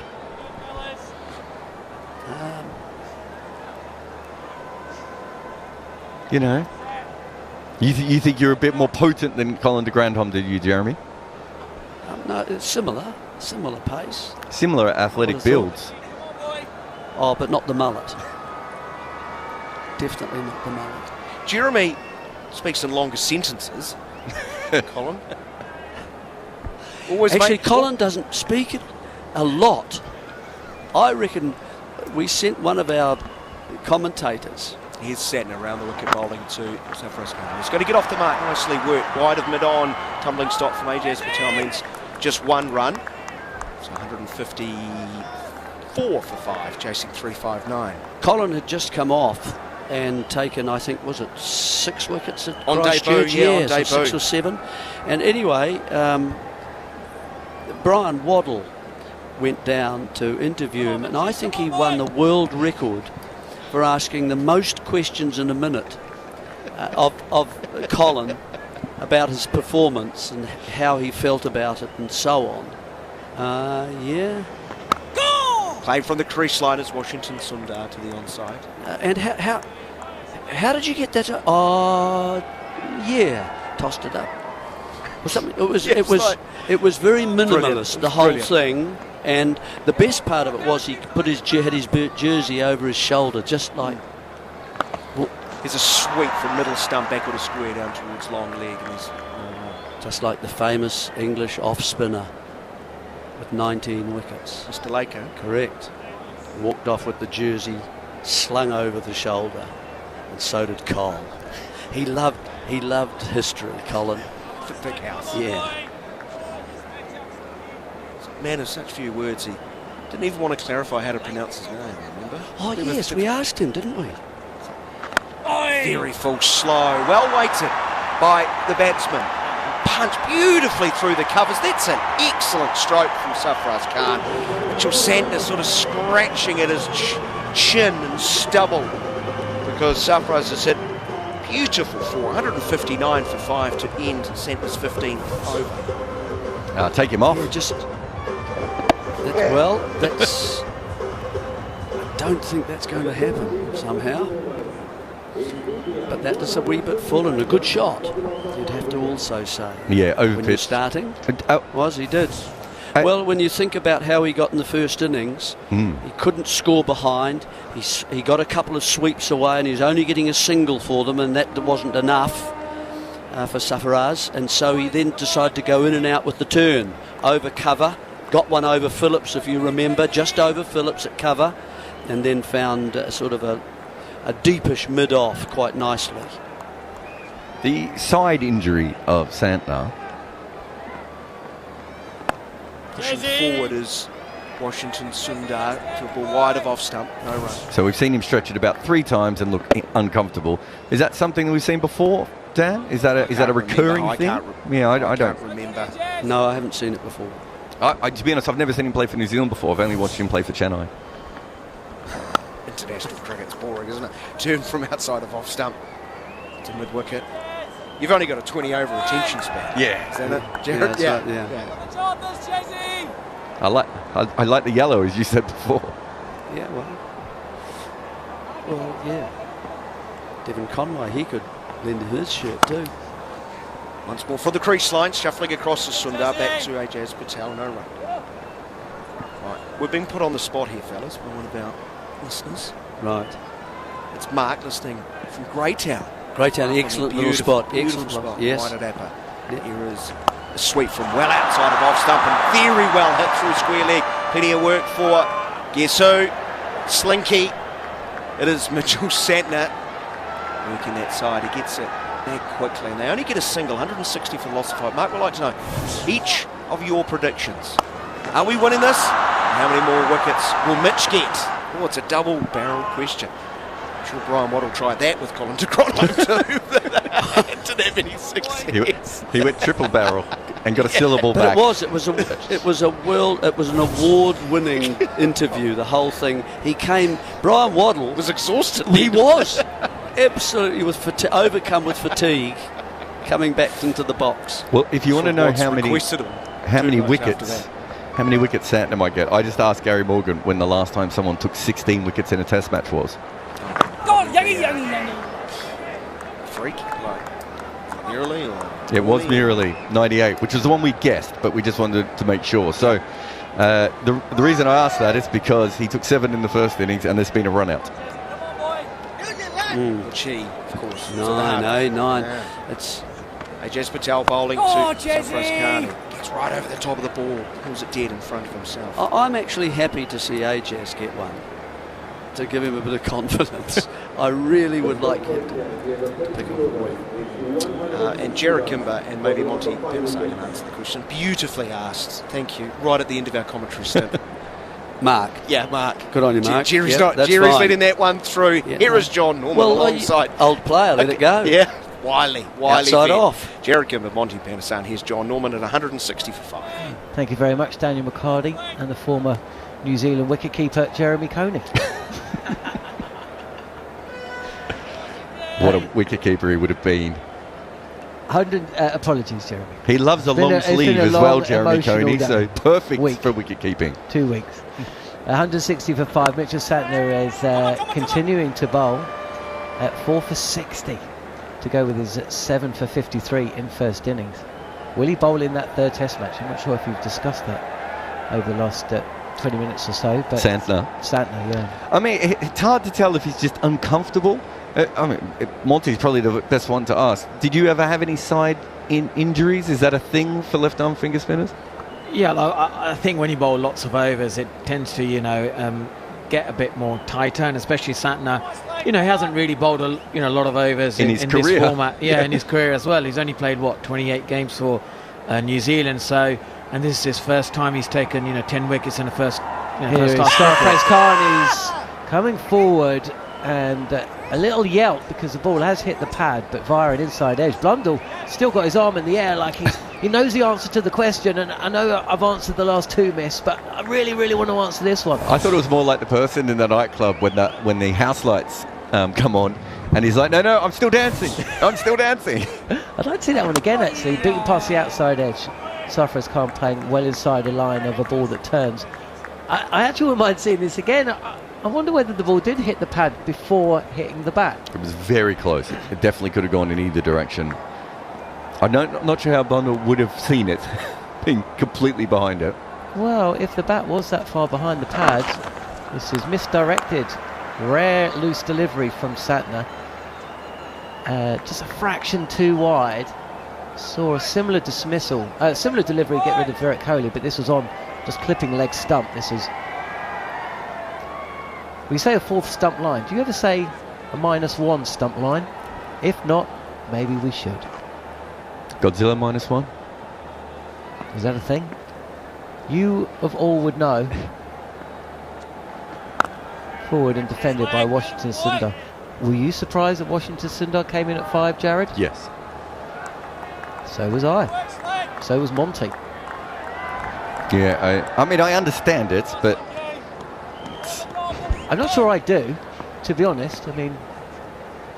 Oh, look, he might score a century. We shall see. Santner comes into bowl. He's coming forward, and again feels he might have been hit outside the line. New Zealand wasted 2 reviews early on.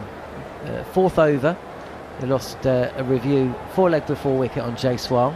So desperate were they to get rid of Jaiswal, and I can understand that they wasted another just after the lunch break, the 15th over. So this was actually inside the line. This was well inside the line, but doing too much. Yeah, probably only clipping leg at best, I think.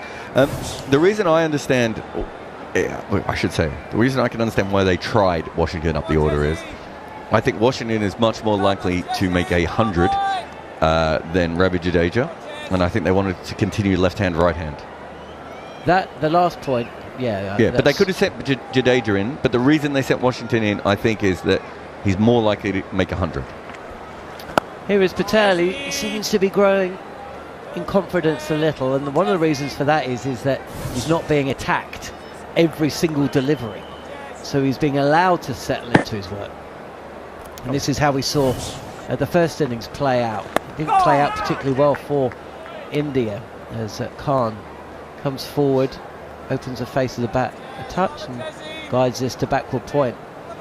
No run, 162 for 5. I know we're way off Santner's potential 16-wicket haul. Well, we were talking about it a good 30 minutes ago off air. Similar shot from Sarfraz Khan, sent back by Washington Sundar, no run. But how remarkable would it be? It's going to be remarkable enough if New Zealand beat India. But on the last 2 tours of New Zealand to India, they'll have had someone take 16 wickets in a game, another guy take 10. This is full on the -1 stump line and defended by Sarfraz. It would be incredible if... And Ajaz is now Somerville. Ajaz has become William Somerville, and essentially, if that was to happen, the 3 best figures for a New Zealander, as Sarfraz plays uppishly through mid-wicket, but there's no fielder, and so he can come back for a second. But so the best figures by a New Zealander in India occurred in 2021, Ajaz Patel. The second best figures, oh no, they're actually the third best. I think Hadley took 7 for fewer. What was Hadley took a 9 for in Australia. Yeah, but in India. Oh, yeah, I'm not sure. I know he's taken a 5 or a 6 for in India. I think he took a 7 for. He always took a 7 for everywhere forward, and again this is directed wide of Tim Southey, who's at mid-on, and another run is added to the score.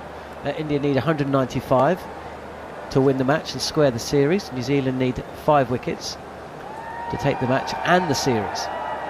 Washington Sundar, 21 not out. Sarfraz Khan, 9 not out.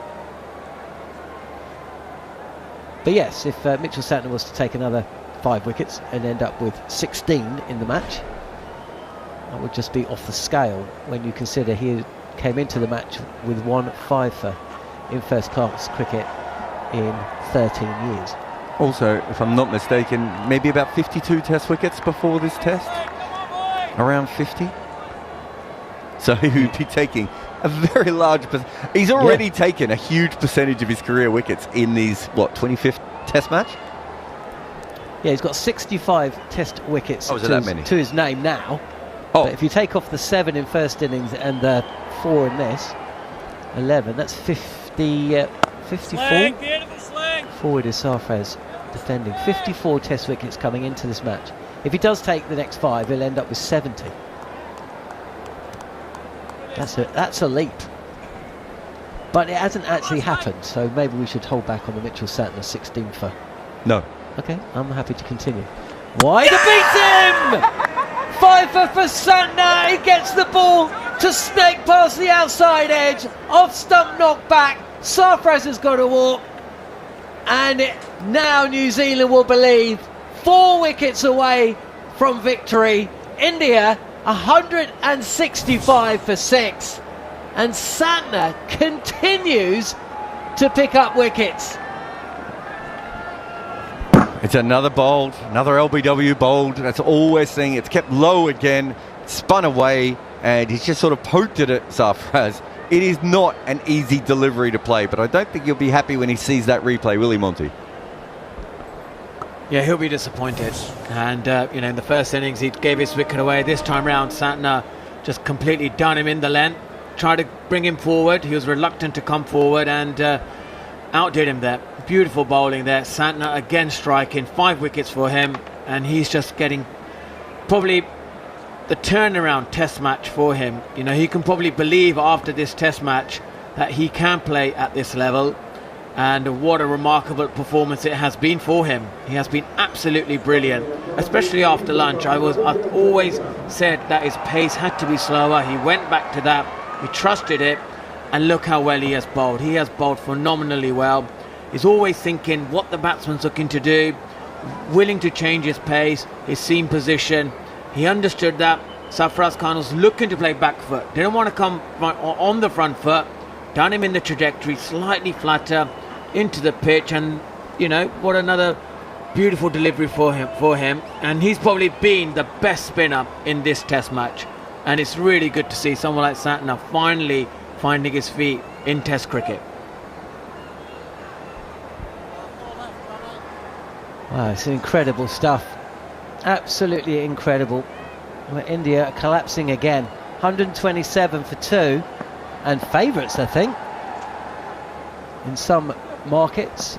They were favourites in the majority of markets a couple of times during this innings. Well, not any longer. 165 for 6. And Jadeja advances down the track, but he's sent back by Washington, who has been brought in as India's number 5. And this is the benefits of playing or bowling straight, isn't it, Monty? Because essentially you're asking the question of the batter. The batter's got to work out, is it going on or is it turning? If you get it wrong, then you're exposing your stumps or your pads, possibly the outside edge. 3 modes of dismissal available to you as Jadeja gets off strike with a little clip through the leg side for 1. 166 for 6. And India, incredibly, are on the verge of losing a series at home for the first time since 2012. Yeah, very much so. You know, it's been a long time since India have lost a series, and this very much looks like it. And New Zealand have been brilliant, and this man in particular, Santner, you know, you can see like how he's just got it on a string. You know, Washington is looking to play off the back foot, trying to get deep in the crease, and then he's just getting him, you know, on the front foot, bowling it even slower as well. His confidence is just through the roof at the moment.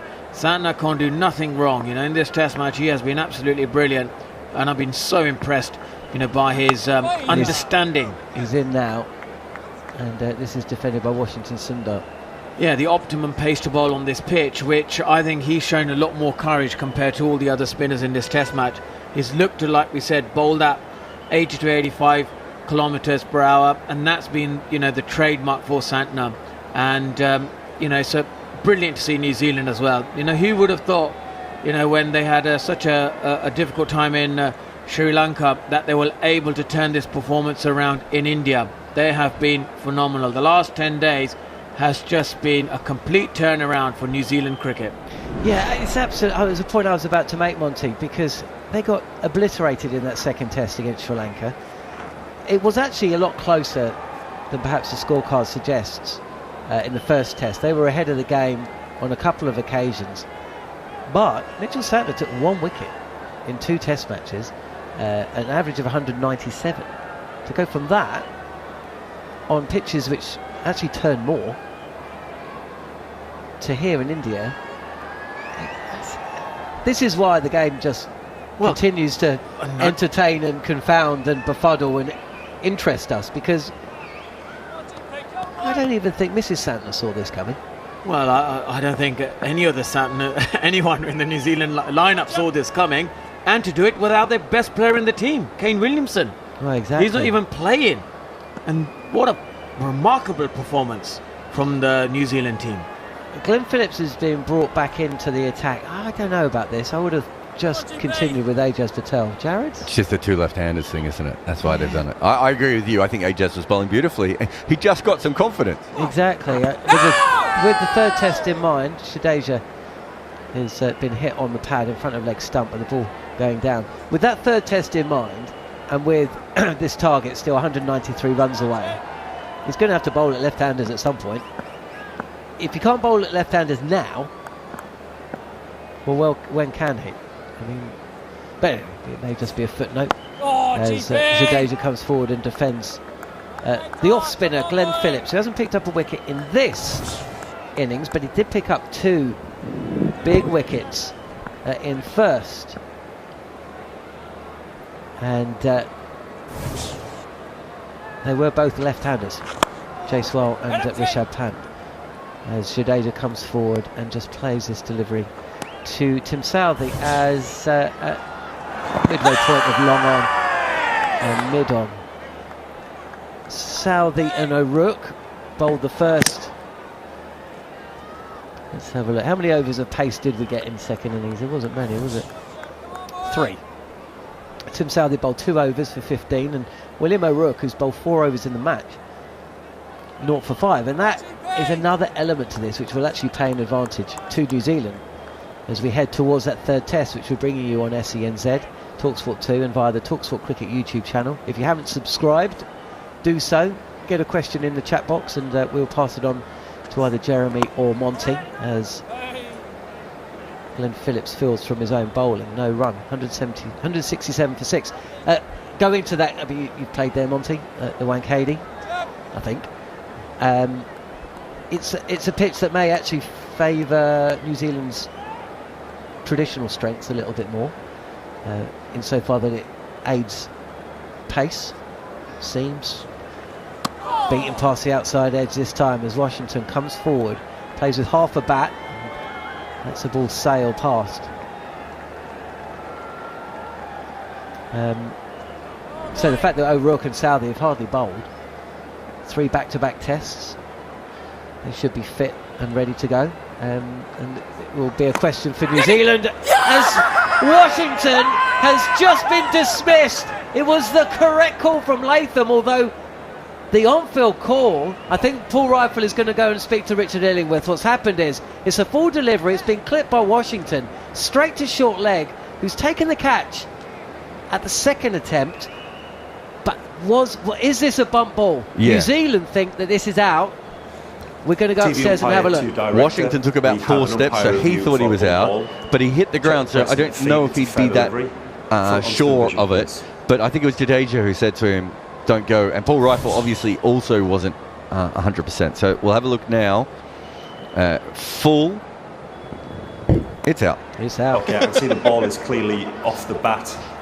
Can you just roll through? It's not even close to a bump ball. But to be fair, because Washington hit the ground, he wasn't sure. So he took a couple of steps, and Jadeja said, let's just have a look at this. We've seen that 3 times today. We've seen teams just have a look. No cheating, just making sure. Keep rolling through. It's not a bump ball, so I just want to see the completion of the catch. This is nice work from Will Young, isn't it? The catch has been completed. He hasn't grabbed at the ball. It's gone to him really far, quite quickly. And just to his right, at shoulder height, and he's raised his hand. He hasn't actually tried to catch it at first attempt. He's just kind of parried the ball, knocked it up, and taken it at the second. So good, smart work at short leg. Credit must go to Tom Latham. He's brought in Glenn Phillips, and Phillips has struck. And there is silence in Pune as Washington Sundar walks off with 21 to his name. India 167 for 7, and New Zealand, I can scarcely believe I'm saying it, are 3 wickets away from a series win in India. It is one of the more remarkable things we've seen. I did a video a couple of weeks ago basically saying, you know, what historical team is set up to come to India and win? Because it isn't a normal challenge. You've got a deep batting lineup. You've got batting legends at the top. You've got 2 spinners who spin the ball in different directions. You've got backup spinners who would be the best spinners in most other teams in the world. And you've got Jasprit Bumrah and Mohammad Shami. There's so many ways that they can beat you. And have a look at that Bangladesh series where they beat Bangladesh in a completely different way. And make no mistake about it, New Zealand are about to go 2-0 up in this series. I still think Bangladesh is more suited to going to India and having these results than New Zealand is. Even an hour ago, we were looking at this and we were wondering, how are New Zealand going to take all 10 wickets? So much was relying on Mitchell Santner. Gotcha. As Jadeja comes forward and defends. And we put forward the idea that we could see Phillips taking 1 or 2. Maybe AJ should get 1, 4 up mid-wicket or something. Santner was going to have to take 7. Don't forget the run out. We said that when they were 2-0 down. Don't forget the run out. 2-0 down, 2 wickets down. Jadeja's forward. 167 for 7, and it is kind of playing out that way because Santner has taken 5 for so far. Phillips has weighed in with 1, and then there was that bullet throw, pick up and throw from Santner at backward point, which actually was, if there was a moment in this innings, and the Jacewell wicket was a huge one because he was batting so freely as Jadeja takes a single to mid wicket. But it was that period, wasn't it? 127 for 2 became 127 for 4, and that was the goal. Good bit of bowling from Santner, smart catch at first slip, and then that mix up, the run out, and from that point onwards it's been New Zealand's game. Yeah, very much so. It's been brilliant, and that last wicket for Glenn Phillips will do a world of confidence. He was looking to, get some wickets, get a bit of confidence in his bowling, and especially going into Mumbai on a red soil pitch, where you get a bit more bounce and purchase. And also the Here New is Zealand Santner, and driven with that customary way from Ravichandran Ashwin, insofar it takes him his bat a little while to work in synchronisation with his legs. Here's a catching opportunity here. Oof, well, he's beaten by a ball that has not only turned a foot, it's bounced. Yeah, there must be a pebble on that pitch. Got to remove it. That was turn, bounce and everything. And that's Santner just reminding Ashwin what he can do and what Ashwin was unable to do. Get it to turn quickly like that with an extreme bounce. Forward defending. That's one thing as well, isn't it, Jarrod? We just haven't seen any sweep. We haven't seen any sweep shots really. Not since Jaiswal's gone. We saw a very interesting moment early when Rohit played a reverse sweep, and instantly we all thought, well, that's odd. That's not what Rohit Sharma does. And Rahul Dravid talked to the team quite a lot about varying the way they play spin. And they got very one-dimensional, and it's much harder to play spin now than it was in Rahul Dravid's era, which is the message he was saying. Is DRS has made it a lot easier for spinners to just hunt your stumps. So one way that you can get get back on top is the conventional sweep and the reverse, and the Indian players don't play it very much. But also another thing as well, the IPL. That has, I think, given a lot of overseas teams confidence when they continue to play with one franchise. Here's Phillips bowling at the second over of his spell, picking up a wicket of Washington Sundar in the last. And this is straight and defended by Ravindra Jadeja. Giving them confidence to understand how to play on conditions in India. And someone like Santner, who's been at Chennai Super Kings for such a long time under Stephen Fleming. Short leg and first slip, or a slip in place as Jadeja takes a single. India are going to have to change things, aren't they? Because they're going nowhere very, very fast. Yeah, look, they know that this game is, let's be honest, be an absolute miracle to win from this position. But they've got a lot to reflect on, and they've got to think, how have New Zealand outdone them? And I've just got to say that they were just a lot smarter tactically. And Gautam Gambhir over there has got a lot to think about. He's got to sit down and work out what's happened to this India team. Why haven't they tactically been smarter than New Zealand? And why is it that New Zealand spinners have outbowled the Indian spinners on a turning pitch? There's a fraction of width that granted to Ravichandran Ashwin, who again, he looks like he's playing on a day 5 or day 6 after bowling 100 overs. He comes forward, but it's in stages, and he drives this. Doesn't intend to drive it on the up. It's just he doesn't time the ball, but lands safe, and he comes through for a single. 170 for 7. Yes, where will the main questions be focused, do you think, Monty, as Glenn Phillips is... It's the first day. They bowled far too quick. The fields were really defensive, and I think New Zealand... Phillips is in, he beats Jadeja, who comes forward. Yeah, I think that mindset was very defensive early on, and you can see from the test match that they lost at Bangalore, they should have been a bit more attacking, and I think that's where New Zealand felt that, hang on a minute, if we get on top of India, psychologically they're not as the team that we think they are. How big a part in all this do you think the toss has played? Do you think New Zealand are 2-0 up if Jadeja defends again? If Rohit Sharma decides to bowl first at the Chinnaswamy? If Rohit Sharma wins the toss in Pune and gets to bat first? I think it's to do with the batting. It's their attitude, the way they just sort of hit out when they're under pressure. They think that's been working maybe for a decade in India for them, but this time around it hasn't. And I think the New Zealand, the preparation in Sri Lanka had allowed them to understand maybe better how to play in conditions in India, and also a lot of the players play in the IPL, which makes it a lot easier for them. But I just think that they're not putting a massive price on their wicket. Some of the wickets in the first innings from the Indian team were absolutely, they didn't put that pride of playing for your country. That needs to be absolutely there, and they just think they can go out there and play freely.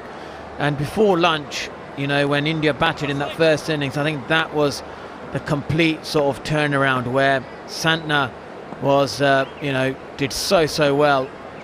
And it is Santner, and Ravichandran Ashwin will take 4 runs. It's a short delivery, and it's slowish, but it also bounces a touch more, and it allows Ashwin just to play on the back foot, and he kind of helps this ball, steers this ball, jabs this ball over mid-wicket and away for 4. But what makes it interesting is that square leg, Rashid Ravindra, in exactly the same thing that happened earlier today. He has not picked this ball up at all. He doesn't know where it's gone, and he's having to ask his teammates where to run to. Can't see it. It matters a little, but it momentarily interesting. This is a good ball from Santner as it pitches on middle and off and then turns.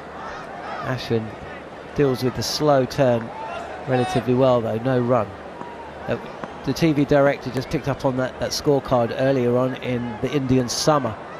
Bangladesh had India 6 down, I think it was. Forward is Ravichandran Ashwin, and steers this ball to Glenn Phillips and runs in at cover point. And it was thanks to Ravichandran Ashwin and Ravindra Jadeja, century for R. Ashwin and 80 odd for Jadeja, I think, that propelled them to a score they went on to defend with ease. Touch wider on the crease, a little bit more round arm from Santner, defended by R. Ashwin. 174 for 7. At the point of that scorecard, well, I suppose there's 2 points. One, it's saying that maybe they can do the same thing here and win the game for India, but also it's showing up that these batting collapses, these poor displays from India's top 6 or 7, as R. Ashwin will take another boundary from the bowler. This time Rashid Ravindra did pick up the flight direction of the ball, but running around from backward of deep square leg, didn't have the legs to chase the ball down. So Ravichandran Ashwin moves to 9, and the score moves to 178 for 7. India chasing at 359. But yeah, I mean, India's batting has been fallible. They got out of trouble thanks to these 2 batters earlier on in the summer. But there's 2 test series, or there's 2 tests of this 3-match series, bowled out for 46 in first innings. They did well to recover, but ultimately it wasn't enough, as Ravichandran Ashwin playing on the back foot, cutting the ball, but cutting it towards extra cover. No run. So essentially they've played 4 tests, 2 against Bangladesh, 2 against New Zealand. That is T, by the way. And they've had batting failures in 3 of the 4 test matches, and they've managed to get their way out of trouble with one of them. They lost one of them, and looks like they're going to lose this one as well.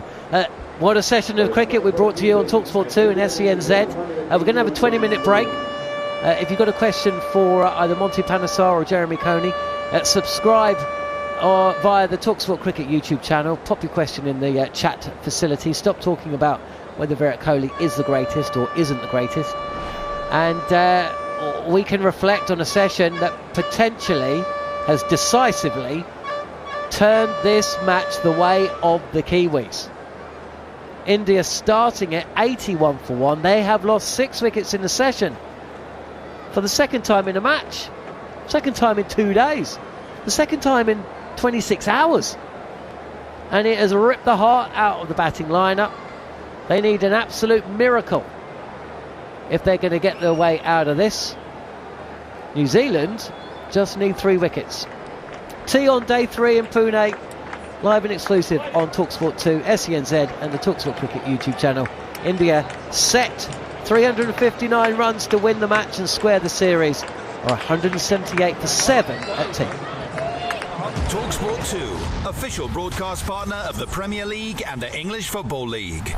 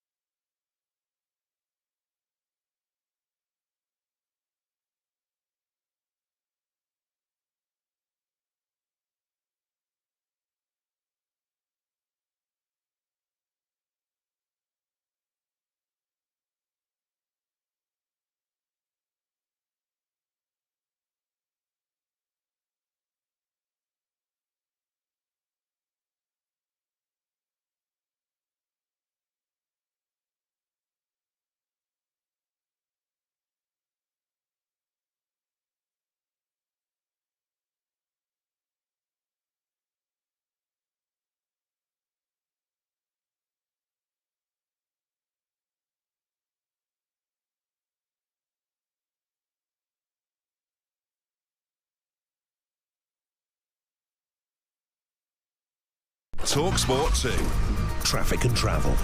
In West London on the M4 at junction 4 for Heathrow Airport, on the roundabout there's an accident blocking a lane which is causing a short delay, and it's still looking busier on the M4 Heathrow spur heading into the airport. An ongoing police investigation means that the southbound side of the A21 Tunbridge bypass remains closed between the Morley roundabout at Sevenoaks Weald and the A26 Tunbridge roundabout. And to the south of Tunbridge at Southborough, it's looking very busy both ways on the A26 London Road because of temporary lights. I'm Michael Page. Gallagher Premiership Rugby, live on talkSPORT 2. That has to be a try, and it is. Tonight from 5, line out for all the fast-paced rock and roll action of the weekend's biggest games. And hear tough tackling rugby union commentary of Saracens versus Leicester Tigers. Leicester are they're running away with this one now. Gallagher Premiership Rugby, live. Saracens versus Leicester Tigers. Tonight from 5 on talkSPORT 2. Live and exclusive ball-by-ball commentary of the second test, direct from Pune, as India take on New Zealand. And now he's straight. See you later. Only on talkSPORT 2. We are ready for the first ball of the day. It will be Ravindra Jadeja bowling to Phillips. Bang on the money as far as line and length. Here's a ball that goes past, blunders inside edge, and he is bowled. Santner, he might not be laughing about this, he hits high towards long on, man lining up the catch, and he takes it easy, does just for Bumrah. New Zealand have been bowled out for 255. Second ball of the innings, Southey in again, and here's a slog over square leg, and it's gone for 6.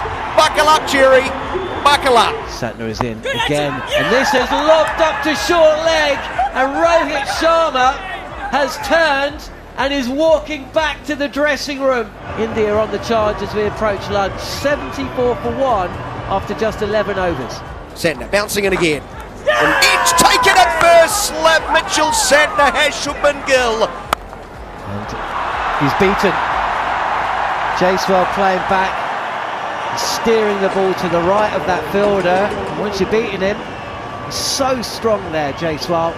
4 more runs to the score, and the pressure has mounted another notch on Ajaz Patel in New Zealand. And just when New Zealand needed it, Jaiswal goes to 77, Santner with his third, India 127 for 3. This is tossed up, good delivery. Squares Coney up a touch, there's a chance for a run out, and I'll tell you what, Monty Panesar, I think Rishabh Pant has been run out. This time goes round the wicket, and he grants Kohli a fraction of width, and Kohli doesn't need much more than that. Crashes the ball past cover and away for 434 for 4. This one keeps very low, hits him in front, finger is up! Just clipping legs, 147 for 5, and Kohli looks around. He's gone for 17. Wide beats him! 5 for Santner, he gets the ball to snake past the outside edge, off stump knocked back. Sarfraz has got to walk. It will be a question for New Zealand as Washington has just been dismissed. Incredible session of Test cricket, another incredible session of Test cricket has gone the way of New Zealand. They dominated day 2, they shared the honours on day 1.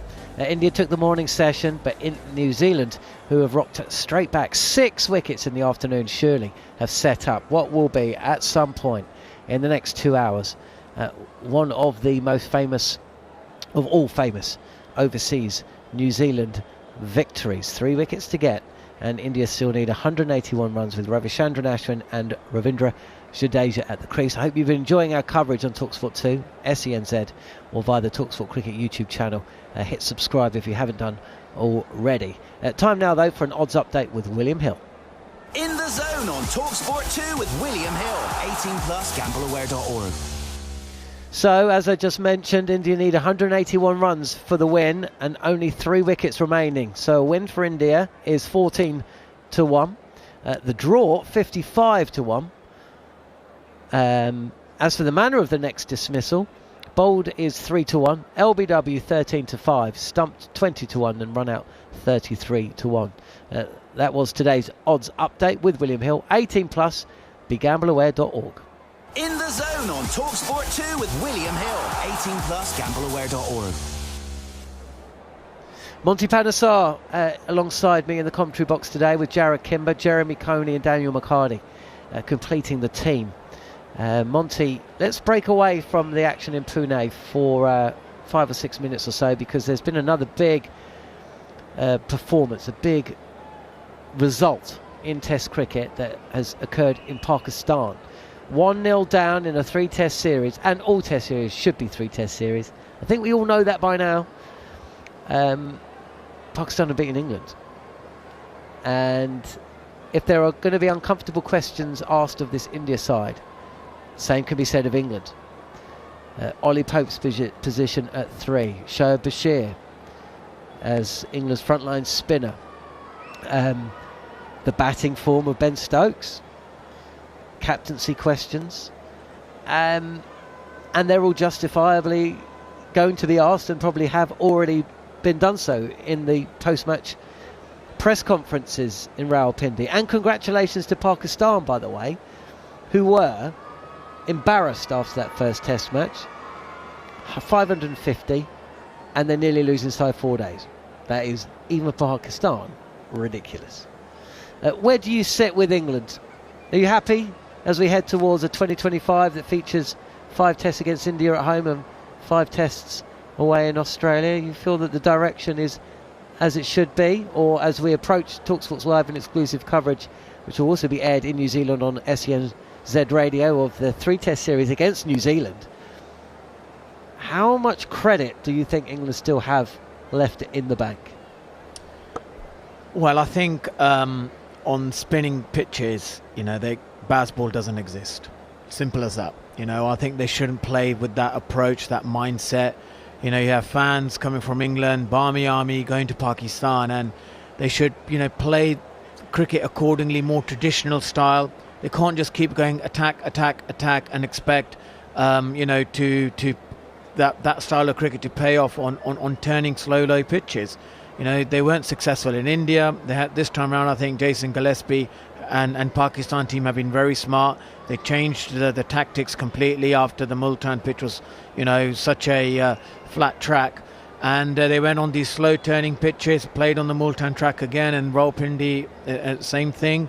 And I think the likes of Ben Stokes needs to question, his style of captaincy, and also Ollie Pope's position. There's a lot of question mark on that number 3, and I like to see someone like Jamie Smith to go at number 3, because I think he's got the temperament, he's got the game for it, and maybe Ollie Pope needs to take a slightly break from international cricket, because I don't think his game is in the right place whatsoever. But I think England completely thought baseball would exist on low surfaces. It does not, and they need to regroup and work out on English conditions. I think it works. So when they play against India coming back here in England, they may go back to that.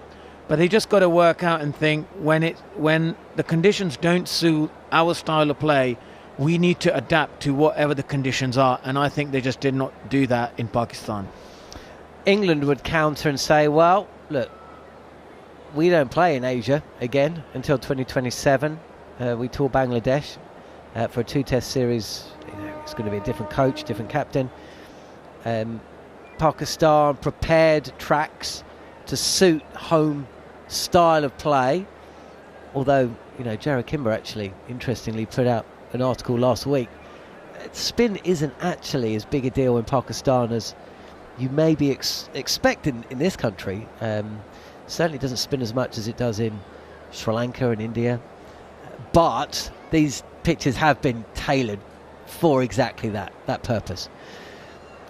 So England will say, look, we haven't played well, but essentially, whilst Ollie Pope needs runs, they are going to experiment in New Zealand. Jordan Cox, who I'm led to believe is really fancied by the England setup, they want to see how he goes. He will play in New Zealand. That for me is going to be key. If he scores runs and Ollie Pope continues to struggle, that's when I think you might see the change, with Jordan Cox coming in at 3. But it's going to be a massive call, because of course Ollie Pope was captaining just 2 tests ago. Yeah, I think it is going to be a massive call, but if Ollie Pope's game isn't right, the way he was, I think, defending on these Pakistan pitches, hands were far too low, and which allowed, for the Pakistan to bowl a bit more side spin, a bit slower, get him to, stretch out at the ball, and technically that kind of shows that he's not adapting to the conditions. And they may go with him New Zealand, but this is a New Zealand team with huge confidence. The England team cannot now take this lightly and think, right, we can go back to baseball and play that style of cricket against New Zealand, because we've got a New Zealand team probably, at its strongest right now, and they've got to take it. They've got to give the level of respect to Test cricket that is required, and sometimes they get carried away with entertaining the fans, playing this entertainment style of cricket where maybe the other international teams are not doing it. I think it suits in English conditions, but away from home I don't think it does. So in my opinion, when they go to New Zealand, they've got to go back to playing a bit more traditional style of cricket, because New Zealand are going to be coming at them, and they are going to be a very confident and a stronger team and mentally in a better place than this England side. As a former spinner yourself, and you were an out-and-out spinner, right? Has the way that England gone about that facet of the game impressed you? They've essentially looked away from Jack Leach, who is, as you were, an out-and-out frontline spinner, and they've gone kind of all in on Shoaib Bashir, who is a work in progress, right? He's not going to be scoring any runs. He's not in there for his batting. He is a frontline spinner, but he's raw. He's young. He's not played a lot of cricket. He's played more Test matches in first-class games, pretty much. He's certainly taken more wickets in Test cricket than he has in first-class games outside of the international arena. How have you, watching from the outside, how have you viewed how those decisions have been made? Well, I think in England he's done really well, and he was able to, Ben Stokes got the best out of him with setting attacking fields, and he was in the game, all the time. He knew his game plans really well. But on these slow, low surfaces, I just think he bowled overspin rather than side spin, and he couldn't change his game plan. I think on these slow, low surfaces, you've got to have more side spin rather than overspin. With overspin, you're not going to get the sharp turn, and batsmen will play, even if it's not there, they'll play through the line of the ball, and that's what the Pakistan batsmen are doing, both with Shoaib, Bashir, and he kind of has been, and Jack Leach, and I think more Shoaib, he's been exposed with that lack of first-class experience, because if he had the games underneath his belt, he would have worked out when to do side spin, when to do overspin, and that's a game he's got to develop. He's got to develop that other side of his game. Can he change that seam position, change the style of spin he's bowling? But I think under these conditions, he has been exposed. But then give it, Australia in 12 months' time when the pitches are going to be bouncier. He's a tall bowler. I think they've kind of preparing him for that. And I think he probably will get more out of the surface than maybe Jack Leach. But again, he's got to bowl well. And at the moment, I will probably say that Jack Leach is ahead of him. So that first test in New Zealand, it'll probably be Jack Leach who will be playing rather than Shoaib Bashir. Well, we shall see. What we know is that talkSPORT and SENZ will be there for that test series, and the pressure's going to be on England. They've gone 2 years now without winning a test series. They drew one apiece with New Zealand. They should really have won that series if they'd enforced the follow-on.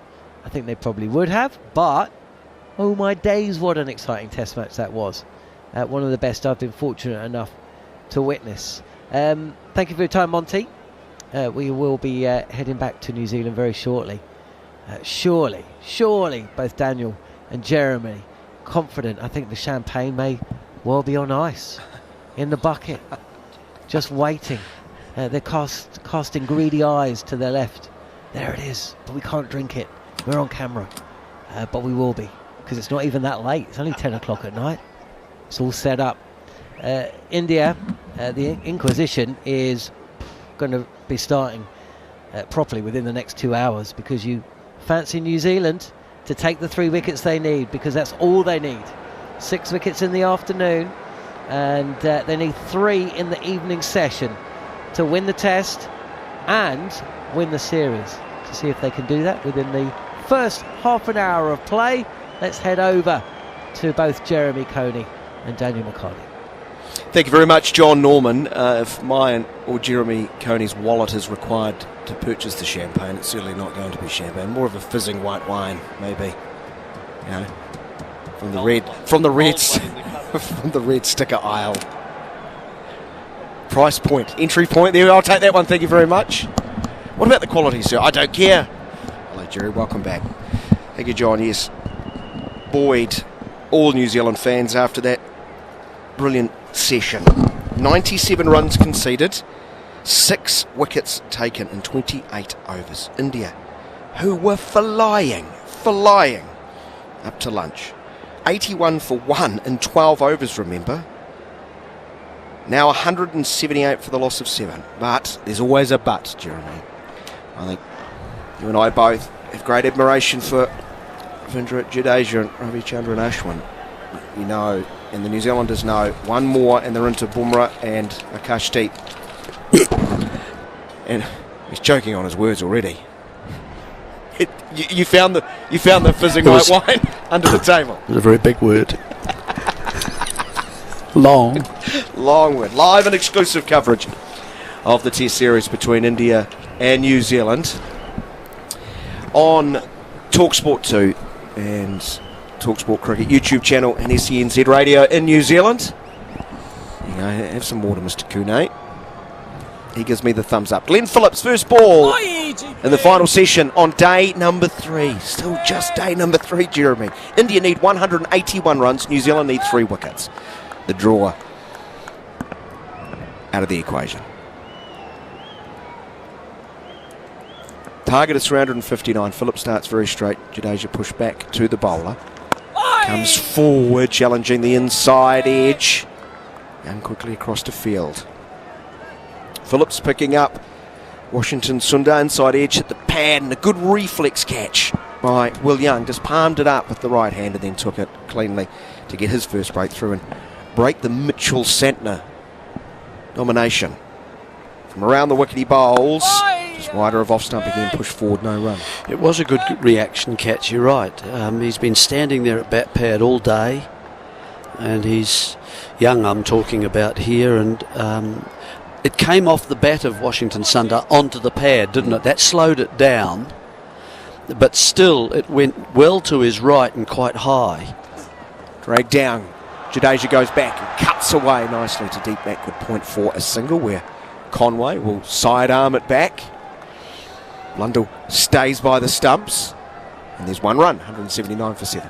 And Young moved quite quickly. He realised if he just... And it was a flat hand he put up, his right hand, wasn't it? And deliberately made it rebound up in order for him to take on the second grab. So it was the whole manoeuvre by Young was quite thoughtful and successful.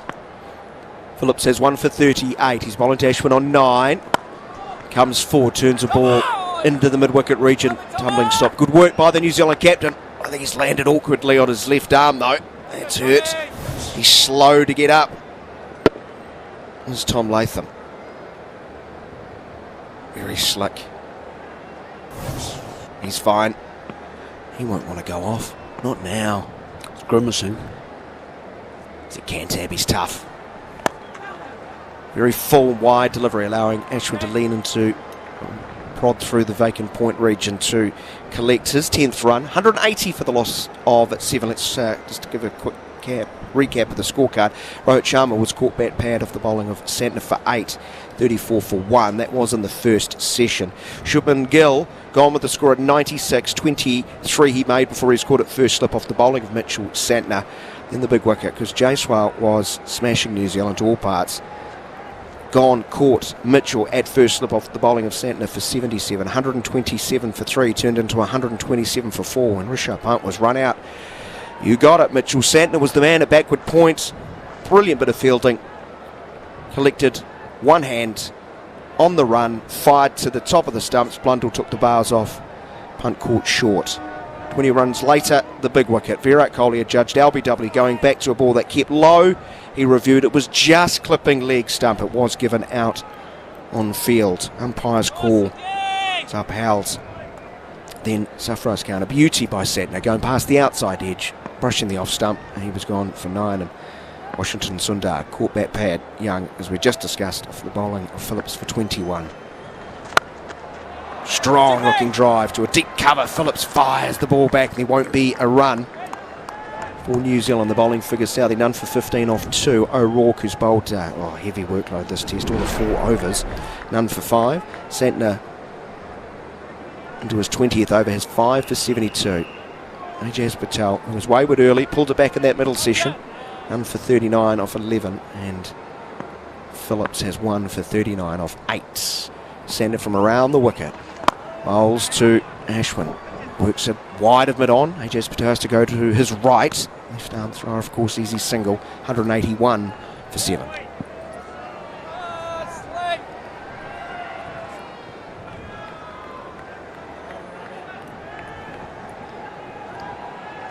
And that is a recap of the action so far today. 359 was the target set after New Zealand lost their last 5 wickets for 57 this morning to be 255 all out. Jadeja playing across the line in front of his front pad, but turning to mid-wicket.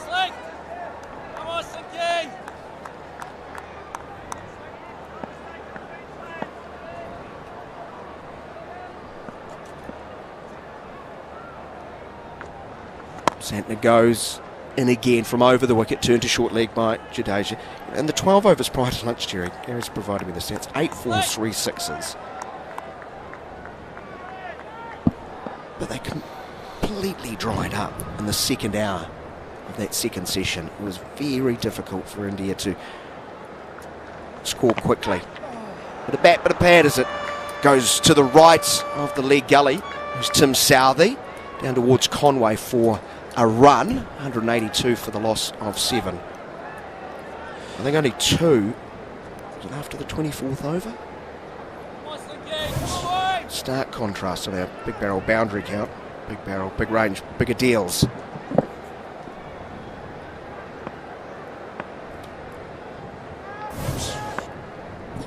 Ashwin on 11. The right-hander waits for Mitchell Santner.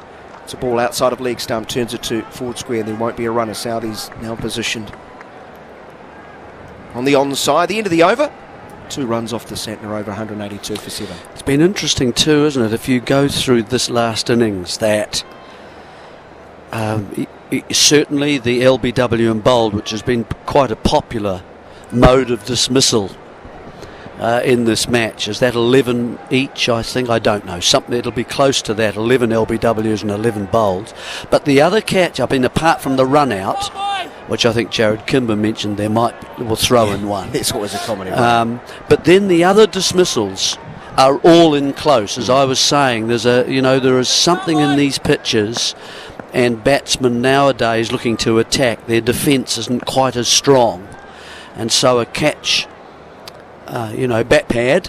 Phillips starting a new over, dragging the length down outside of off stump and going back and chopping forwards. Point long chase for Conway from a deep point. And they'll comfortably return for a second. Jadeja moves to 8. It's 184 for 7. Yep, just a drag down really, and an easy couple there for Jadeja. But yeah, bat pad the first catch, a comfortable one for, that'll just lob to Will Young. Coming from the shoulder of the bat. So that's a catch in close. Then there was a slip catch off Santner, Gill. Then there was a slip catch off Santner again. Phillips bowling to Ravi. Yeah, Jaiswal. That's right. That's quite right. So there's 2 slip catches and a bat pad in close. Then there was the run out of punt, LBW in the bolt, and then the bat pad catch once again for Sundar. So again, it's catches in close, that importance of having, I think, with the modern player, if there's something happening from the pitch, catches round the bat. Phillips, this is very well bowled on off stump, and Jadeja, he says it correctly this time, defending. So and hence why we had those dramatic in-out fields. Correct, and it may look a little bit odd for New Zealanders seeing this, but it makes sense also the way that India bat. They either defending or they're hitting the ball hard. But wider of the crease, wider of off stump, Jadeja defending. especially when there is a run pressure placed upon their heads, and it's not the modern player doesn't like kind of collecting singles, twos, ones, they just don't. They want the boundaries to come. Phillips over pitches this time. Obviously works. Half press forward. Plenty of bottom hand, turns it to long on. 185 for 7. I mean, it's not a criticism. We're just trying to analyse the way that sides play. It happened in the New Zealand innings. Yeah, that's how India set their fields. Yep. Ashwin on 11. Jadeja's moved to 9. Came together with the score at 167. It's kind of why also the games are over relatively quickly, with lots of runs. Phillips goes very wide of the crease, over the wicket. Well played though by Ravi Ashwin, leaning forward, pushing through the vacant mid-on region. He'll retain the strike. The end of the Phillips over. He has 1 for 43 off 9. It's 186 for 7. Target is 359. Well, the hard thing from the point of view of Santner continuing is that it's easy, I think, to sometimes say, well, they've only got about 3 or 4 paces, for heaven's sake, surely they're not going to get tired, keep them going. But they do tire. One, the fingers tire from actually gripping the ball in different ways all day. Secondly, the head thinking about what's required constantly. Santner, a new over, drags this one down short, spinning away from the right-hander, but dragged to mid-wicket as Southey's position to field. And so it's just that continual, also they bowl, it'll sound a bit weird to everybody, you bowl through your hips as a spinner. You've got to get round your action completely and use the whole body. It's what Ajaz Patel wasn't doing that much. Santner gets an inside edge of Ashwin's bat from outside of off stump. It might have gone between his legs, backward of square. He'll get a run, 187 for 7, but not convincing. And you could see, if you look at the action of, Santner, he does get right. You'll watch that twisting of the front foot, bowling over the front foot, usually braced, and coming right around it and across it as well. The hips rotating. Back over the wicket to Jadeja, turn to mid-wicket. So that he's almost facing, if a left-hander he's bowling to a left-hander, you're facing the offside almost right to a sort of where the cover fielder would be on the boundary. He drives from the hips. Yeah. Certainly not the front arm. He doesn't use the front arm. Very low. Quicker through the air, shuffling back and across. Jadeja smothers. So they do tire, and they run out of ideas after a while. It's not as easy gig as it looks. I think as If it looks easy to me. Were you a spinner? A bad one. Were you? 87 for 7. All spinning into the front pad, would have missed leg stump, turned to cinnamon on. I thought you might be a sneaky little kind of medium pacer. No. That skiddy. No. You weren't? No. Because too many walking steps for you, was it? Leggy. Hey, Flick off the pads. Nicely played by Jadeja. He finally gets past the mid-wicket. At Phillips, hearing around to his right. We'll make sure it's only a single. The end of the over, 188 for the loss of 7. 44 overs bowled, chasing 359. Just thank you, Gary, for correcting me. No one likes to correct it. We love them, don't we, Jeremy? There were 8 4s and 3 6s in the 12 overs before lunch. Only 13 4s between lunch and tea. New Zealand looked rattled. They were too full, too wide. Indian counter thrust, if you sort of got in their head, but I think Ajaz Patel is a good example. He looked right off, and I know you were getting a little bit frustrated. Just to try and find a stop ball. He sort of bowled himself into a little bit of rhythm, and those boundaries on our big barrel boundary count, big range, bigger deal certainly dried up. Yeah, well... And there was always something in the surface that He found it again, didn't he? He started to find it. Phillips goes full on middle stump. And we're seeing edge. it here. We're seeing it here with Phillips bowling at the moment. If he gets it right at his end, and it's a kind of on a line and a length, the batsmen have got to be careful. You know, there is something in this surface for bowlers. Phillips will continue around the wicket to Jadeja. Waits into the knee. Goes back, playing the straight bats into the covers. John sent a message for you, Jeremy. Loving the commentary. Hope you can call a historic win, which would be amazing considering the Sri Lankan debacle. Going to be nervous night, I think. John's right. Well, we'll see. We'll see. It's not done yet. Exactly. I don't want to count chickens and all that. But even the fact they're in this position, considering Sri Lanka, just adds to the context of how well they've played. 188 for 7. Jadeja defending. I guess that's the tone of delight from everybody after that particular tour, which wasn't a successful one for New Zealand from a range of viewpoints, I think. Then coming to India, and it looked a massively more difficult proposition. It really did. Phillips bowls, and once more Jadeja's very watchful and respectful, pushing back to the bowler. Perhaps it would be nice to have had them reversed, you know, and New Zealand to go now with these results. I wonder how that would go for New Zealand and Sri Lanka then. Well, Sri Lankan wickets have turned more than here. Phillips gets very close to the stumps. Bowls full, worked up to mid-on. Down to Southey, 189 for the loss of 7. The first test was very winnable for New Zealand. Very winnable. They had, with that first innings collapse with the loss 6 for 50 odd, there was Jarrod Kimber, who's going to rejoin us. A comedy run out too, of course. Yeah, he threw that in. And, well, just they were swept aside. 600 plays 88. And that's because he spent months looking at scorecards. There's always a comical run out. Yeah, we know his Friday nights. He told us that in the first test. He did. They're a thing of not. I was going to say beauty for a second, but yes, they're not really there. Welcome back, Jarrod. Phillips' last ball of his over is 1 for 44, and he bowls to Ashwin. He uses that long reach of his to get to a half volley outside of off stump, bunting through the cover region for his 14th run, 190 for the loss of 7. You guys know what it's like when you have kids. Like Friday nights are just a night that you know you might not have to get up as early the next day. That's all you get. Like I don't know about that. Oh, what do you mean? Well, you came back and his head was down on the table and he couldn't. I said, "What's the matter?" He said, the kids woke me up this morning. And leaping on the bed and there is a bit of that. When you finish at 1 o'clock, Jarrod, I don't know how you feel. You need a couple of hours to sort of unwind. Well, that's 3. Sleep. Yes. Yeah, and then. So last night, I'll tell you what happened. I had a meeting with someone. We had a couple of drinks, and then I said, "Guys, I've got to go. I'm really tired." And I looked at the time, and it was 4 o'clock in the afternoon. Santner starts a new over.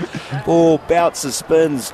But Ashwin goes back, turns it, Wideman on for everyone's a waiting for afternoon tea. Okay. You're an excitement machine, Kimber. And then I went. What's wrong with Kimber? Oh dear me! It got worse. I went home and I told everyone I'm going to bed early. Obviously, I'm tired. And then my son just burst into the room to start to talk about the test matches. And I said, if you come in here again, it's the last thing you're going to do. And I looked at the clock and it was like 8:30. Like again, completely I was broken, man. Santner full as he angles in towards Jadeja. Real attacking intent. In my defence. As far in the session, yeah. Well, he's come in with a good topic. He wants to talk cricket with you, right? Yeah, exactly. But in my defence, I have been getting up at 3:30 in the morning. And he did say, you've been getting up at 3:30 in the morning. I said, look, if you know that, you're out. Well, this one spins back sharply, but well played by Jadeja as he hovers on the back foot. Now, we've already talked. Remember, we talked about him the other day. He's got a list of questions for Gareth Batty. Gareth Batty's agreed to be on his podcast and come in and just get absolutely, probably burnt by a 10-year-old who's got a lot of questions. He's going through the Curtly Ambrose back catalogue at the moment. Beautiful. Turned through mid-wicket for a single, 7 for 1, 23 balls. 192 for 7. He has he once did a FaceTime with Jeremy Coney, and he calls him that New Zealand captain I can't remember. Good on him. He's absolutely right too. That's like most people. There's more than one, I can assure you. Even my parents. 192 for 7, well bowled. Santner, good drift. Monty Panesar is identified. But quick early in the innings, he's pulled that pace back. 83.4k. Any nerves at all about this partnership? Yeah. Jadeja, especially in one-day cricket, has been a real thorn in the backside of New Zealand. And Ashwin has squared up as he comes forward.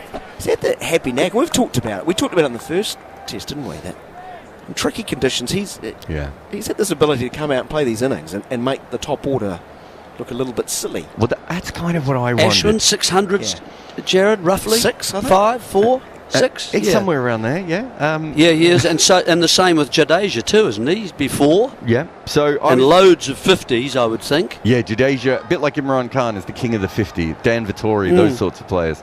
You can't get them out. They won't always go on, but you can't get them out for long periods of time. But I always wondered if there's just a little bit of, we've been saving you guys for 12, 13 years now. And this is our legacy that you're talking about here. We weren't going to lose a single series at home. Is there just a little bit of extra motivation? Not that you need to be motivated to win a test, and they all want the World Test Championship, but just a little bit of these guys going, okay, if we get past maybe 55 overs, this ball gets soft, New Zealand will start to get a little bit more worried. Phillips to continue around the wicket.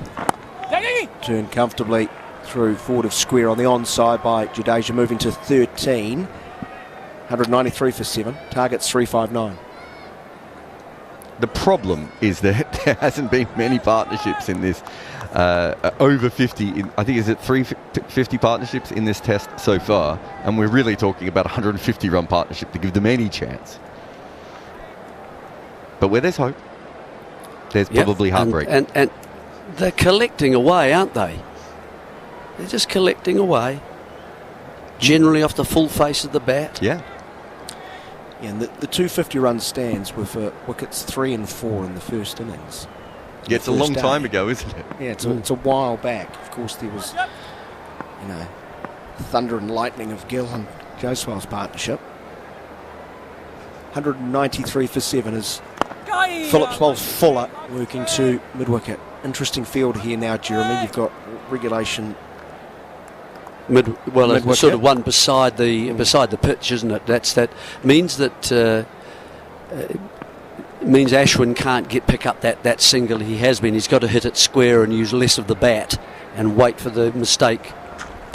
He goes back to a ball that's wide of off stump. He plays it backward a point.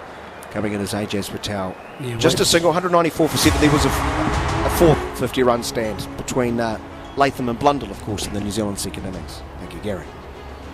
I don't know if you guys picked this up, but Gareth Batty has a slightly different language about cricket to him because he's still in the game and he picks up little phrases. Strength of ball. Oh, I love strength of ball. Oh, I like that one too. Strength of ball. He also likes seed of doom, but I think that's only a Gareth Batty one. I don't think any other humans ever said seed of doom. No, we don't like that one quite so much. Poles and seeds. That's very New Zealand speak. Very seed, a good seed. Good seed. Here's the next ball that's drifting into leg stump. Punched away for another single, this time by Jadeja. He's 14. It's 195 for 7. We have a commentator like that over here as well.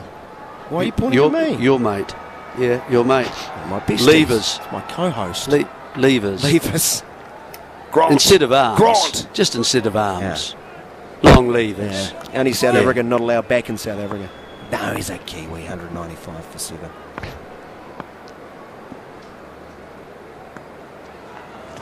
There's a sweep into the pads. Heading outside off. Turned down by umpire rifle. New Zealand will go have a chat.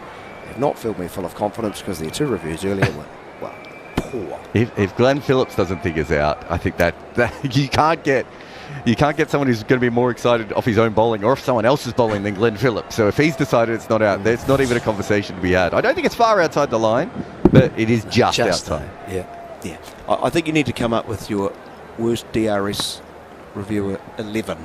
Oh. There you go, Joe. There's one of your videos. There you go. You're welcome. send the check. 195 for 7. You'll get good feedback with that. Quicker through the air, shorter of length. From the crease line, Jadeja plays to the square of the 2 mid-wickets. The end of Phillips is over. He has 1 for 48 off 11. New Zealand need 3 wickets. And they're 195 for 7. I mean, obviously Shane Watson and Stuart Broad go straight in. I think Glenn Phillips and Sarfraz Khan might, although Sarfraz Khan had a great one in this Test match. Marnus Labuschagne, I know the Australian players at one stage just stopped talking to him during reviews. They've eventually trained him on just for reviews. Yeah, just for reviews. Yeah, you're right. Mohammad Siraj, for about the first 3 years he was in international cricket, didn't understand that if the ball pitched outside the leg stump, it couldn't be out. Which I thought, and I thought that was such helpful to know that. Yeah, such a beautiful thing. So Kane Williamson's record as a captain was, and Southey. Wow, Southey goes for anything as soon as Southey would. Well, that's probably a reason because Kane's so calm. We'll have a look, Tim. Turner back into Jadeja, wanted to cut, followed him, pushes back to the bowler. It's a new over starts. Santner 5 for 77. Of 22.1 overs. The reason I was mentioning Gareth Batty in the new language before is the field that Santner has, and I think it's to Ashwin, where he's got sort of a short catching mid-on. Down leg side, keeps very low, goes under the gloves of Blundell. There'll be more buys here. 4 of them. That would take 199 for the loss of 7. And the big barrel boundary, big range, bigger deals. Yeah, he had like someone on the next pitch, essentially just next to the non-striker, and then he had someone at short mid-wicket. But instead of saying we've got a catching mid-on or a short mid-on and a short mid-wicket, Gareth Batty called them a drive man and a box man. I don't know if you picked that up, but I wondered just... Box man? Yeah, no, that's okay. In the you box. You okay with that? All right. Jeremy? Absolutely, you like short, box man? Well, short cover, short mid-wicket, in the box. Okay, Chris Wood getting 2 for Nottingham Forest earlier. Spinning back in towards off stump, playing with that spinner's Jadeja. It's pretty comfortable, doesn't he, Jeremy? He moves to 15. It's they both 200. Listen to that roar. 159 runs away from victory. 3 wickets for New Zealand.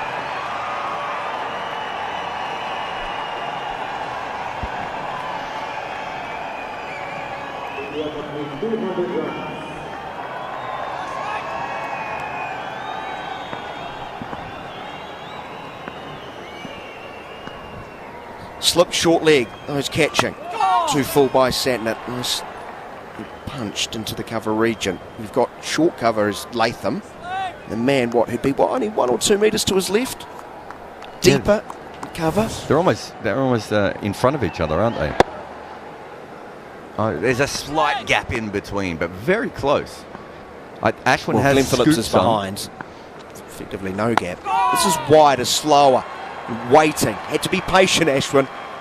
Able to glance the ball down towards backward point for a single. He's now 17. It's 201 for 7. I've noticed Ashwin in the last test and in this test, a couple of times when he's tried to play through cover, his bottom hand has just taken over, and he's got the ball in the air, even when he was just trying to stroke the ball through the offside. And I think that's clearly what this double cover field is all about, is just hoping that he'll just find one of these guys with that bottom hand.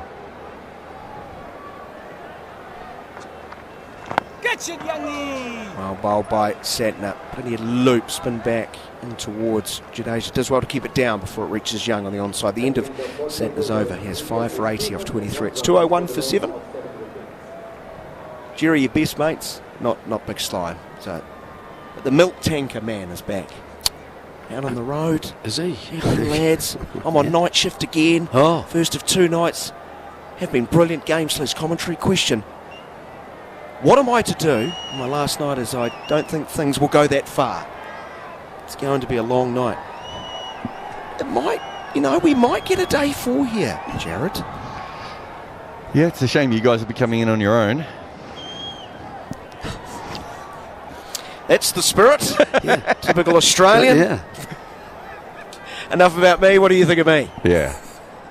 I did, if I have to come back at 3:30 in the morning. I've done that a few times actually for talkSPORT. The old come in briefly. The best one I think we did was we got the rights to India England women's match, and we couldn't record on the first couple of days because they were still signing the contract. So we came in, I think it was on day 3, and the game was evenly poised, and everyone thought, well, this would be a good test match. And England got bowled out in a session, and we did about an hour and a half of commentary.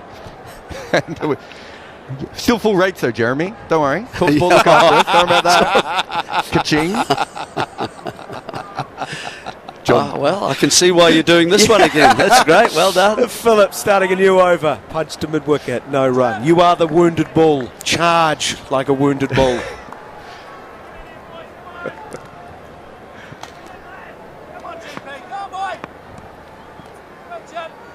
We do it for the love of the game, listeners. Yes. Love of the game. Adore it. And the extra serving of mushrooms.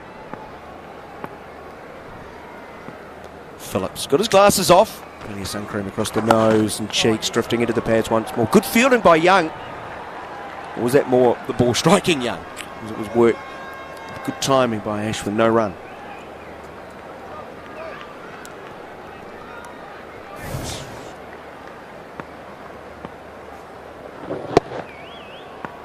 Got his left leg down nicely. I'll claim anyway. Very wide of the crease, angling in towards off stump. But Jadeja waits, lets the ball hit the bat, pushing into that gap at point. 202 for 7 with that single.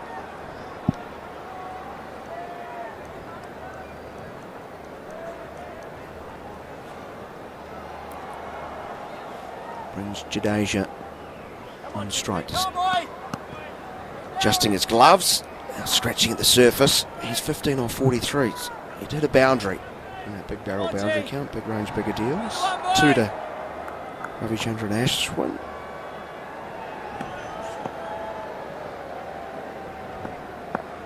The left-hander, Waits, gets that. He tucked in on the shoulder. Waits for Phillips, who over pitches. Works him wide of mid-on. Long chase for Tim Southey. Around to his left. They'll come back for 2. Get home very easily. 204 for the loss of 7. The current partnership is worth 37. It's chipping away.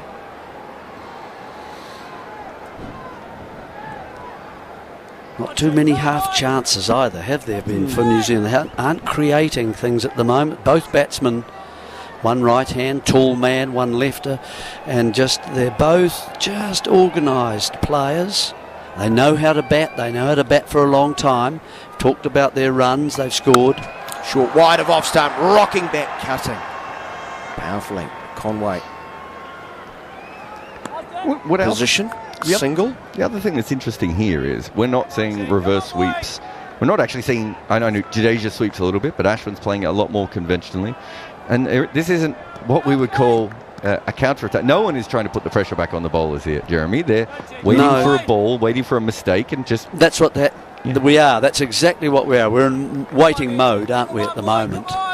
Just to see what will happen here. Can someone bowl a ball that does something that's unusual? You're so impatient, Jerry.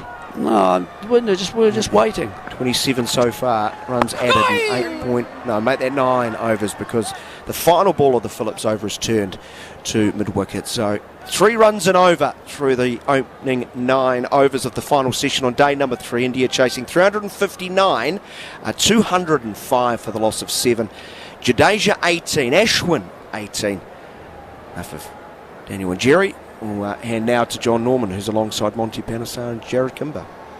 I'm no expert in such matters, but I believe you can decant red wine for too long.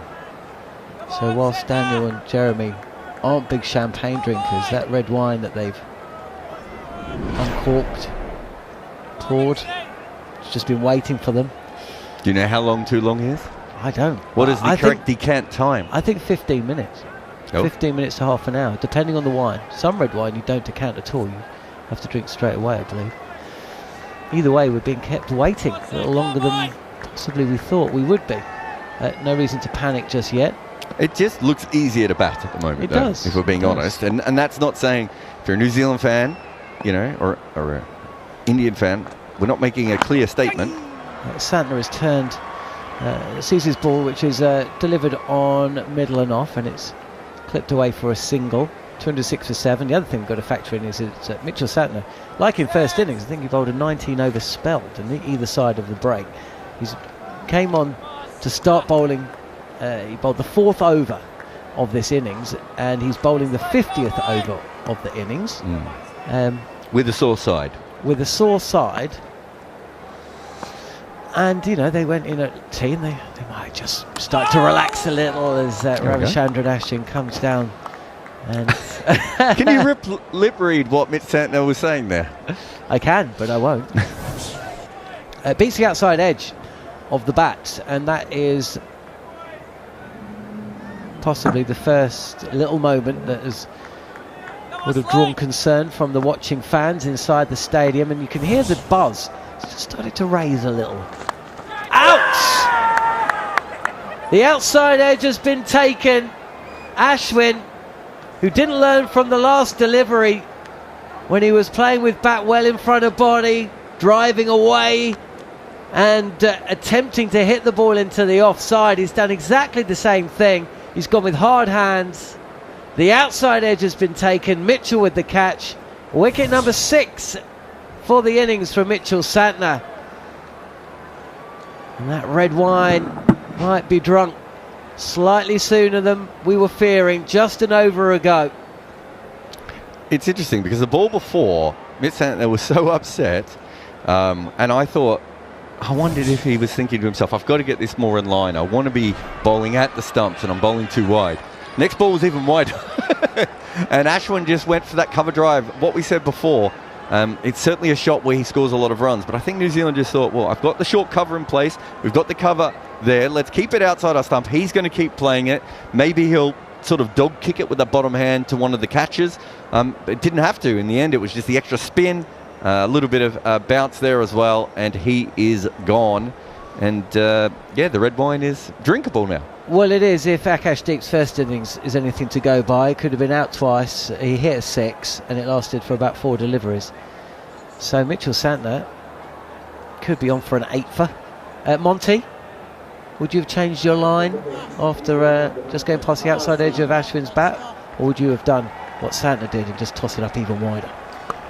Well, yeah, look, I think that's what I think being great thing about Santner is that he's able to work out how to get a batsman out, changes his lines, changes his paces, and again, if it was my case, I probably would have looked to attack the stumps, middle and leg, but with Santner, because he can bat as well, so he's thinking like a batsman, and he bowled it slightly wider.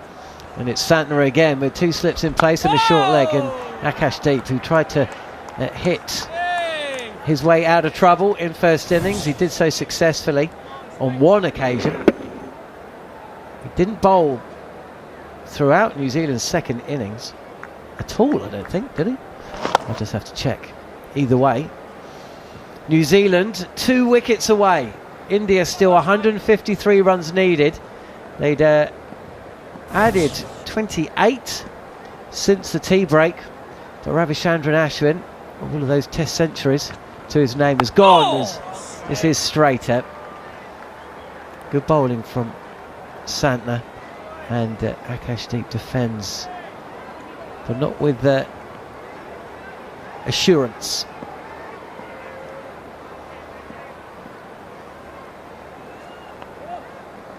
Santner again. This is tossed up a fraction outside of off stump this time.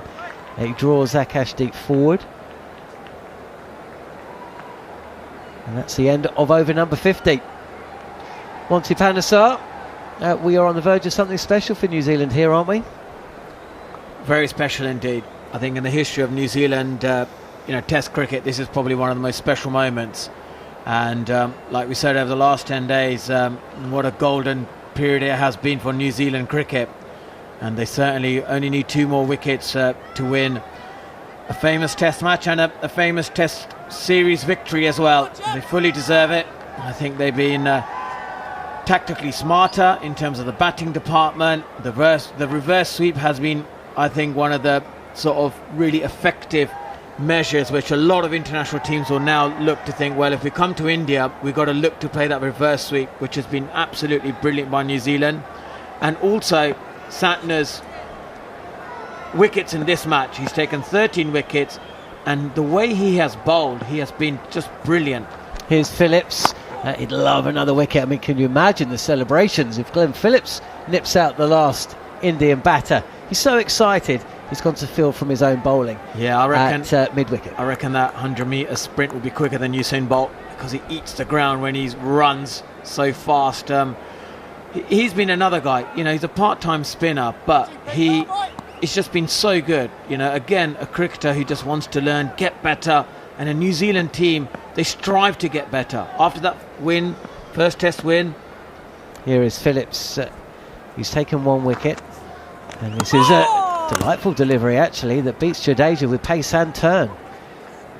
The off spinner getting the ball past the outside edge of the left-handed Jadeja's bat. And they quickly just forgot about that. They thought, no, we got to go now, go to Pune, work out what we need to do. And they just, you know, was so good at just putting that line underneath the victory at Bangalore and restart again. And this is a team, this is a seriously good team now. Phillips again, identical delivery with the same conclusion. It goes past the outside edge of Jadeja's bat as he comes forward and defends off stump. And we often talk about New Zealand being a great white ball team, but I think in Test cricket, you know, they are the team now rising up, and hopefully they'll be able to play more Test cricket as well. We're going to see more New Zealand playing Test cricket now. Phillips in again. This time Jadeja plays back, and instead of playing defensively, he tries to steer the ball towards the leg side, but it's fielded. 2 balls left of the over. 206 for 8 India.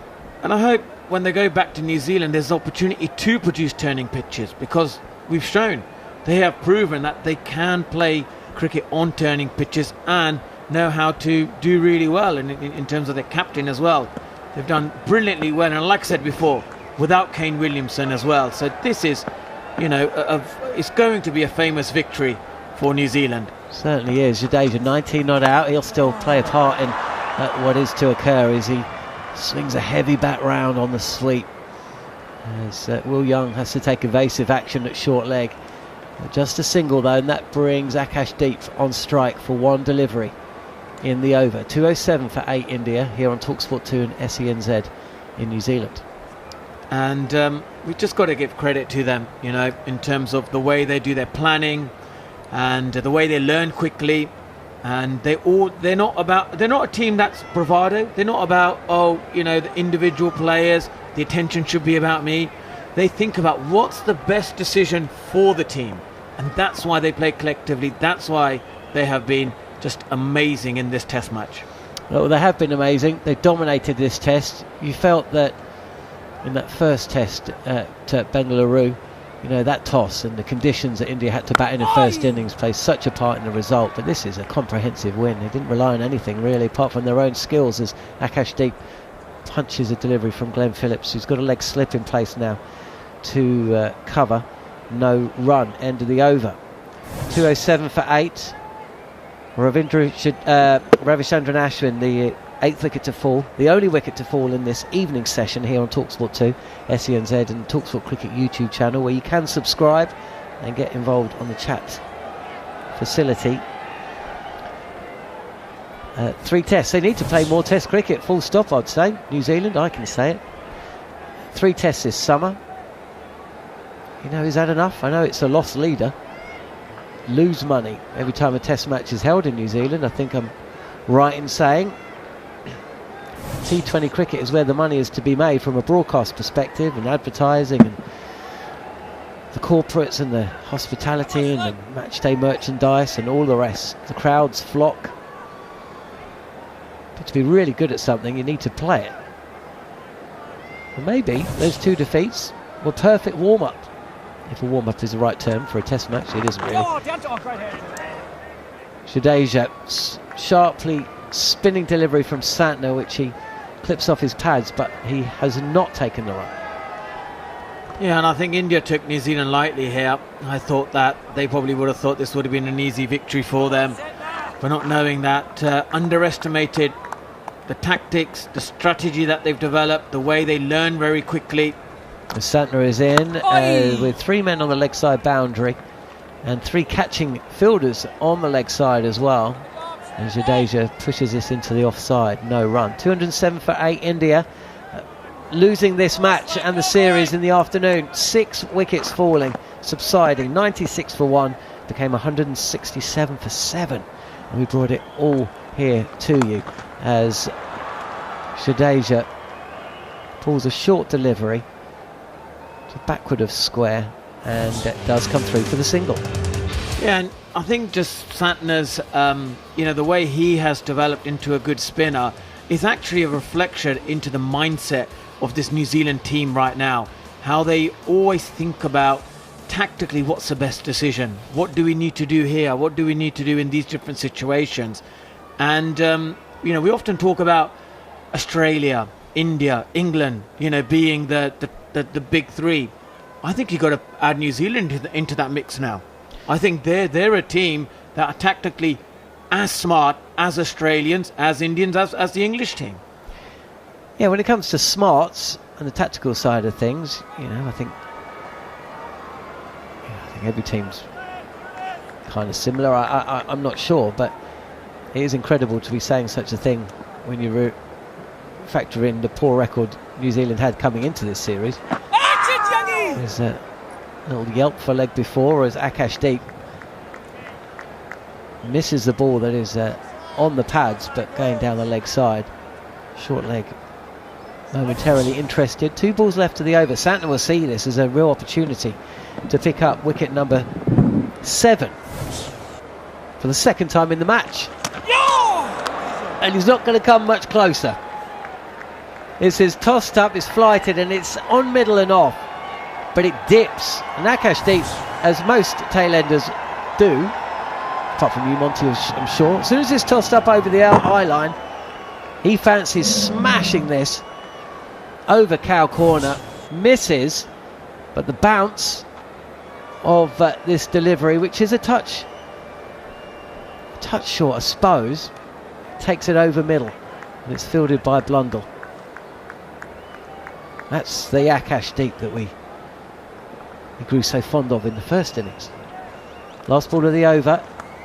There's an edge, but it's edged down into the ground, fielded at first slip by Daryl Mitchell, and Akashdeep survived. 208 for 8 India. Yeah, it's been impressive, Santner. I think that control of his bowling arm has been really good. Normally you see it go a bit too high, or he's trying to fight in against his action. He's had a repeatable action. He's done really well, and he may even beat his fellow partner, Ajaz Patel, who took 14 wickets in 2021 at Mumbai. He's at the moment taking 13 wickets for 135 runs, and what an unbelievable performance this is. Yeah, because remember, Ajaz Patel took 10 for in an innings in a losing cause. New Zealand did not win that match, but it did give a gloss to proceedings. They drew one, and Ajaz took that 10 for, and it just meant that after that 2-match series, which they lost 1-0, he kind of felt, well, that's a pretty decent showing, especially when you consider how they'd fared in 2016. This is short from Phillips, and 4 runs will be added to the Indian score as Jadeja seizes on the length and smashes it through mid-wicket region for 4. Muted celebrations in the crowd though. They fear this game is done, and with it the series. 147 needed still from India. 2 wickets for New Zealand. India 212 for 8. Yeah, Glenn Phillips, it's an opportunity for him to just get his action spot on, not try and fight to get a wicket. Here's Phillips, and he draws a defensive shot on the back foot from Jadeja. And try and just group, a few good deliveries, because he knows the Mumbai Test match he'll have to play a lot in there. And we know Jadeja how dangerous he is, so he's got to be very careful there. The New Zealand team not switch off, knowing that they need 2 wickets in an impossible situation for India to win. Phillips again, and Jadeja seizes on that shortish length, creates a bit of width for himself, crunches this through point for a single, and takes it. So Glenn Phillips, the off spinner, will have 3 deliveries at the right-handed Akashdeep. Just get it on the stumps, right?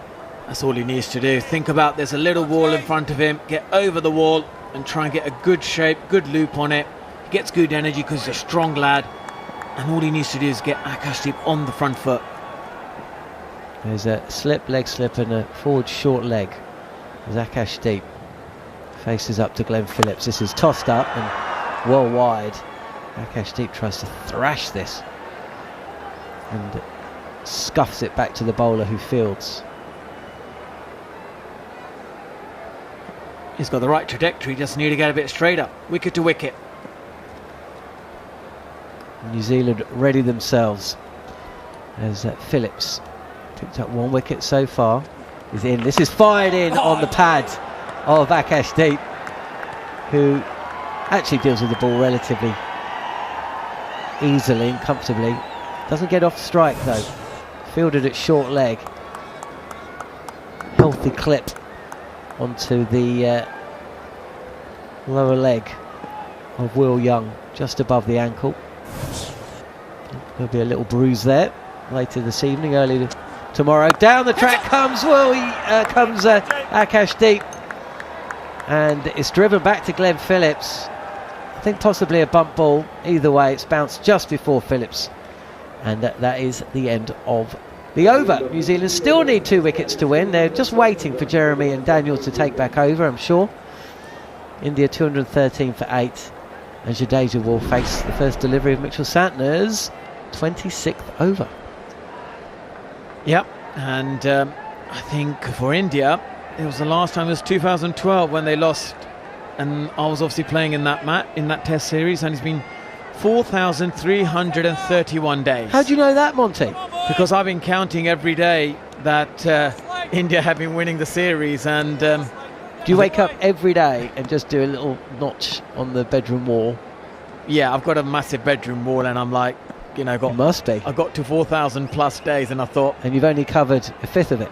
Yeah, so I think here's Santner turning towards Jadeja's front pad. Jadeja's back and could comfortably take a single, but decides he'll sit and wait out this over as much as he can. Akashdeep seen off 10 deliveries, but nothing about him screams permanence. Santner comes in and he strikes Jadeja on the pad. The ball balloons up and is caught at leg slip. There's a polite inquiry from Santner to the umpire at the non-striker's end about leg before, but that's not given, and New Zealand decide not to take the review. Santner again. This is straighter, and I think he's been put down as Jadeja at first slip. Flying to the right of Daryl Mitchell. Tough chance, and Mitchell's taken a couple today. But 4 runs to the score. Smiles on the face of the New Zealanders. If that had stuck, it would have been pretty much out there, but it didn't. Jadeja remains. He moves to 30, and India moved to 217 for 8. Well, the way we've seen the catches throughout this series from the New Zealand team, that something like that is probably catchable in their side, but that would have been unbelievable, a miracle. It went really quickly. But what's been impressive is the catching has been good. Here's Santner. This is on leg stump, and Jadeja gets forward and diverts the ball past leg slip and will come through for the single here. He moves to 31, fielded at fine leg. India 218 for 8. And there's been passages throughout this Test series, especially in this Test match as well, where when they get India down, they really exert the pressure on the Indian team, and that's probably why the collapses have happened, because they believed in the way India will play, is hitting out, and they haven't gone into defensive sort of field setting. They've been attacking and really surprised India throughout this Test series. Here's Santner bowling wide of the wicket, and Akashdeep playing almost a front foot cut shot. Minimal movement of the bat though, almost like playing the shot in slow motion. And he remains not out. 1 ball left of the over. Santner, a little tempter, but wide, and driven up to long off by Akashdeep, who survives another over, as do India. New Zealand still need 2 wickets to win. India 218 for 8. But Monty Panesar, it was that afternoon session, wasn't it?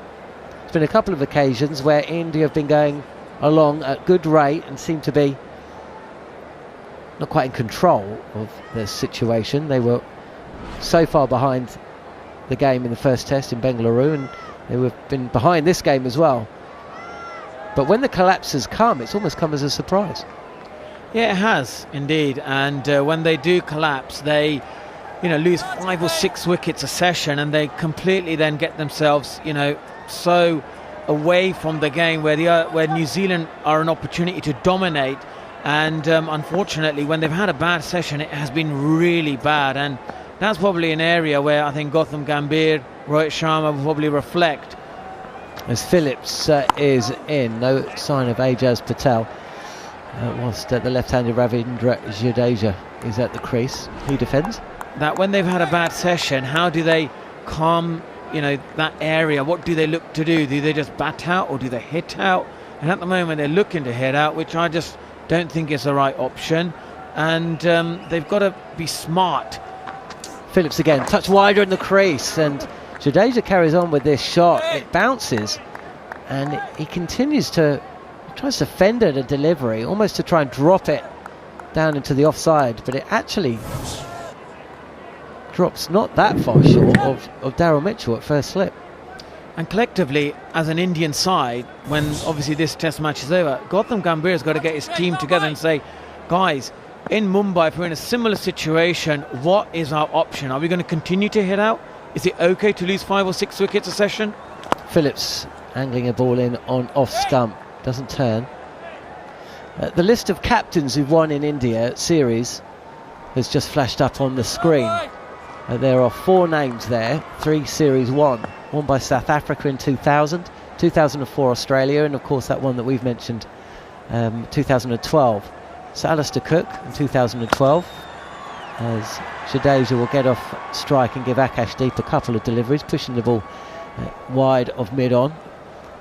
I mean, I don't know, it must be a coincidence, but Hansi Cronje was a captain of South Africa. Now, Jarrod's not on cans at the moment, but roughly when did Hansi become captain of South Africa? A few years before then. 96, he's saying. So yeah, so he was embedded. But the other 2 captains, Alistair Cook, Sir Alistair Cook, that must have been his first overseas tour. Certainly one of his first series as captain. And then, of course, Australia won in 2004, and Ricky Ponting was absent for the first couple of tests. It was Adam Gilchrist. And then, of course, Akashdeep forward and trying to play through the covers, get off mark, and misses the ball. Taken well by Blundell. And, of course, this series here is a new captain as well. Tom Latham. I think Gilchrist may have captained Australia before then, on occasion, maybe once. Tom Latham has captained New Zealand before, 9 occasions I think. So if you're touring India, you just have to have a new captain. Get a new skipper. Defended again on off stump by Akashdeep. He's sticking around. He's only really tried to unfurl one big shot, and he's put that away for now. Survived 14 deliveries. Jadeja's 32. India still some way adrift, 140 off, and New Zealand need 2 wickets. But the thing is, apart from that anomaly or coincidence, it is such a big deal to win in India that Sir Alistair Cook, who captained England for a long time, when you look back at his captaincy and the conversation comes to whether he was a good captain or not, that is held up there as being his the pinnacle. I mean, he won Ashes at home, but it was that series that he always has as his trump card. Yeah, exactly. That was his first series in India, and he probably had 2 of the greatest Here's Santner again. Spinners to play the game, myself and Graham Swan. That obviously helped. Well, yeah, Graham Swan was a good spinner, Monty. And the part-timer Monty was there to assist. I've forgotten him. But that was a great team we had. You look at the history of English cricket, top batters, top bowlers. Here's Santner, and this is sharp turn, and Jadeja almost flinches, almost like a boxer on the ropes, taking a punch to the midriff. 4 runs that will be added. Byes didn't come off the bat, the ball going between leg slip and keeper, but again we're just seeing some serious turn and bounce. It's the bounce from Santner every now and again. We've seen this throughout the test match. And that's one of the reasons it's been a relatively low scoring affair. Yeah, and it's that SG ball as well. It's hand stitched, so it's a pronounced seam which stays harder for longer, and you can see how there is more bounce you're getting from these SG balls. Santner again. This is short, and the turn is evident, but it's not got the bounce from that previous delivery, and it allows Jadeja all the time in the world just to step back and pull the ball to a backward deep square, and he gets off strike. 3 deliveries handed over to Akashdeep. New Zealand still need 2 wickets. Yeah, and in that series we had great batting. We had Kevin Peterson, who scored very quickly, scored a famous 180-yard. Alistair could bat long periods of time. Ian Bell, Jonathan Trott. Yeah, England could do with those now. This is wider from Santner, and it keeps low. Akashdeep comes forward and covers the line and will stay where he is. 15 balls and yet to get off the mark. That's fine. A little bit more loop this time from Santner, and Akashdeep thought that he was going to get a single. He was about 3 paces down the track before remembering the game situation, and he was sent back by Ravindra Jadeja at the non-striker's end. 1 ball left of the 56th over. Mitchell Santner has been bowling since the 4th over, either side of the tea break. He's picked up 6 wickets to go with the 7 in first innings. What an incredible effort from him. And he's got another opportunity against Akashdeep, who comes forward and defends.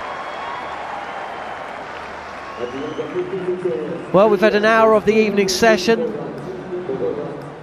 The drinks and, well, I can't see any bananas this time, are coming on the field. All smiles from New Zealand. They still feel they are just moments away from victory.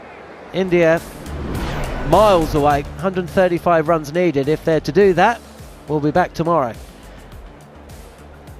But for the next half an hour or so, I think it will be fitting if we were to hand over to New Zealand, where Jeremy Coney and Daniel McHardy may well be commentating on those last 2 wickets to fall with India at the drinks break in Pune on day 3, 224 for 8.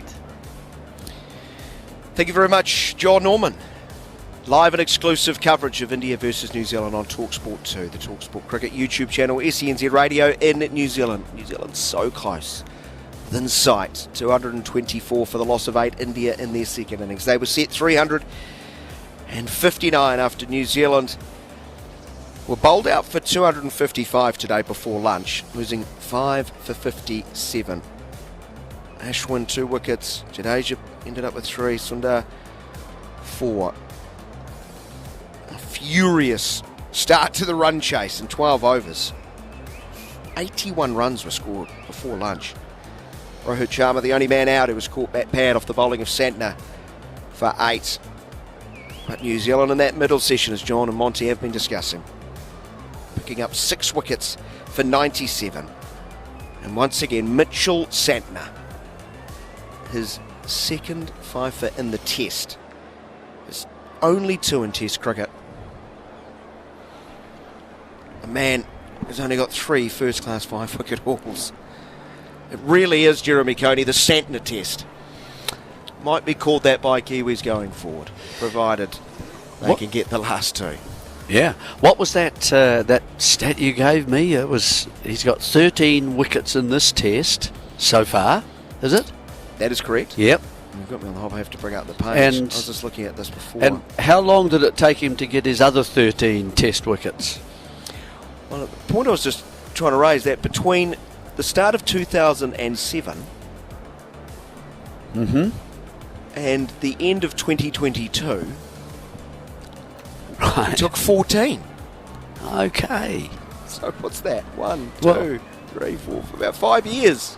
5 years. Done in 2 days here. He's been saving it up. Saving it up. Jeez, he's good at saving. Well, thank heavens he did. I would have broken the piggy bank. Thank heavens he did. Yeah, extraordinary stuff. He has been brilliant in this test match. Didn't play the first, as New Zealand went with 3 quicks. We're seeing a montage of his 6 for 88 of 27 overs. Oh, 27 of the 56 overs bowled in this innings. He was under pressure early as India came out strong, but he slowly got back on top. Lots of bowled and LBWs in the first innings. He's had 3 catches taken by Mitchell Santner. Sorry, by Daryl Mitchell. Mitchell. You understand why I got confused there.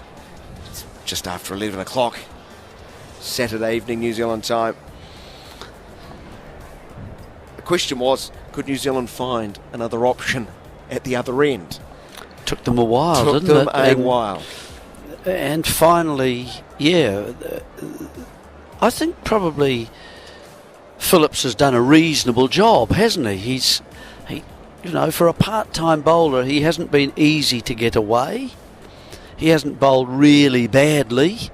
He's had a couple of drags downs, but I mean that's kind of acceptable. But he starts first ball after the drinks break into the pads of Jadeja, pushing to the onside.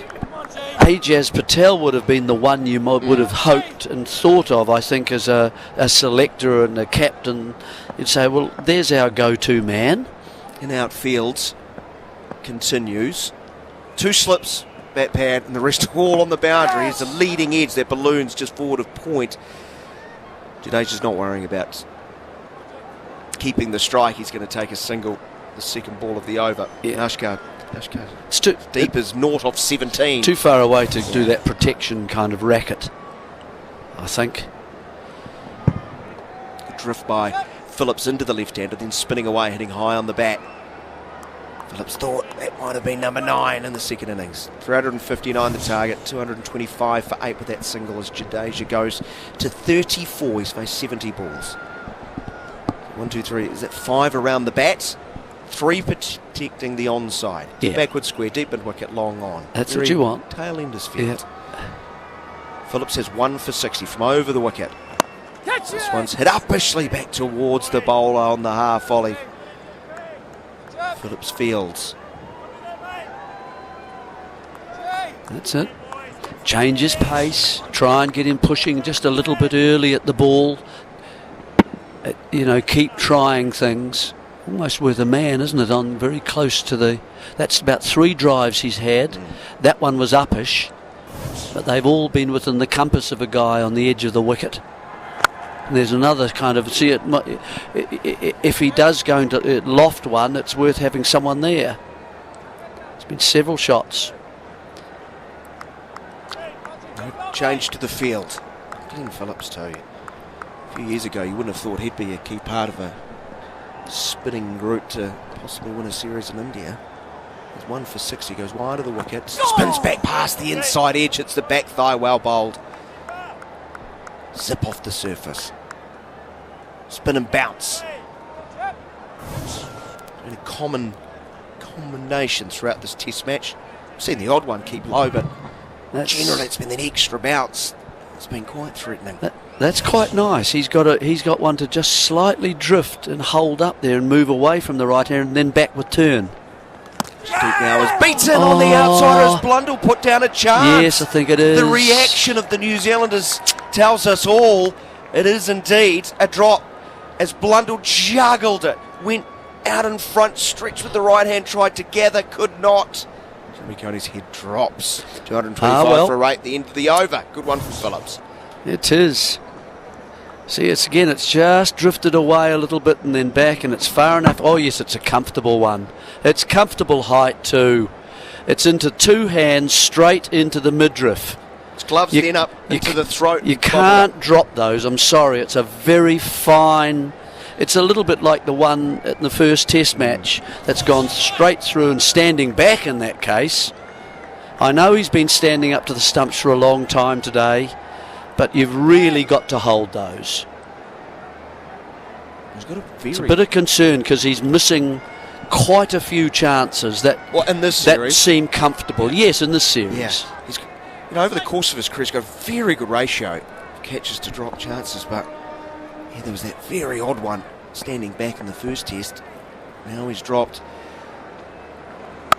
Goes deep as Jadeja rocks back and hits Mitchell Santner, who's bowling around the wicket, angling across the left-hander. Clubbed away to point. And despite taking a single with the second ball of the previous over, he turns down a single with the first ball of this over. 225 for 8. Yeah, it's just outside off stump. It's in the good eye line for Blundell. It's quite wide, so he can see everything. It's twice now. It's gone through the hands and hit the heel. Yeah, the left heel of the hand. You're right, Jeremy. Then bounced up, hit the throat, went it out in front. He couldn't react quickly enough. 225 for 8 as Jadeja defending once more. Oh, it actually hit the fingers too when he reacted. Hit a second grab and dropped it. Lean forward by Jadeja, getting right to the pitch of the ball.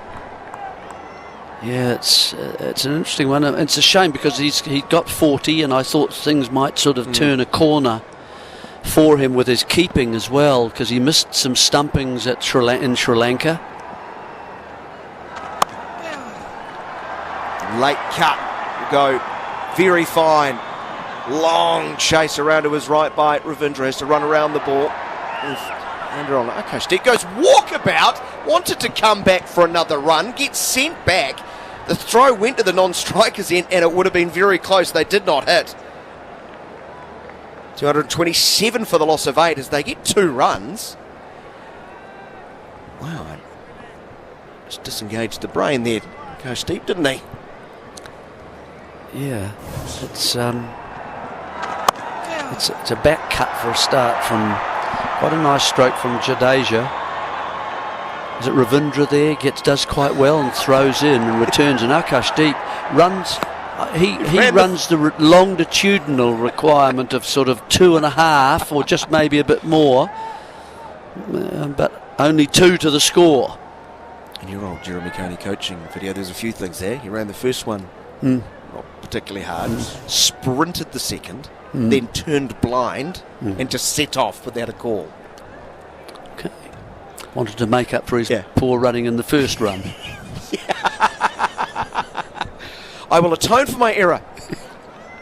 227 for 8. There's 2 balls remaining in the over. Jadeja's just gone down, had a little chat to him. Come on. I'm on 36. You're yet to score off 21 balls. So, slip going out, very much in out as New Zealand want Jadeja to stay at the end. He's currently situated because there's 2 balls remaining in the over. Santner from over the wicket, defending watchfully once more. They still have fielders out of the deep on the onside just in case he wants to attack. Oh, the first run isn't too bad. Certainly the second one is like a sprinter. Turned blind, set off. Jadeja's given him the old, the 2 eyes, 2 eye. I'm watching you. Yeah. Watch, young man. Just turn down the leg side off the pad. Is it? Or the bat? Blundell got a glove to it. Mitchell's looking around. Gee whiz, is that something more? Well, we'll have to wait and see. It's the end of the over. It's 227 for the loss of 8 as Jadeja remains at the end New Zealand want. And also on 36. New Zealand need 2 wickets to win the test match and wrap up the series. India require 132 runs to make it 1-1. Yeah, well, they've got what's this last wicket partnership worth? Is it worth 15 to 20? So very demanding, Jeremy. 21 to be exact. There you go. 21.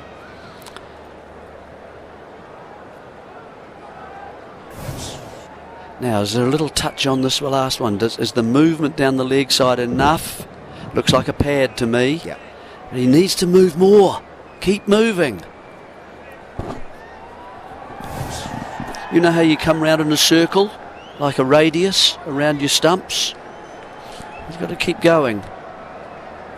Ajaz Patel is back into the attack. Glenn Phillips has done a fine job. Has been replaced at the pavilion end.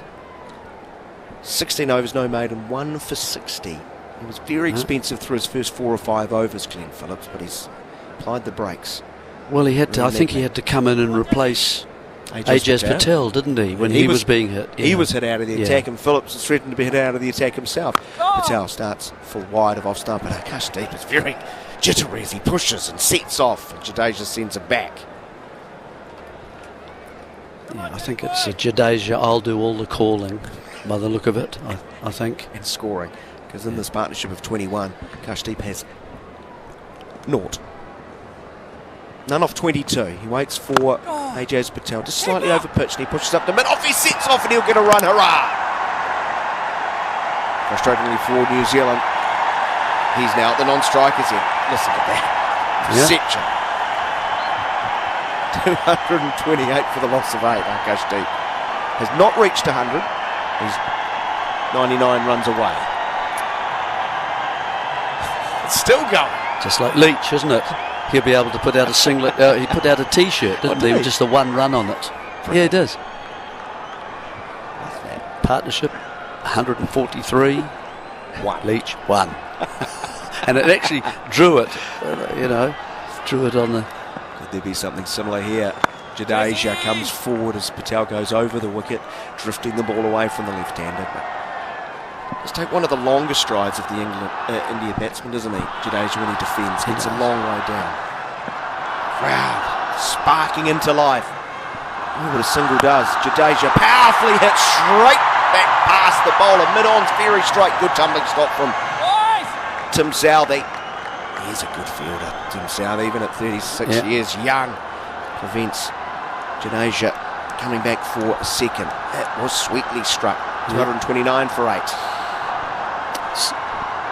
Who knows? That might be important because it just keeps Jadeja from the second run. Did he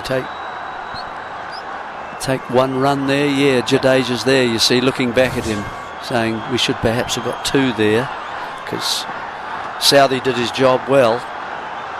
Patel, short, pulled away to mid-on. Rachin Ravindra takes the catch. That was a buffet ball, but Akashdeep did not help himself. He's just hit it inexplicably towards Rachin Ravindra, and India 9 down. He goes for 1. It's 229 for the loss of 9, and Jarrod Kimber rejoins. He was smelling a comical run out, but yeah, well, it's a real drag down, isn't it? And Akashdeep has to really reach for that outside off stump because it has turned a lot. But what he's done is he's hit it parallel to the ground, really almost just a little parabola, and it's gone straight. He's picked out a deepish mid-on, not long on, a deepish mid-on, and Akashdeep cannot believe it. It was a kind of a semi-baseball shot, but he didn't get it square enough because it was so wide, it was short and it turned enough. Good turn, you're right. And so he could only really get it towards that mid-on area. He either had to go high or actually get over it.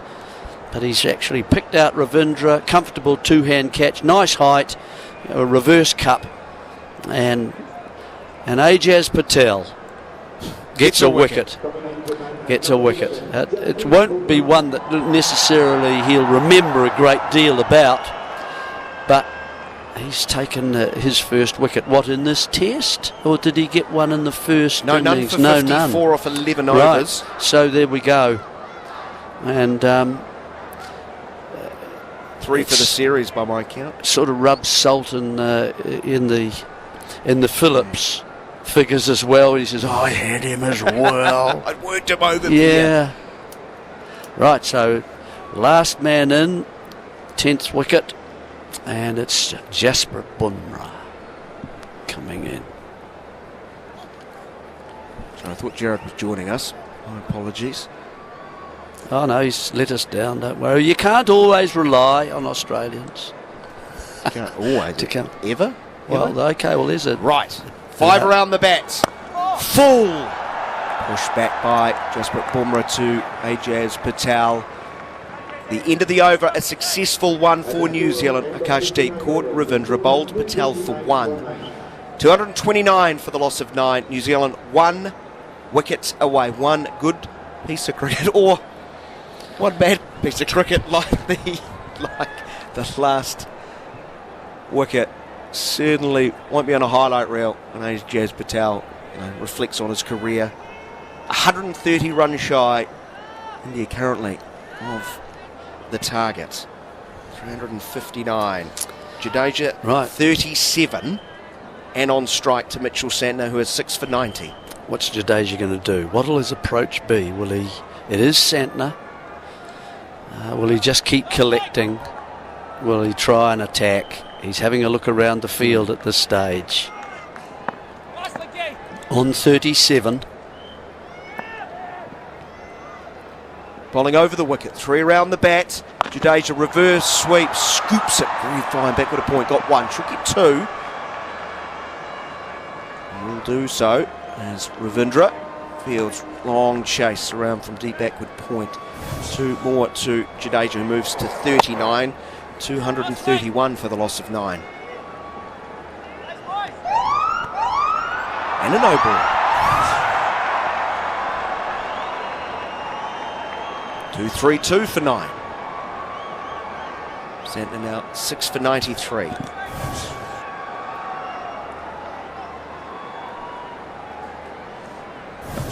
Just overstepping. Over the wicket. Santner. Left arm finger spinner. Drops short and it's pulled away. No timing. Maybe hitting high on the bat as it creeps into the mid-wicket region. Well, I think he's given a clue, hasn't he, how he wants to play. A reverse sweep we haven't seen from him, I don't think, in his innings really so far.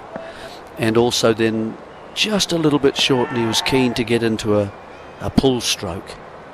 Jadeja leans forward, takes the bottom hand off the bat as he pushes to Santner. Don't think he'll try and hit those ones that are more up to him, where it can turn and beat the edge and so on, all that. But anything that's just giving him a little bit of either room or length, he might start being more aggressive here. Long chat between Latham and Santner.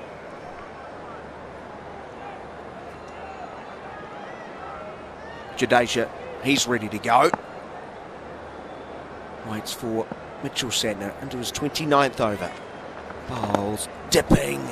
The last, Jadeja waits, turns the wrist, works it through square leg for a single. He moves to 40, 233 for the loss of 9. Sharma made 8, Jaiswal 77, Gill 23, Kohli 17. Punt run out without scoring. Sundar 21, Sarfaraz Khan 9, Ashwin 18, the last to go Akashdeep for 1. Those are the scores of the 9 Indian batsmen dismissed thus far. I've seen Bumrah hit quite effectively in England. Doesn't mean that he can do it here, but he has the ability to put bat to ball. Sort of get around, I was thinking sort of 30, 35 runs. Backward point comes around behind square on the onside. 2 slips. Catch it on the off and on. It's hit high to deep mid wicket. Is a man out there lining up the catch? No, it's sailed over his head for 6. Perfect timing, Jeremy Coney. You described his hitting ability and he got under that one nicely. Conviction with the strike. Picks up 6 runs. He's off the mark. It's 239 for 9. Yeah. Let's see, is he trying to go right across? Where is it coming from? No, it's about on the stumps. And he's got down to it. And as it was starting to turn and straighten, Bumrah's picked that up nicely. Right-handed Bumrah sees Santner from around the wicket. Goes slower, wider of off stump. Hoiks past mid-on. Down to the fence for 4 more. Bumrah boundary barrage, Jerry. 243 for 9. Target is 359. Does he need all that many all around and close? I don't know whether he does. He's had to reach for that a little bit. It was a slower delivery. I don't know what the pace of it was, but he's had to hold his shape, and it means that he's got it into an area. No, it's vacant. He moves to 10 off 3. Deep mid wicket, the only man on the boundary. Long on is in about 10 metres, 15 metres off the right. Santner from around the wicket, bowls to Bumrah, stabbing defensive stroke. The crowd greets that gleefully because that's the end of the over, a rather eventful one. 243 for the loss of 9, Jadeja 40, Bumrah on 10. And Santner now 6 for 104. Well, it's livened up the chase, hasn't it? And if Bumrah gets 2 or 3 overs like that, they'll bring it down to under 100, and then you start to put the whitening up on the wall in groups of 10, coming down from 110, 190, 80 and so on, and you try and knock them off one at a time, obviously, and down you go. So let's wait and see. Jadeja might be encouraged by that. Let's just see what his approach will be now as well. Will he try and hit the odd boundary and try and keep some momentum? Minimum of 10 overs remaining today as a ball spins back. Bottom hand comes off the bat. It gets an inside edge. Goes through leg slip. Latham sets off. They'll come back for 2 though. Jadeja moves to 42. Well bowled Ajaz Patel, but 2 runs, 245 for 9. Yep, that beat Jadeja, and he's been in for a long time now, but it turned back into him quickly, and it was a false shot and ran fine on the leg side. Decent chase from the New Zealand captain. From over the wicket, Jadeja down, heading towards long. Oh man, there takes the catch. It's Tim Southey. Oh, a great grab. The test match is over. The unthinkable has happened. The unimaginable has become a reality. New Zealand win the test and win a test series in India for the very first time. India all out for 245. Well, we're watching a very excited New Zealand side, of course, just shaking hands, a quick hug, man hug, and now they're going to obviously make their way back and go through the formalities as they do at the end of every test match. So congratulations to them. A good catch from Southey. He's a very accurate fielder. Just inside. It was close enough that he had to just trip the light fantastic, as he probably does on the ballroom floor. The two-handed catch to his left, moving round. He judges the ball. He'd be the best man to have under that, because he's a very accurate fielder, whether he's in the slips, in close, or on the edge of the boundary. So couldn't have been a better man for it to go to. And certainly Ajaz gets his second wicket. This one caught on the boundary, the other one 3/4 of the way to the boundary. So New Zealand complete a second test victory, and I'm sure there will be some celebrations later tonight. And there is Tom Latham, 2 test matches as a sort of full captain, not replacing anybody else. He's the elected captain and selected captain, and the smile is broad, I can say. The Kolinos smile is evident.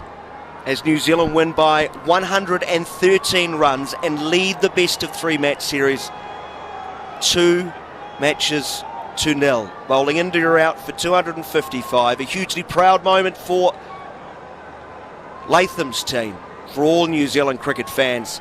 They've been touring India for close to 69 years, Jeremy. There's been 12 previous test series between these two sides. India has won 10. There's been 2 drawn series, but this all-conquering Indian side, who'd won 18 straight test match series at home, have been knocked off their perch by the team from the bottom of the world.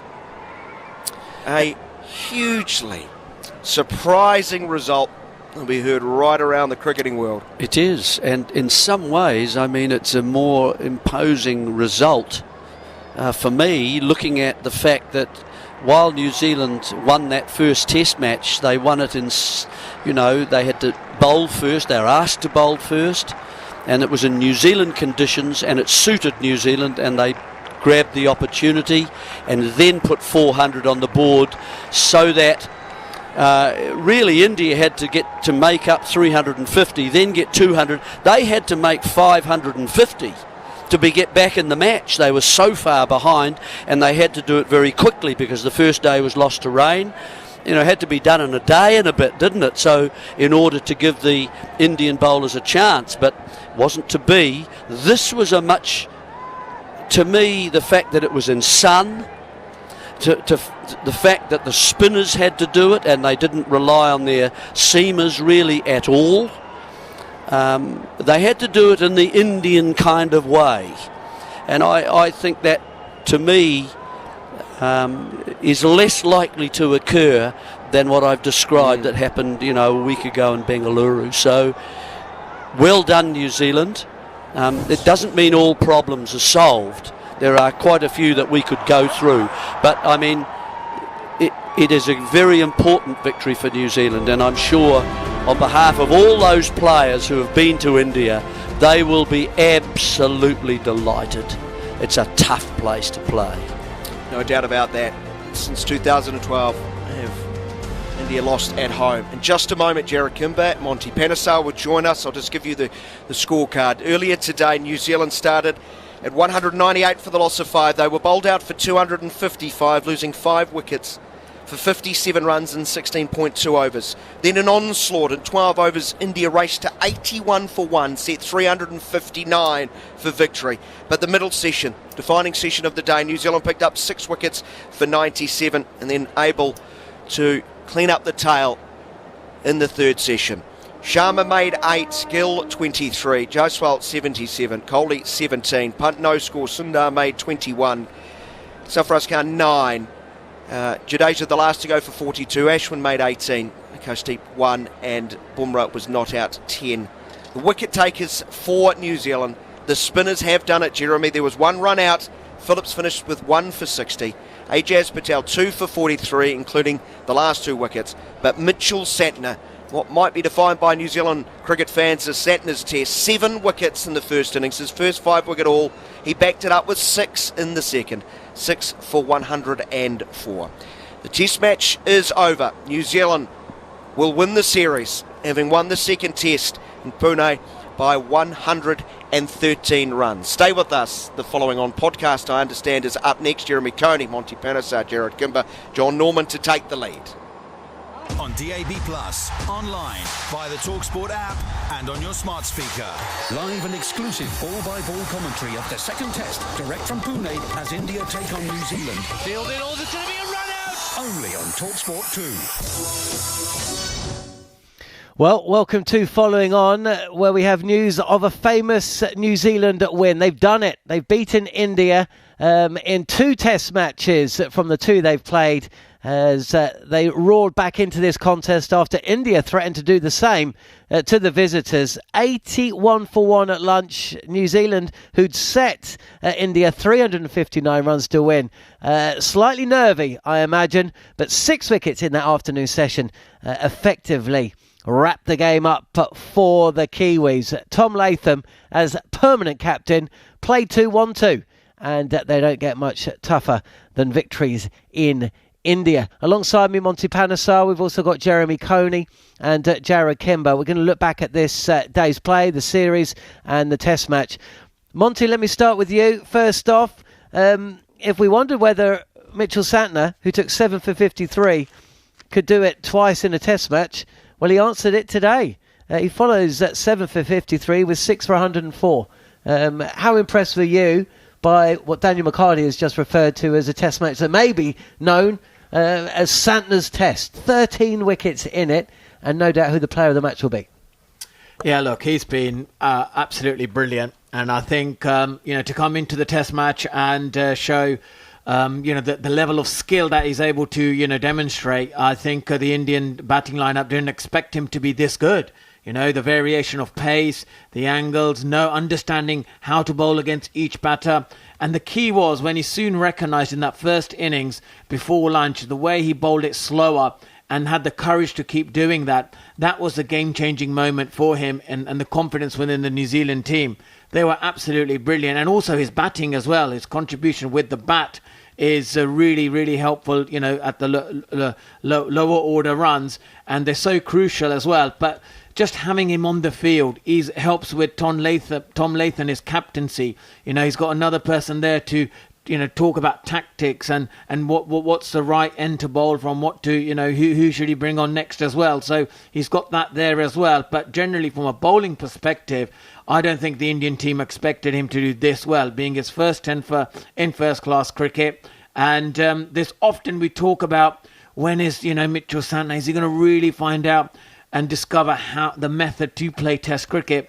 I think today is that moment in this Test match where we have found that Mitchell Santner can play. He has worked out how to play Test cricket and is good for him. And hopefully he'll continue to grow and become better and better as a Test bowler. And his contributions to New Zealand cricket are going forward is going to be absolutely massive if he plays. Because he probably won't play much Test cricket in New Zealand. Jeremy Coney's with us. There must have been a lot of pride, along with a few nerves, as you commentated on this Test match and the last, Jeremy. But, what is it, after all these tours to India from so many different New Zealand sides, what can you put your finger on what it is that has enabled this one to get past India on home soil? I think, first innings runs in the first game, in addition to taking an opportunity that was provided for them. I think the catching generally has been a little better than it has of late to assist the bowlers who have created the chances. It's not perfect, but, it was enough. And, players, the batting generally, whether it was Coney getting his 90 and a hard-fought 17 in the first Test match, and it was 76 and again 17 in the second here. And in fact, the top four, Young was been solid and, might be slightly, some people would say conservative, but he's got a 30 and a 40 and a 20s and so on. So he's done the job there. Ravindra lit up, I think, the first Test match with that innings against spin, and we've discovered really and reinforced what people have been saying, just what a quality player of seeing length and being able to make judgments and then appropriate shots, whether it's through the offside or the leg side, but particularly the offside. And also that he's been able to, wherever it pitches, he's not just had one option. He's been able to access, in some cases, if it's off the front foot, anything from square cover right round to long off, round to wide long on, where the ball pitches. And it makes it very hard to set a fielder when you've got that kind of range. And so you're always picking up runs, and it's hard to stop a man scoring. And he's got a 60, obviously, in this second innings as well. So the top four have done their work. And we've got runs because of that. The middle order hasn't been quite so, productive.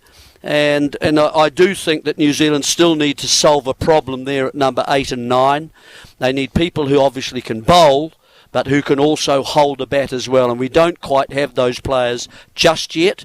There are a couple of options, but they are not in the side at the moment. This game, obviously, Santner was immense, absolutely immense. He showed things that we haven't seen. The pitch helped him, but he was able to get the ball into the same little area and be operating from that with skill and different pace and different trajectories, and it got some results from where it came from that threatened and made it difficult for the Indians. So, and in the first Test, obviously the seamers in the first innings, and also toward that second new ball where New Zealand broke through and got about 5 or 6 wickets once, even though India had scored very quickly and it was sort of about 400 plus, they were able to break through and only be chasing 100. So I mean, I've probably forgotten things there, John, but I mean, as a side, when you win the first series or win the first test match in an area that hasn't, and it's taken New Zealand years to do it, years. I remember I was lucky enough to hit the winning runs at Leeds when we won the first test match against England. And I thought of all the players who had gone and had been there before, much better players than I am or ever was, and yet they weren't able to secure that. So, I mean, I've talked too long now, but it does mean a lot. I'm thinking of the man in the milk tanker who actually texts in, you know, and the man in the, you know, they love their cricket. And they've gone along and they've witnessed loss after loss and disappointment, and yet they still hang on to hope, the same as fans do everywhere around the world. But, you know, New Zealand, for the first time ever, you know, have taken a win in India. That's the hardest place to tour. And they've broken the drought. Who would have picked, out of you three, a series win? A series, not just one match, a series win in India. Who? Come on, none of you would. No. I would give it about 0.5%. I think you're absolutely right. Even after that win in Bengaluru, I think we were and all no Kane Williamson. And no Kane Williamson, and no Matt Henry, and obviously... Correct. You know, no Michael Bracewell. He could have played ahead of Mitchell Santner, by the way, if he hadn't had to have gone back home. Even ahead of this second test, when we knew the conditions, we knew the weather, and we were all quite confident that this would be a 3-day test on a turning track and a one-sided win. I think most people felt it will go that way. And it did. But it went the way of New Zealand. And that's the difference. You know, even after that win in the first test, we still expected India to win this test match. Such is the way of cricket. You described the team and where it's at and where it was and where it's going beautifully, Jeremy, and you have been doing similarly throughout this test series. But one aspect of this that I would like to ask you about, the final wicket was caught by Tim Southey, and we kind of forgotten he was on the field. How appropriate. Well, exactly, right? He didn't have to bowl. 6 overs in first innings, 2 overs in second. Picked up a wicket. The only seamer to pick up a wicket in the game. He picked up the wicket of Rohit Sharma again. But Tom Latham's come in and he's captained the side. From a very small sample size, although admittedly Latham has captained the side in the past, do you think that has made a difference? Do you think that has made a difference to this New Zealand side in any respect? When Latham was appointed for this series, he was asked the question, what would you have done differently in Sri Lanka? And he said, not much at all. And so I don't think there are, you know, large differences between Southey and Latham and the way that they captain sides. I think, look, to be really honest with you, I don't think you could appoint quite a few people from that side and they would all captain the same way. They've been together for so long, they kind of see the game the same way. They're that kind of side, I think, that whether it's they've been conditioned over the year after year after year together to see the game in a similar vein, I personally see that as a weakness. We kind of, when I was captain, we was sort of semi-imploding, you know, quite a lot. But we all saw the game so differently. But at the same time, if I needed to go to anybody to say, what do you think? I'm thinking that way. What about you? I would get 10 different answers. Or 8 different. I didn't go to them all, thank heavens. That would just be confusing. But I just, you know, I would have definite people, and I would get a different answer. Now, I personally see that as a strength, a different way of doing something. But look, no one's been able to do what these players have done. And so Latham made decisions, I think, throughout. He took bowlers on and off when he thought they needed them, and sometimes, from my point of view, he left it a bit long. But that's okay. Every captain does those sort of sees things in different ways. But so similar is my answer. maybe India didn't play quite so well also. That's throwing something else to you. Brilliant stuff. Jeremy, thank you so much for your contributions over the last couple of test matches. You'll be back for the third test alongside Daniel McHardy. We'll be bringing that to you live and exclusive to the milkmen and women of New Zealand, possibly Dev Panesar, Monty's cousin, who lives and works in Wellington himself. We will be heading to the Wankhede Stadium with New Zealand 2-0 up. And you mentioned the weaknesses there, Jeremy. I'd like to bring in Jarrod on this. Where now for India? Because if you look at this side, there's no KL Rahul to drop. There's no Ishant Sharma to blame. Are you saying this wasn't KL Rahul's fault? Well, I'm really sorry to all the Indian fans who are still watching, but this definitely was not KL Rahul's fault. I think we knew that there was a transition coming soon, and we had talked about a little bit of whether this was more like an Australian team, in that Warner McGrath start their career, and from the start of their career to the end of the career, Australia are either the best team in the world or, very close to that for a long period of time. And West Indies is very different. West Indies had two different generations. They regenerated perfectly and became the world's best team again, and realistically would have stayed number one for longer if Australia hadn't come up as well. Essentially, they're the Liverpool of cricket. Liverpool did the same thing in the 70s and 80s, and then Manchester United rocked up. And so that was the big question, because you look at this and you look at, everyone was saying things like, well, how great is it? They've got Akshar Patel, they can't even get him in the side. And then you look and Akshar Patel has started to drop off a little bit. And it's like, look how many young batting talents they've got coming in. But the batting hasn't been as strong as it should be for a long time. I think there's lots of reasons to do with that. I think if you make your wickets very, very bowler-friendly at home, your batters don't get any confidence anymore, and I think there's a follow-on effect from that.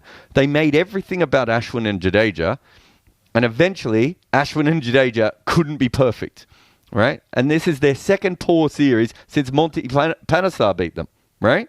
Like, Monty beat them, and since then Ashwin and Jadeja have punched everyone in the face consistently, and they couldn't do it here. And of all the teams to beat them, Mitch Santner, who is New Zealand's third choice spinner, who wasn't even supposed to be in the game, outspun them. Does this mean that they think to themselves, no, we want the crown back. We cannot finish this way.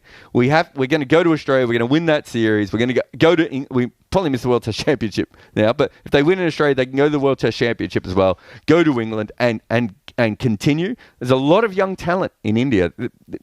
Some of the best players in these games for India were the younger players, right? But it is a transitional side, and we've been waiting for this transition for a long period of time. Those guys were holding on to win a World Cup and to win a World Test Championship. They got halfway there. The second half looks a lot harder now, doesn't it? Well, they got to the final of the World Cup, and it didn't happen. I know they won the T20 World Cup, and you're right, it's all been about the World Test Championship final. Rahul Dravid said that when they lifted the trophy. He looked over at Virat and Rohit and he said, now go get that WTC. Like, it's so much on their brain. And of all the series, if you look at the series that you expected to be the banana series here that they slipped up on, it was Bangladesh, who came over with Shakib and McHardy and a really good bowling unit and a lot of players who are very good at playing spin and a deep batting order. And that team got blown away.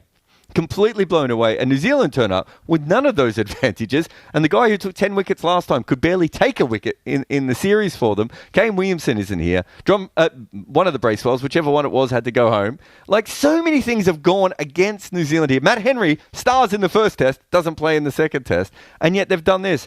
And it may not be the biggest upset that New Zealand has done in the last 2 weeks, because the women also won the World Cup out of nowhere. I mean, this has got to go down as the greatest fortnight in New Zealand cricket history.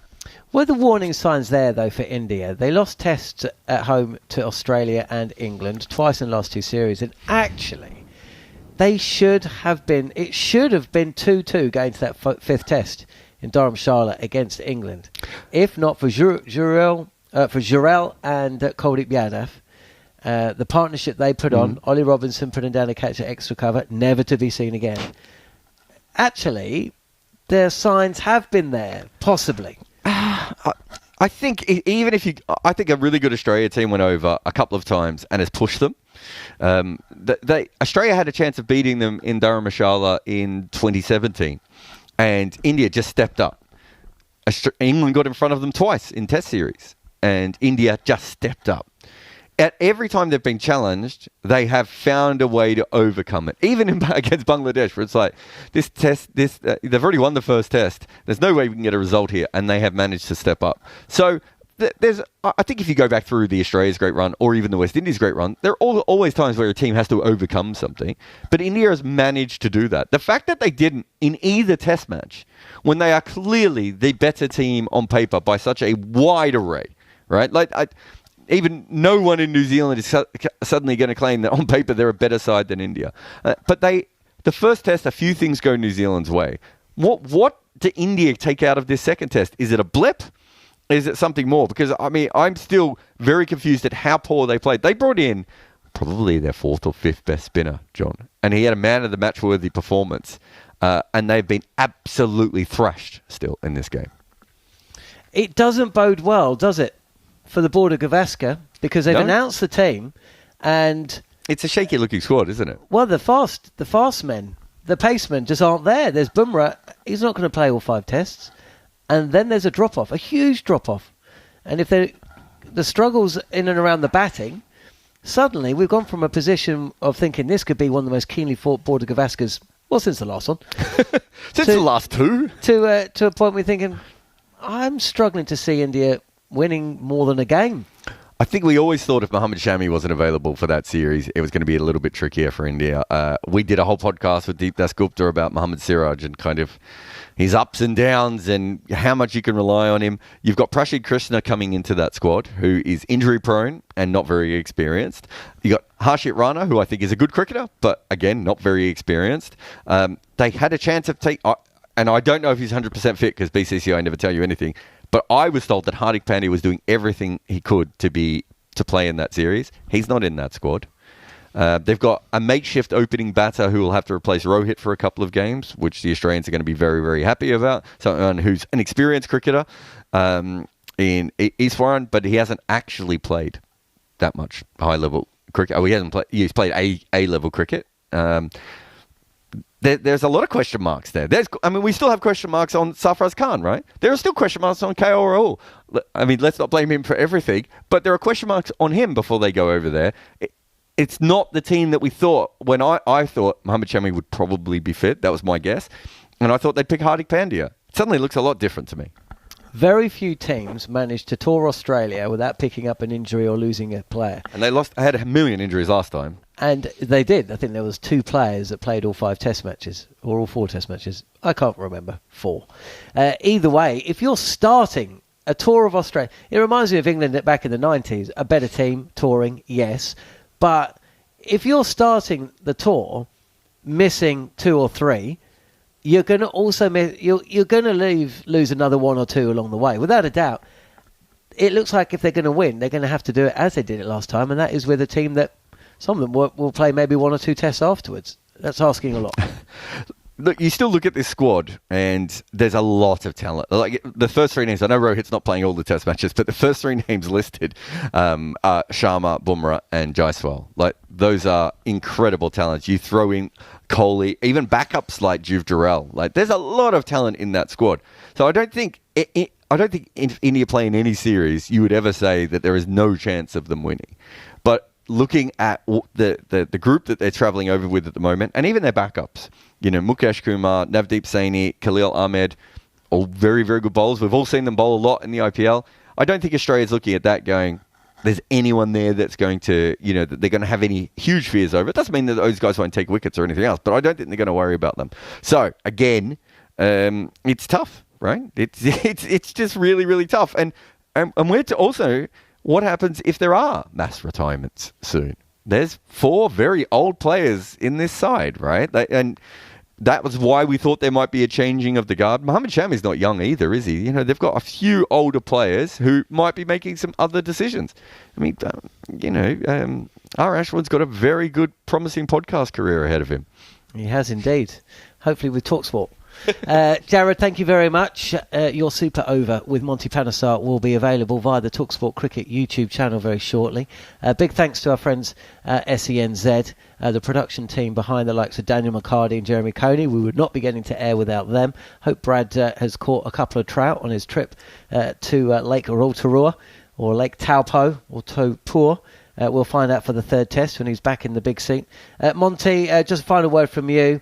New Zealand from here, when you consider where they've been, they are going to be a threat for England when England travel in November and December, aren't they? Especially when you consider they're going to be playing in home conditions, although without their 13-wicket man, Mitchell Santner. Yes, probably. England must wake up. They must wake up from this baseball and think that can always get them out of the situation. They've got to watch New Zealand team right now and think this is a well-organised team. They've got a captain who's hungry, who's tactically smart, who's leading from the front.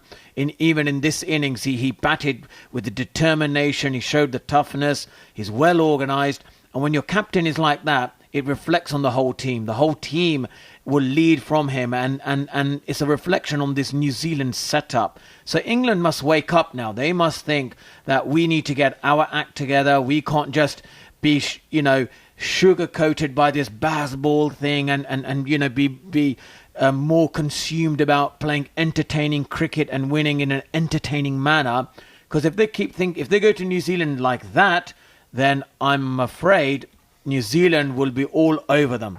England must be, and Ben Stokes, Brendan McCullum must get together and think, right, whatever's happened in Pakistan, we've got to forget about that. Conditions are going to be different in New Zealand. Let's start preparing for conditions in New Zealand. Okay, Monty Panesar, thank you very much for your time. Former England spinner Jarrod Kimber, and as I say, Jeremy Coney and Daniel McHardy in New Zealand, broadcasting across the country on SENZ. This is talkSPORT 2, where you are and have been listening to live and exclusive coverage of the second test match between India and New Zealand. New Zealand have won. They've beaten India by 113 runs, and they've taken the series. They're 2-0 up with 1 to play. We've got plenty of live sport coming up across talkSPORT and talkSPORT 2 over the weekend, of course. We've got Championship football throughout the afternoon, then we'll be going round the grounds, so plenty to come here, so keep it tuned to talkSPORT 2 or over on talkSPORT. Coming up, it's EFL Game Day Live, hosted by Chris Latcham. It's Watford against Blackburn Rovers, but thanks for watching or listening to Following On. We are ready for the first ball of the day. It will be Ravindra Jadeja bowling to Phillips. Here's a ball that goes past Blundell's inside edge, and he is bowled. New Zealand have been bowled out for 255. Second ball of the innings, Southey in again, and here's a slog over square leg, and it's gone for 6. Buckle up, Jerry, buckle up. Santner is in again, and this is lobbed up to short leg, and Rohit Sharma